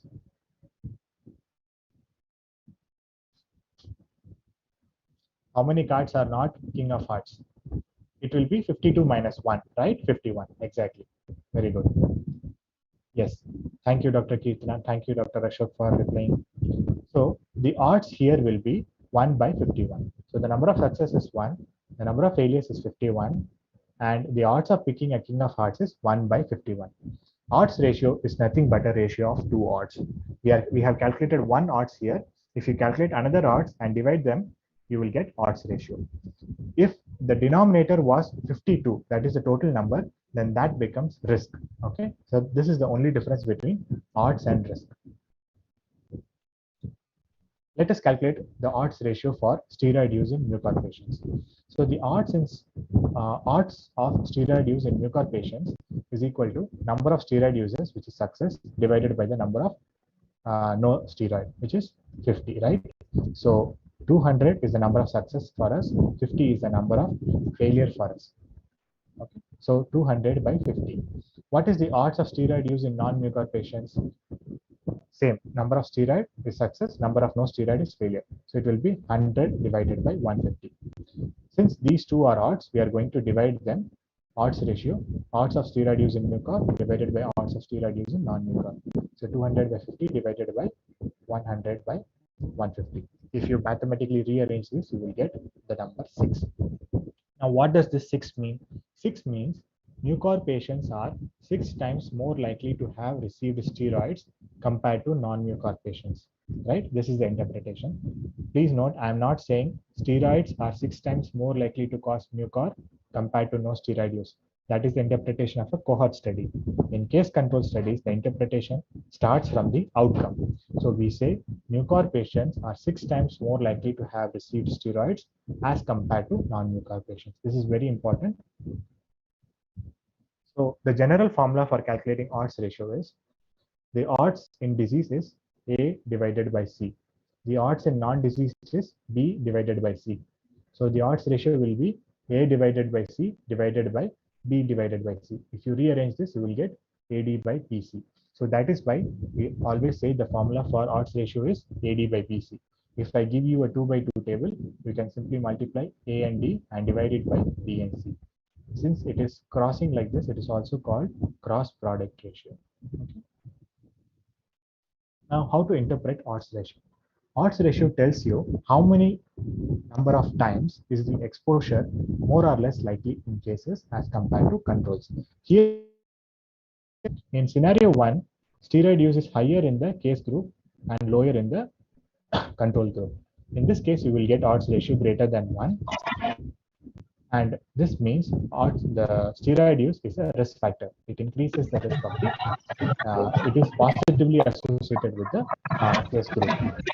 In the second scenario, you can see that the steroid use in the Mucor group is lower than in the control group. So 40% here, 80% here. So in this case, the odds ratio will be less than 1. In such a situation, we say that the factor is protective for the disease. And in the third scenario, the percentage of steroid use is equal in both cases and controls. If this is a situation, we say that there is no association. Odds ratio will be 1. So odds ratio greater than 1 means risk factor. Odds ratio less than 1 means protective factor. Odds ratio equal to 1 means no association, right? I think this is a little too much for you. Let me skip this. Okay. After calculating odds ratio, we have to do two things. One is calculating a statistical test for the odds ratio, which is called Wald test. Okay, this Wald test will give you a p-value. If the p-value is less than 0.05, we say the association is statistically significant. And the second thing, we calculate 95% confidence intervals. Now, if the confidence interval is a number above and below the odds ratio, and it tells you how precise the results are. If the odds ratio interval does not contain the number 1, we say the association is statistically significant, because we know that 1 means no association. So the interval should not contain the number 1. Let us see the example of mucormycosis. Here I have used an online calculator. There are many such calculators, and you can feed the numbers A, B, C, and D, and it will give you the odds ratio 95% CA and p value. Here the p value is less than 0.05, which means the association is highly significant. And what is the 95% CI? 4.0 to 8.9. Now, can anyone tell me, does the CI tell it is significant or not? The odds ratio is 6. The confidence interval is 4 to 8.9. Is this significant or not? Dr. Geetha? Significant. Yeah, why is it significant? CA is not included once. Very good. Thank you so much. So since the CI does not contain 1, we say that it is a statistically significant association. Now the interpretation of 95% CI is somewhat counterintuitive, but just bear with me for a few minutes. If we repeat the same study 100 times, 95 times we will get a result which will lie in this interval. Okay, so if I do the same study 100 times, 95 studies will give me an estimate which is between 4 and 8.9. 5% of the times it will lie outside, but I am okay with that error rate. That is why we calculate 95% confidence intervals, right? Very good. So what to do about other factors? Please read the situation given in the slide. In a case control study, an association was found between IV steroid use and mucormycosis. But in the study hospital, most patients who received IV steroid also received oxygen therapy. So was the association with steroid use or with oxygen therapy? How to overcome this problem? There are two ways of, at 2 stages you can handle this problem. At the design stage, you can do 2 things, restriction and matching. Restriction means you have to take only a particular group of patients. For example, in this example, I will take only patients who received oxygen therapy, or I will take only patients who did not receive oxygen therapy. Matching is called matched case control study, which we will come to later on. If you have not done these at the design stage, you can do something at the analysis stage as well. So in the analysis stage, we can either do stratification or regression analysis. And the output of these 2 analyses will be called adjusted odds ratio. Okay. So let us look at an example of stratified analysis. Since oxygen therapy, we were worried that oxygen therapy might be an influential factor, right? So what we did was we split the original 2x2 table into 2, depending upon whether the patients received oxygen therapy or did not receive oxygen therapy. And we are calculating the odds ratio here. For patients who received oxygen therapy, the odds ratio between steroid use and mucor was 6. And for patients who did not receive oxygen therapy, the odds ratio between mucor and steroid use was 8. Now, can someone tell me whether these 2 odds ratios are significant or not? Significant, sir. Significant. Why? Yes. Why? This both group as a CA is not included in one, sir. So the significant both group. Thank you. Thank you very much. Nice. So here it is 3.4 to 10.5. Here it is 4.4 to 14.5. So both of them do not contain 1. So both of them are statistically. Yes. All the answers are coming from community medicine. So they are studying hard, I guess, to become experts and join you in ICMR-NIE. Reserve some positions for them. Yeah, sure. Yeah. So the odds ratio is significant in both the groups. Now, how to interpret this?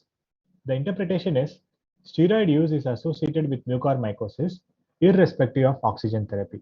In fact, the odds ratio is higher for patients who did not receive oxygen therapy, right? So this is the kind of interpretation you can get if you are worried that a third factor, which might be a confounder or an effect modifier, these are complicated, not complicated, really, these are epidemiological terms which you need to understand in order to make sense of this.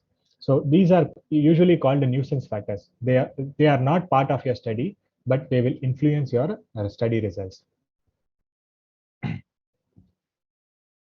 Next option that I said was regression analysis, right? So it is a type of advanced statistical analysis which can take into account multiple factors at the same time. Stratified analysis can take only one third factor at a time, but regression analysis can take multiple factors at the same time. It provides adjusted odds ratio, and it can be run in statistical softwares like SPSS data or R. it has the general formula outcome is equal to factor 1, which will be the risk factor of interest, and other factors. Here I have given you an example of how a regression output looks like.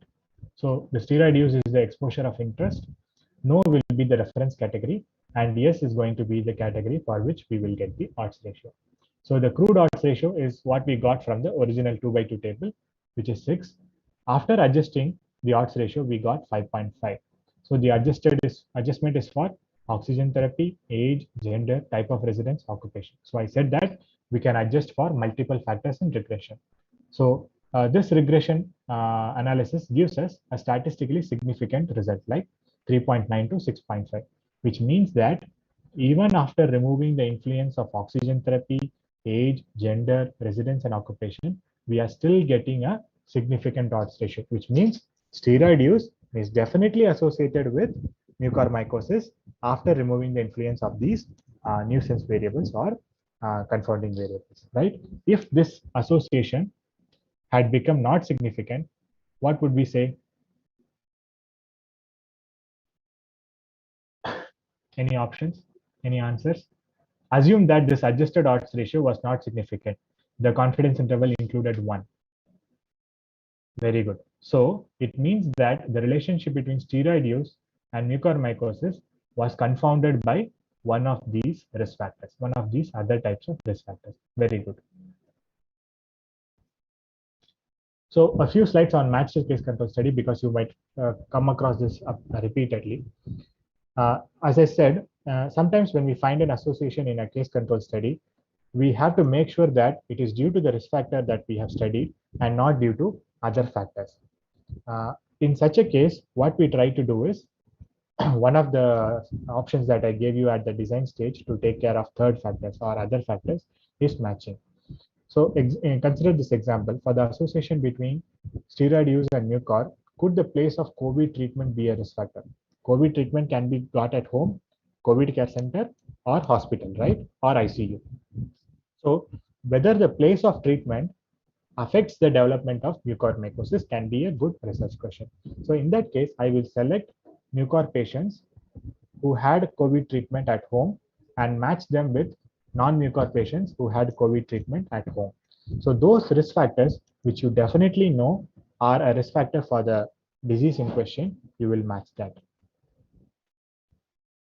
So matching is the process of selecting controls that have the same characteristics as a selected case. For example, if I select a mucor patient who is a 45-year-old male from a low socioeconomic status background, then I will also select a control who is a 45-year-old male from a low socioeconomic status. You can do either group matching or individual matching. If you're interested, I can share more details on that. Matching can be done with single matched control per case. So only one matched control per case, or you can have multiple matched controls. And if you are doing multiple matched controls, those multiple matched controls can be of the same type or it can be of different types. Here I have taken mucor patients as cases, and non-mucor patients admitted to the ENT ward as one group of matched controls. And I have also taken non-mucor patients admitted to the general medicine ward as a second control group. So I am using cases, non-ENT control patients, non-ENT control patients. So you can have different types of control groups like this in order to compare the risk between different types of groups. Okay. There are some problems with matched case control studies. First thing is, it may be very difficult to find a matching control if you have too many factors like age, sex, socioeconomic status, education, occupation. If you are trying to match too many factors, you will not find a good control. And you should match only for established risk factors. You know for sure from literature that this particular factor that you are matching is a risk factor. For example, in tuberculosis, we know that low socioeconomic status is a definite risk factor, right? Or being in a slum population is a definite risk factor. So only for definite risk factors, you should do the matching, and all other factors should not be matched. If you do matching, the matched variable will no longer be available for analysis because we are artificially keeping the proportion of the matched variable equal in both the cases and controls. They will not be, you will not be able to analyze them as a risk factor. So there are other problems with matched case control studies, but in the interest of time, I'm skipping them. So let's look at some of the miscellaneous issues. There are some common misconceptions about case control studies. Not all case control studies are retrospective. The term retrospective is very confusing. So we generally advise to stop using the word retrospective or prospective and simply talk about what study design is and what is the direction of inquiry and what is the direction of recruitment. Here, I think Dr. Jayashree must also have shown a table like this to you. Cohort studies can be either retrospective or prospective. We call them concurrent or non-concurrent. The direction of inquiry will always be exposure to outcome, right? But the direction of recruitment may be past. That is, we take from the past records, which is called retrospective, or it may be future, which is called prospective. Similarly, case control studies can also be retrospective or prospective. The direction of inquiry in both of these is outcome to exposure. If you select patients from past records, that is prevalent cases, we call it retrospective recruitment. If you are waiting for patients to be newly diagnosed and then recruit them, then we call that as prospective recruitment. Okay, so don't confuse yourself that all case control studies are retrospective. It is not like that. Second point is case control studies are not definitive evidence of causality. You cannot prove causality based on case control studies alone because we may not be always able to demonstrate temporality. Temporality is one of the criteria to say whether something is causally associated or not.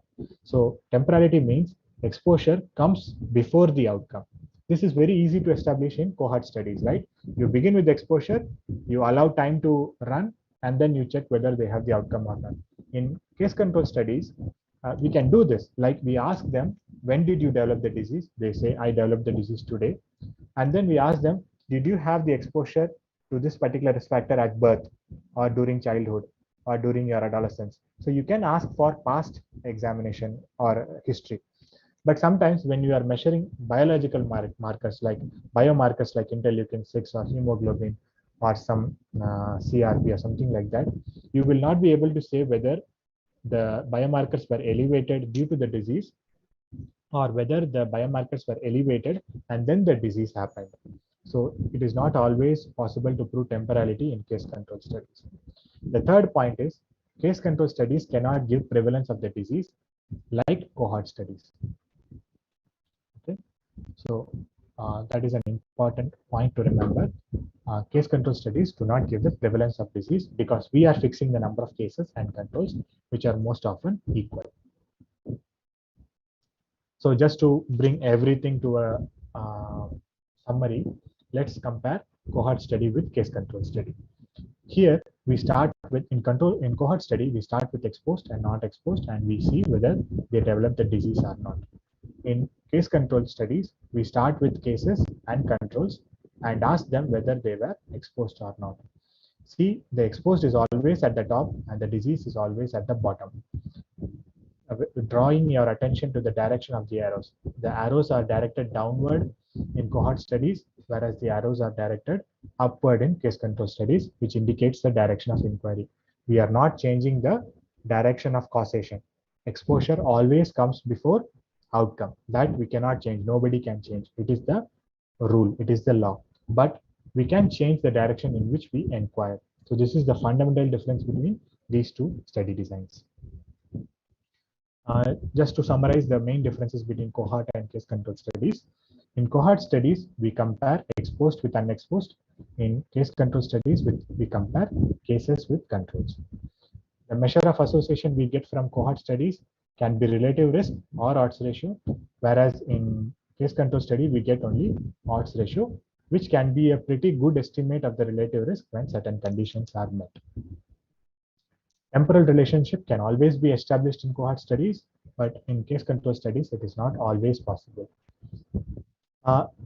In cohort studies, we can look for multiple outcomes, right? At the beginning of the study, you say whether someone is exposed or non-exposed. There is only one exposure factor, and you follow them up and you say how many different, you can examine different types of outcomes. So exposure is limited, whereas the outcomes are unlimited. Whereas in case control studies, you can have only one disease type, only one outcome, diseased and non-diseased, but you can study several exposures. So you can study exposure to radiation, exposure to behavioral risk factors, exposure to infections, etc., etc. So several exposures can be studied in case control studies, whereas several outcomes can be studied in cohort studies. The time required is longer for cohort studies, but if you are doing a retrospective or non-concurrent cohort study, the time period will be short. Case control studies are usually quick and cheap. Therefore, they are the first step in epidemiological investigation. Cost-wise also, cohort studies are expensive compared to case control studies. The ideal scenario for a cohort study will be a situation where the exposure is rare, but the disease is common in exposure. Rare exposure means, for example, nuclear disasters like Fukushima or Chernobyl or Bhopal gas tragedy. These are exposures which happen rarely, right? You do not always see industrial level exposures. But among those who are exposed, there will be some sort of diseases developing. So in those situations, you quickly set up a cohort study. When the disease is rare, like congenital malformations, mucormycosis, some rare occupational disease, when the disease is rare, it is easier to set up a case control study because you can quickly pool the number of diseased people, recruit a control group, and then ask them for exposures. The main problem with cohort studies is selection of the unexposed group because they have to be representative of the population. In case control studies, the main problem is selection of a representative control group. In cohort studies, the problem is also associated with the longer time duration. So the diagnostic criteria change, people change their behavior over time, exposures change over time, the way in which you select measure outcomes will change over time, your questionnaires will change over time. So you have to incorporate all these changes into the study design. And case control studies, the most important bias is recall bias, measuring the exposure accurately. And I'm sure Dr. Jashi talked to you about problems in ascertainment of exposure as well as problems in ascertainment of outcomes. We don't have the problem of ascertainment of outcomes as much in case control studies, but the problem of ascertainment of exposure is very, very crucial in case control studies. So what are the different situations where you will use a case control study? As I said previously, it is usually the first step in searching for causes of diseases.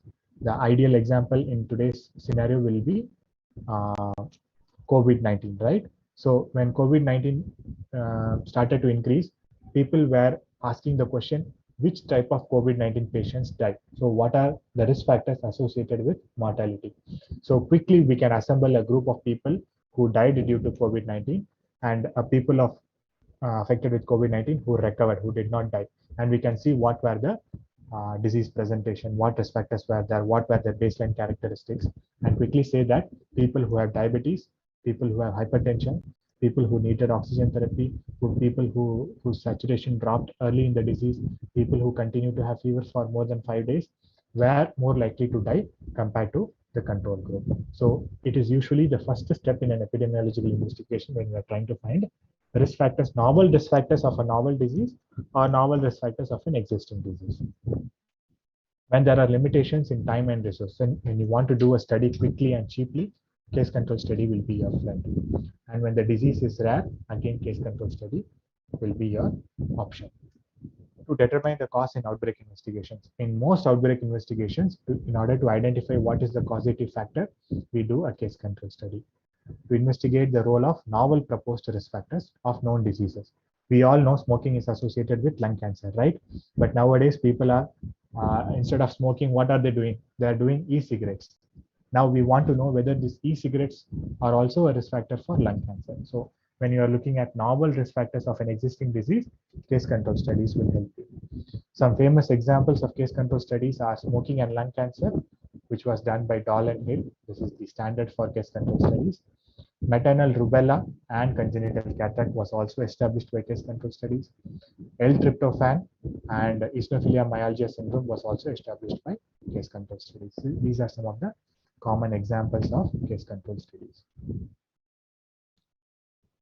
Since this is a basic introductory lecture to case control studies, I have not touched upon these topics, but if anyone is interested, I request you to go through the reference material which I have provided to gain insight into these topics. using DAGs to design a case control study. DAGs are directed acyclical graphs. These are diagrammatic representations of the interrelationships between the different risk factors and the outcome, right? And this will help you to design the questionnaire for a case control study. How many risk factors should we study? What are the different risk factors we should study? Should we include age or not? Should we include clinical history or not? Should we include immunization history or not? So those things will become clear when you use DAGs. Nested case control studies and case cohort studies are special type of case control studies. These are smaller case control studies conducted inside a cohort study. So a cohort study is established, it is going on for a longer duration, and within the cohort study you establish small case control studies. So these are called nested case control studies or case cohort studies. If you are more interested, kindly go through the books which I am showing at the end. So the take-home messages for this lecture are the following. Case control studies are usually the first step in epidemiological investigation of a proposed hypothesis because they are quick and cheap to carry out.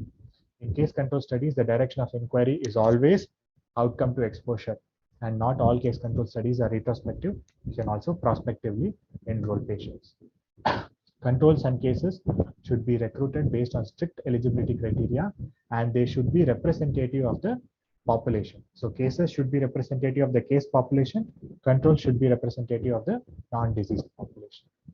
Selection of appropriate controls is very crucial because if you select a control group which is not representative of the total population, your results are likely to be invalid. Beware of selection bias and recall bias. Recall bias is very important in case control studies, as are selection biases. Case control studies can only provide odds ratio. They cannot provide relative risk, but odds ratio will be a good estimate of relative risk when certain conditions are met. One of the conditions is the disease in the study population should be rare, that is less than 10%. These are the two books which are the references for this lecture. If you are interested to have a basic reading, go for Leon Goddess. If you want more in-depth knowledge about case control studies, you can look at Schlesselman James. Thank you so much. This is the end of the lecture. If there are any questions, I'm happy to answer. Dr. Sucharitha, over to you. I was just wondering, like, if conducting a case control study is as easy as you presented, we all would have become expert researchers by now. Thank you so much, Dr. Rizwan. It was really such a soothing experience just to listen. And I'm telling my postgraduate, Dr. Niveda, who is sitting in front of me and she's taking copious notes, was telling, is it so easy to conduct case control studies like Dr. Rizwan is presenting? But yes, as you said, if you follow the science like you have elaborated through the slides and the meticulous way of planning and executing, I think it is possible, though the challenges are there in recruitment of controls. And if you go by the hospital enrollment of the controls, we may have introduced some bias and all that. But careful planning and research planning is the most challenging thing when we do these kind of studies. But the way you, the tone of your voice and the way you present the content in the slides without overcrowding and all that, it really helps us to feel like it is doable. And that is a message I got after attending your session. And I hope my postgraduates will also agree with me. This is one of the best sessions post-lunch. We never felt the overwhelming feeling whenever we attend post-lunch sessions. Now the forum is open for my postgraduates and other participants to attend to you and ask you direct questions, unmute themselves, and please direct your questions to the expert available for the next couple of minutes. Sir is available till another 5 minutes before we start the recap by the postgraduate. Star postgraduate for today is Dr. Vinod Raja, undisputedly, I believe. Dr. Vinod Raja has a question. Can we measure incidence in prospective case control studies? No, we cannot measure incidence in prospective case control studies because it is still, the direction of inquiry is still from cases or outcomes to the exposure. So we cannot measure incidence. The recruitment can be prospective or retrospective, but the direction of inquiry is what decides what is the measure of outcome. If the direction of inquiry is from exposure to outcome, you will calculate incidence. If the direction of inquiry is from outcome to exposure, you will not be able to calculate incidence. I hope that answers your question. Any other questions from rest of the participants? Please direct them to Dr. Rizwan. Sir is available to take further questions. My question, meanwhile, before they ask, Dr. Rizwan, have you been part of any case control studies yourself? And if so, can you share one experience of such study? Yeah, we did a case control. We do case control studies often. The case control and cohort are the bread and butter of epidemiology, as you know. The example of mucormycosis, which I have given in the presentation, is currently the ongoing case control study where we saw the risk factors of mucormycosis.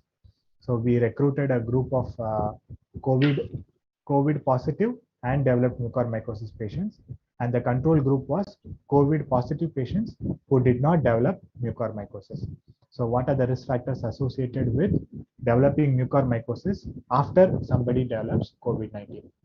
So we were able to show that diabetic status, steroid use, nasal washing were independently associated with development of mucormycosis after COVID-19, which many other people have also tried to study, but we were able to do it in a very meticulous way and with proper epidemiological backing and background.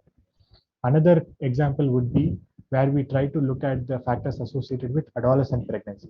So we recruited mothers who were adolescent, like women who delivered babies during their adolescence. So adolescent pregnancy is someone who delivers a baby during their adolescence, and the control group was mothers who delivered their first child after adolescence, that is during normal during the recommended ages. And we compared what are the risk factors for what are the risk factors associated with adolescent pregnancy.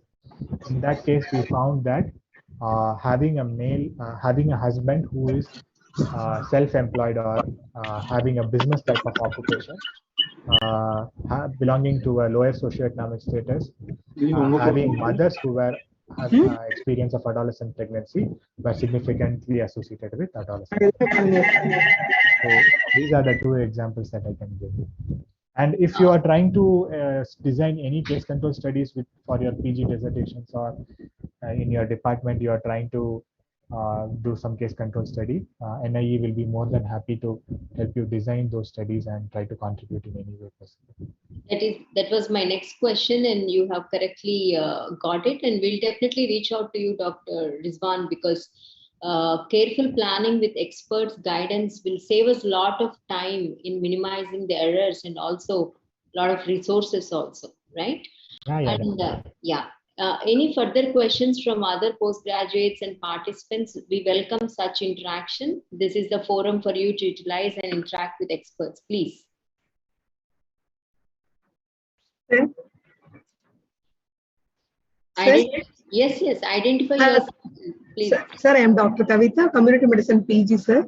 Sir, matching is the one way to reduce the bias.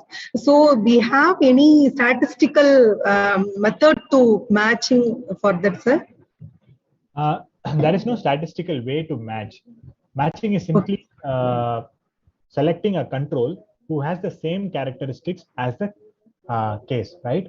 I skipped a few slides on matched case control studies because I thought it was slightly advanced. But the analysis of a matched case control study is different from a normal case control study. So the kind of statistical analysis that you will do for a matched case control study will be different. The odds ratio formula is B by C. The way in which we construct the 2x2 table itself is different. Let me, if possible, just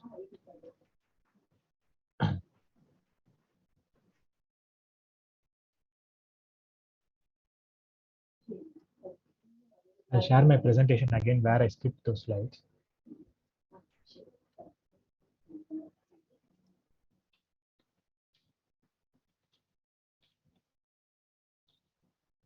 So,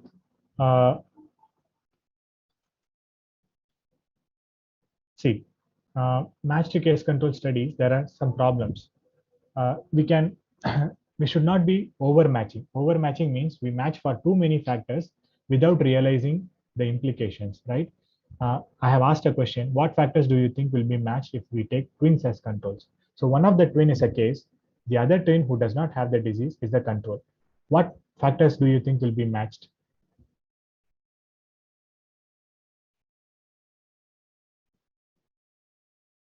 They have the same parents, they live in the same house, they have the same exposures at house, they will go to the same school, they have the same exposures at school, and they have the same genetic factors, right? So you leave very little to explore as in the way of risk factors. But twin studies are also very useful for identifying certain risk factors. So there is no statistical method to match, but once you have done a matched case control study, the analysis is different. Here, I'm showing you a 2x2 table, which is what we do when we are doing a matched case control study. You see the 2x2 table itself is different. Can you see what, can you tell me what the difference is, Dr. Kavita? Sir, it's small. Our general case control study is small a, small b, small c. And also that non-steroids. Exposure is steroids, and this is mucor. The case and controls.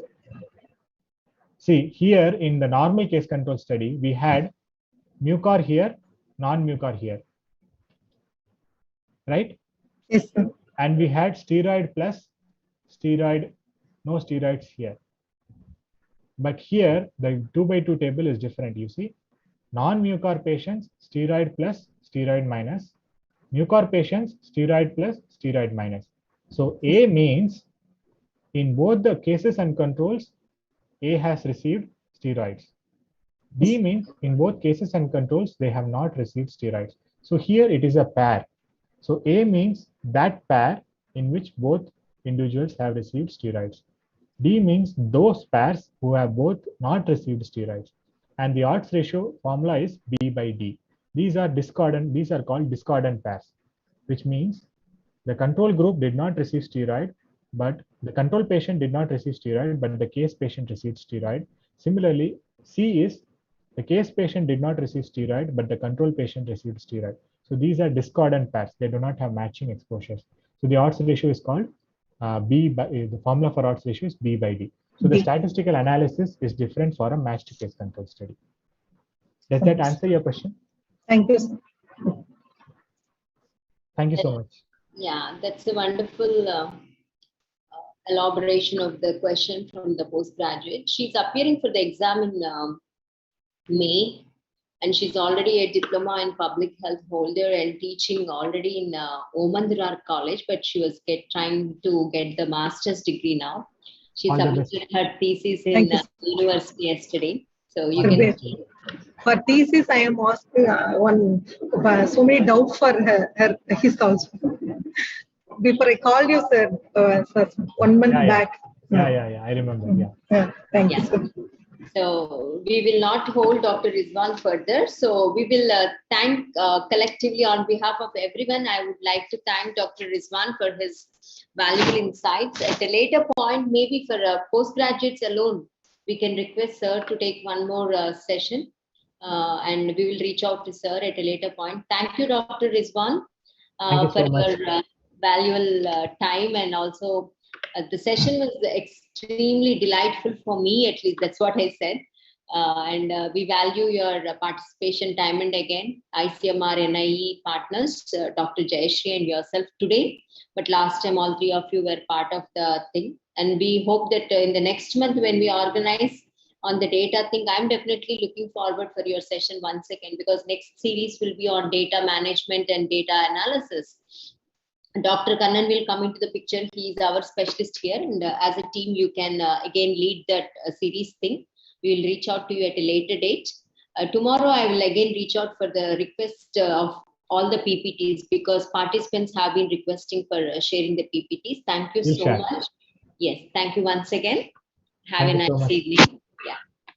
Now, I would request the participants to look forward to the recap and summary session by Dr. Vinod Raja, the postgraduate of Department of Community Medicine. Sir, you can switch on your video and quickly take us through a whirlwind of recap for only 5 minutes.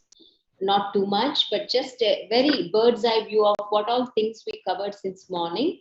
So that following which Dr. Rajarajeshwari, the tutor in the Department of Community Medicine, will be proposing vote of thanks. Thank you so much. Thank you, ma'am. That's an introduction to research study designs webinar series 2. The first session is done by Dr. Abhijit, Professor and Head Is there a possibility to see your video so that we'll take a screenshot? My video is not opening, fine. Technical issues. Then by Dr. Abhijit, Professor and Head MGMC. He has done his session on the introduction to research study designs and types of study designs. He has done his brief on the study design sequence with examples such as conjunctivitis and COVID-19, and all examples for the advantages and disadvantages of various study designs. The next session is on cross-sectional study designs by Dr. Kalaivani, Professor and Head Community Medicine Department from Bharat Medical College and Hospital.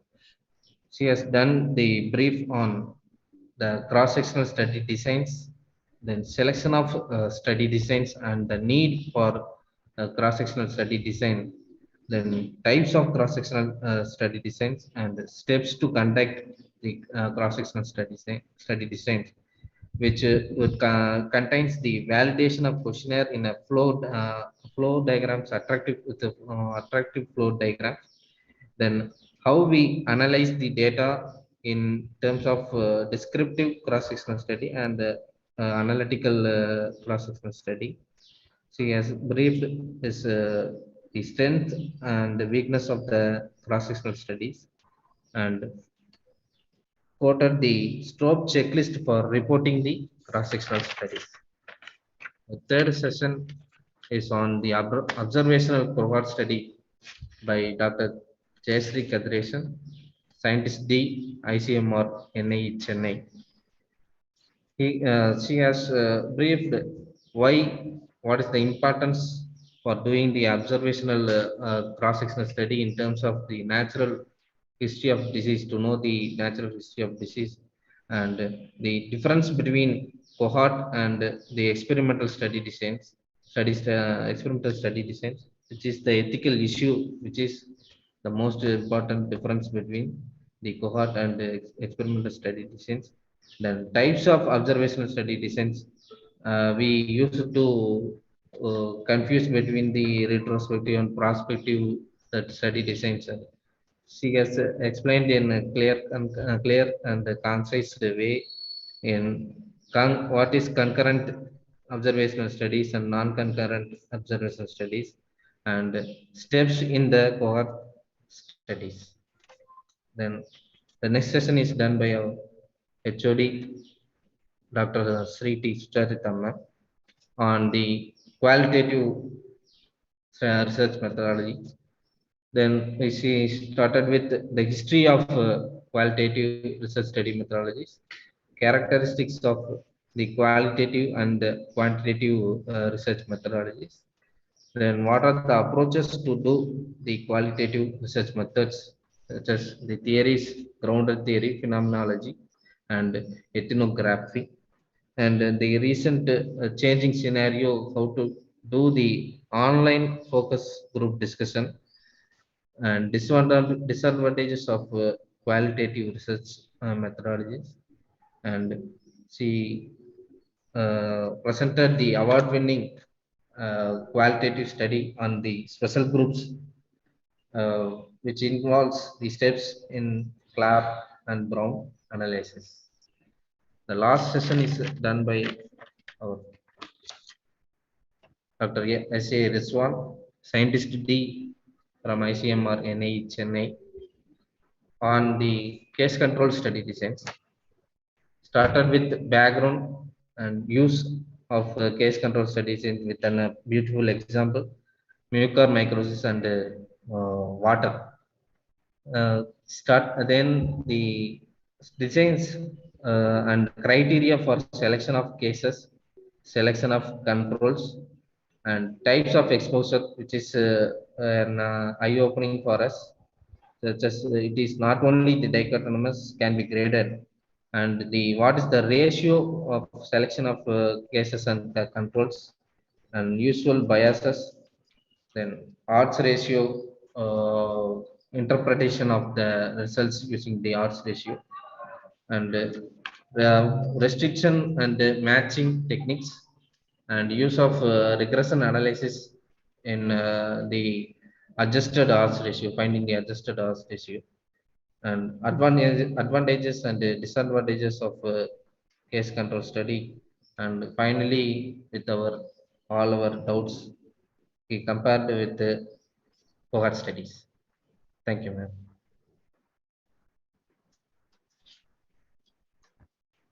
Wonderful recap presented by Dr. Vinod Raja. You captured all the salient features we have been focusing since morning, and I appreciate your concentration since morning, and highly recommend all the co-PGs to be replicating similar or a better performance in the next series, because you are the champion participant today, answering all the questions and receiving appreciation from the faculties also.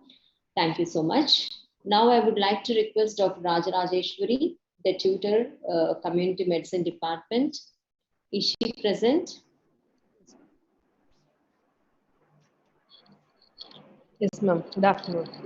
Good afternoon. Thank you so much. And because of you, we are able to listen to Dr. Abhijit and Dr. Kalaivani, madam, in today's session. Thank you so much for making such resources available for this webinar. Okay. Now I request you to present the vote of thanks. Yes. I consider it a great privilege to propose the vote of thanks on behalf of Community Medicine Department, Tagore Medical College, to all the dignitaries who have witnessed the webinar as a most memorable and successful event. At the outset, we would like to thank our chairperson, named Dr. Mala, and Dean Dr. Kumudha Lingaraj for her constant support and motivation. We extend our gratitude to Dr. Abhijit V. Boratne, HOD of Department of Community Medicine, MGM-CRI, for sharing his knowledge, experience in spite of his ill health as well as in his busy schedule. Also, I would like to thank Dr. Kalaivani, HOD of Department of Community Medicine, Dr. Bharat Medical College, for sharing profound information on cross-sectional study design. We may also like to express a sincere gratitude to Dr. Sree and Dr. Rizwan, partner of ICMR-NIE, Scientist D, for giving an excellent coverage on case control and cohort study designs. Also, I immensely thank Dr. Sree Sucharitha ma'am, HOD of Department of Community Medicine, for sharing ideas and elegance of explanation regarding qualitative research. Ma'am, I need to mention my deepest sense of appreciation. Your thoughts have enlightened our minds and shown us a path to do more research on qualitative part. Heartfelt thanks goes to the organizing team chairman, Dr. Kannan sir, and the organizing secretaries, Dr. Geetha and Dr. Sucharitha ma'am, for their unflinching support and coordination, and thus making this webinar more successful event. Last but not least, the students, I would like to thank all our participants for their active participation and PGs too. Once again, thanks to all the speakers for adorning the occasion and sharing their opinions for today. Thank you all. Thank you. That's wonderful vote of thanks. Thank you. And now I request Dr. Kannan to post the link to post session assessment in the chat box, as well as the feedback assessment link in the chat box. Kannan sir.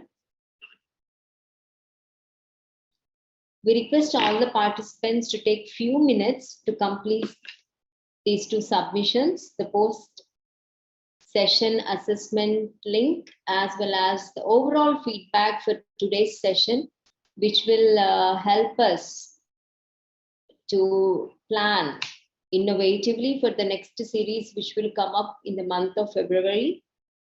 And we seek your support as always. And if Dr. Geetha is there, she's super busy. She's the chief examiner for the upcoming university examinations.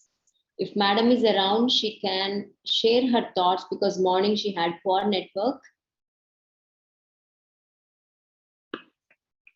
Kindly fill up the feedback form, whoever is there. Otherwise, we'll send the links again to all the registered participants.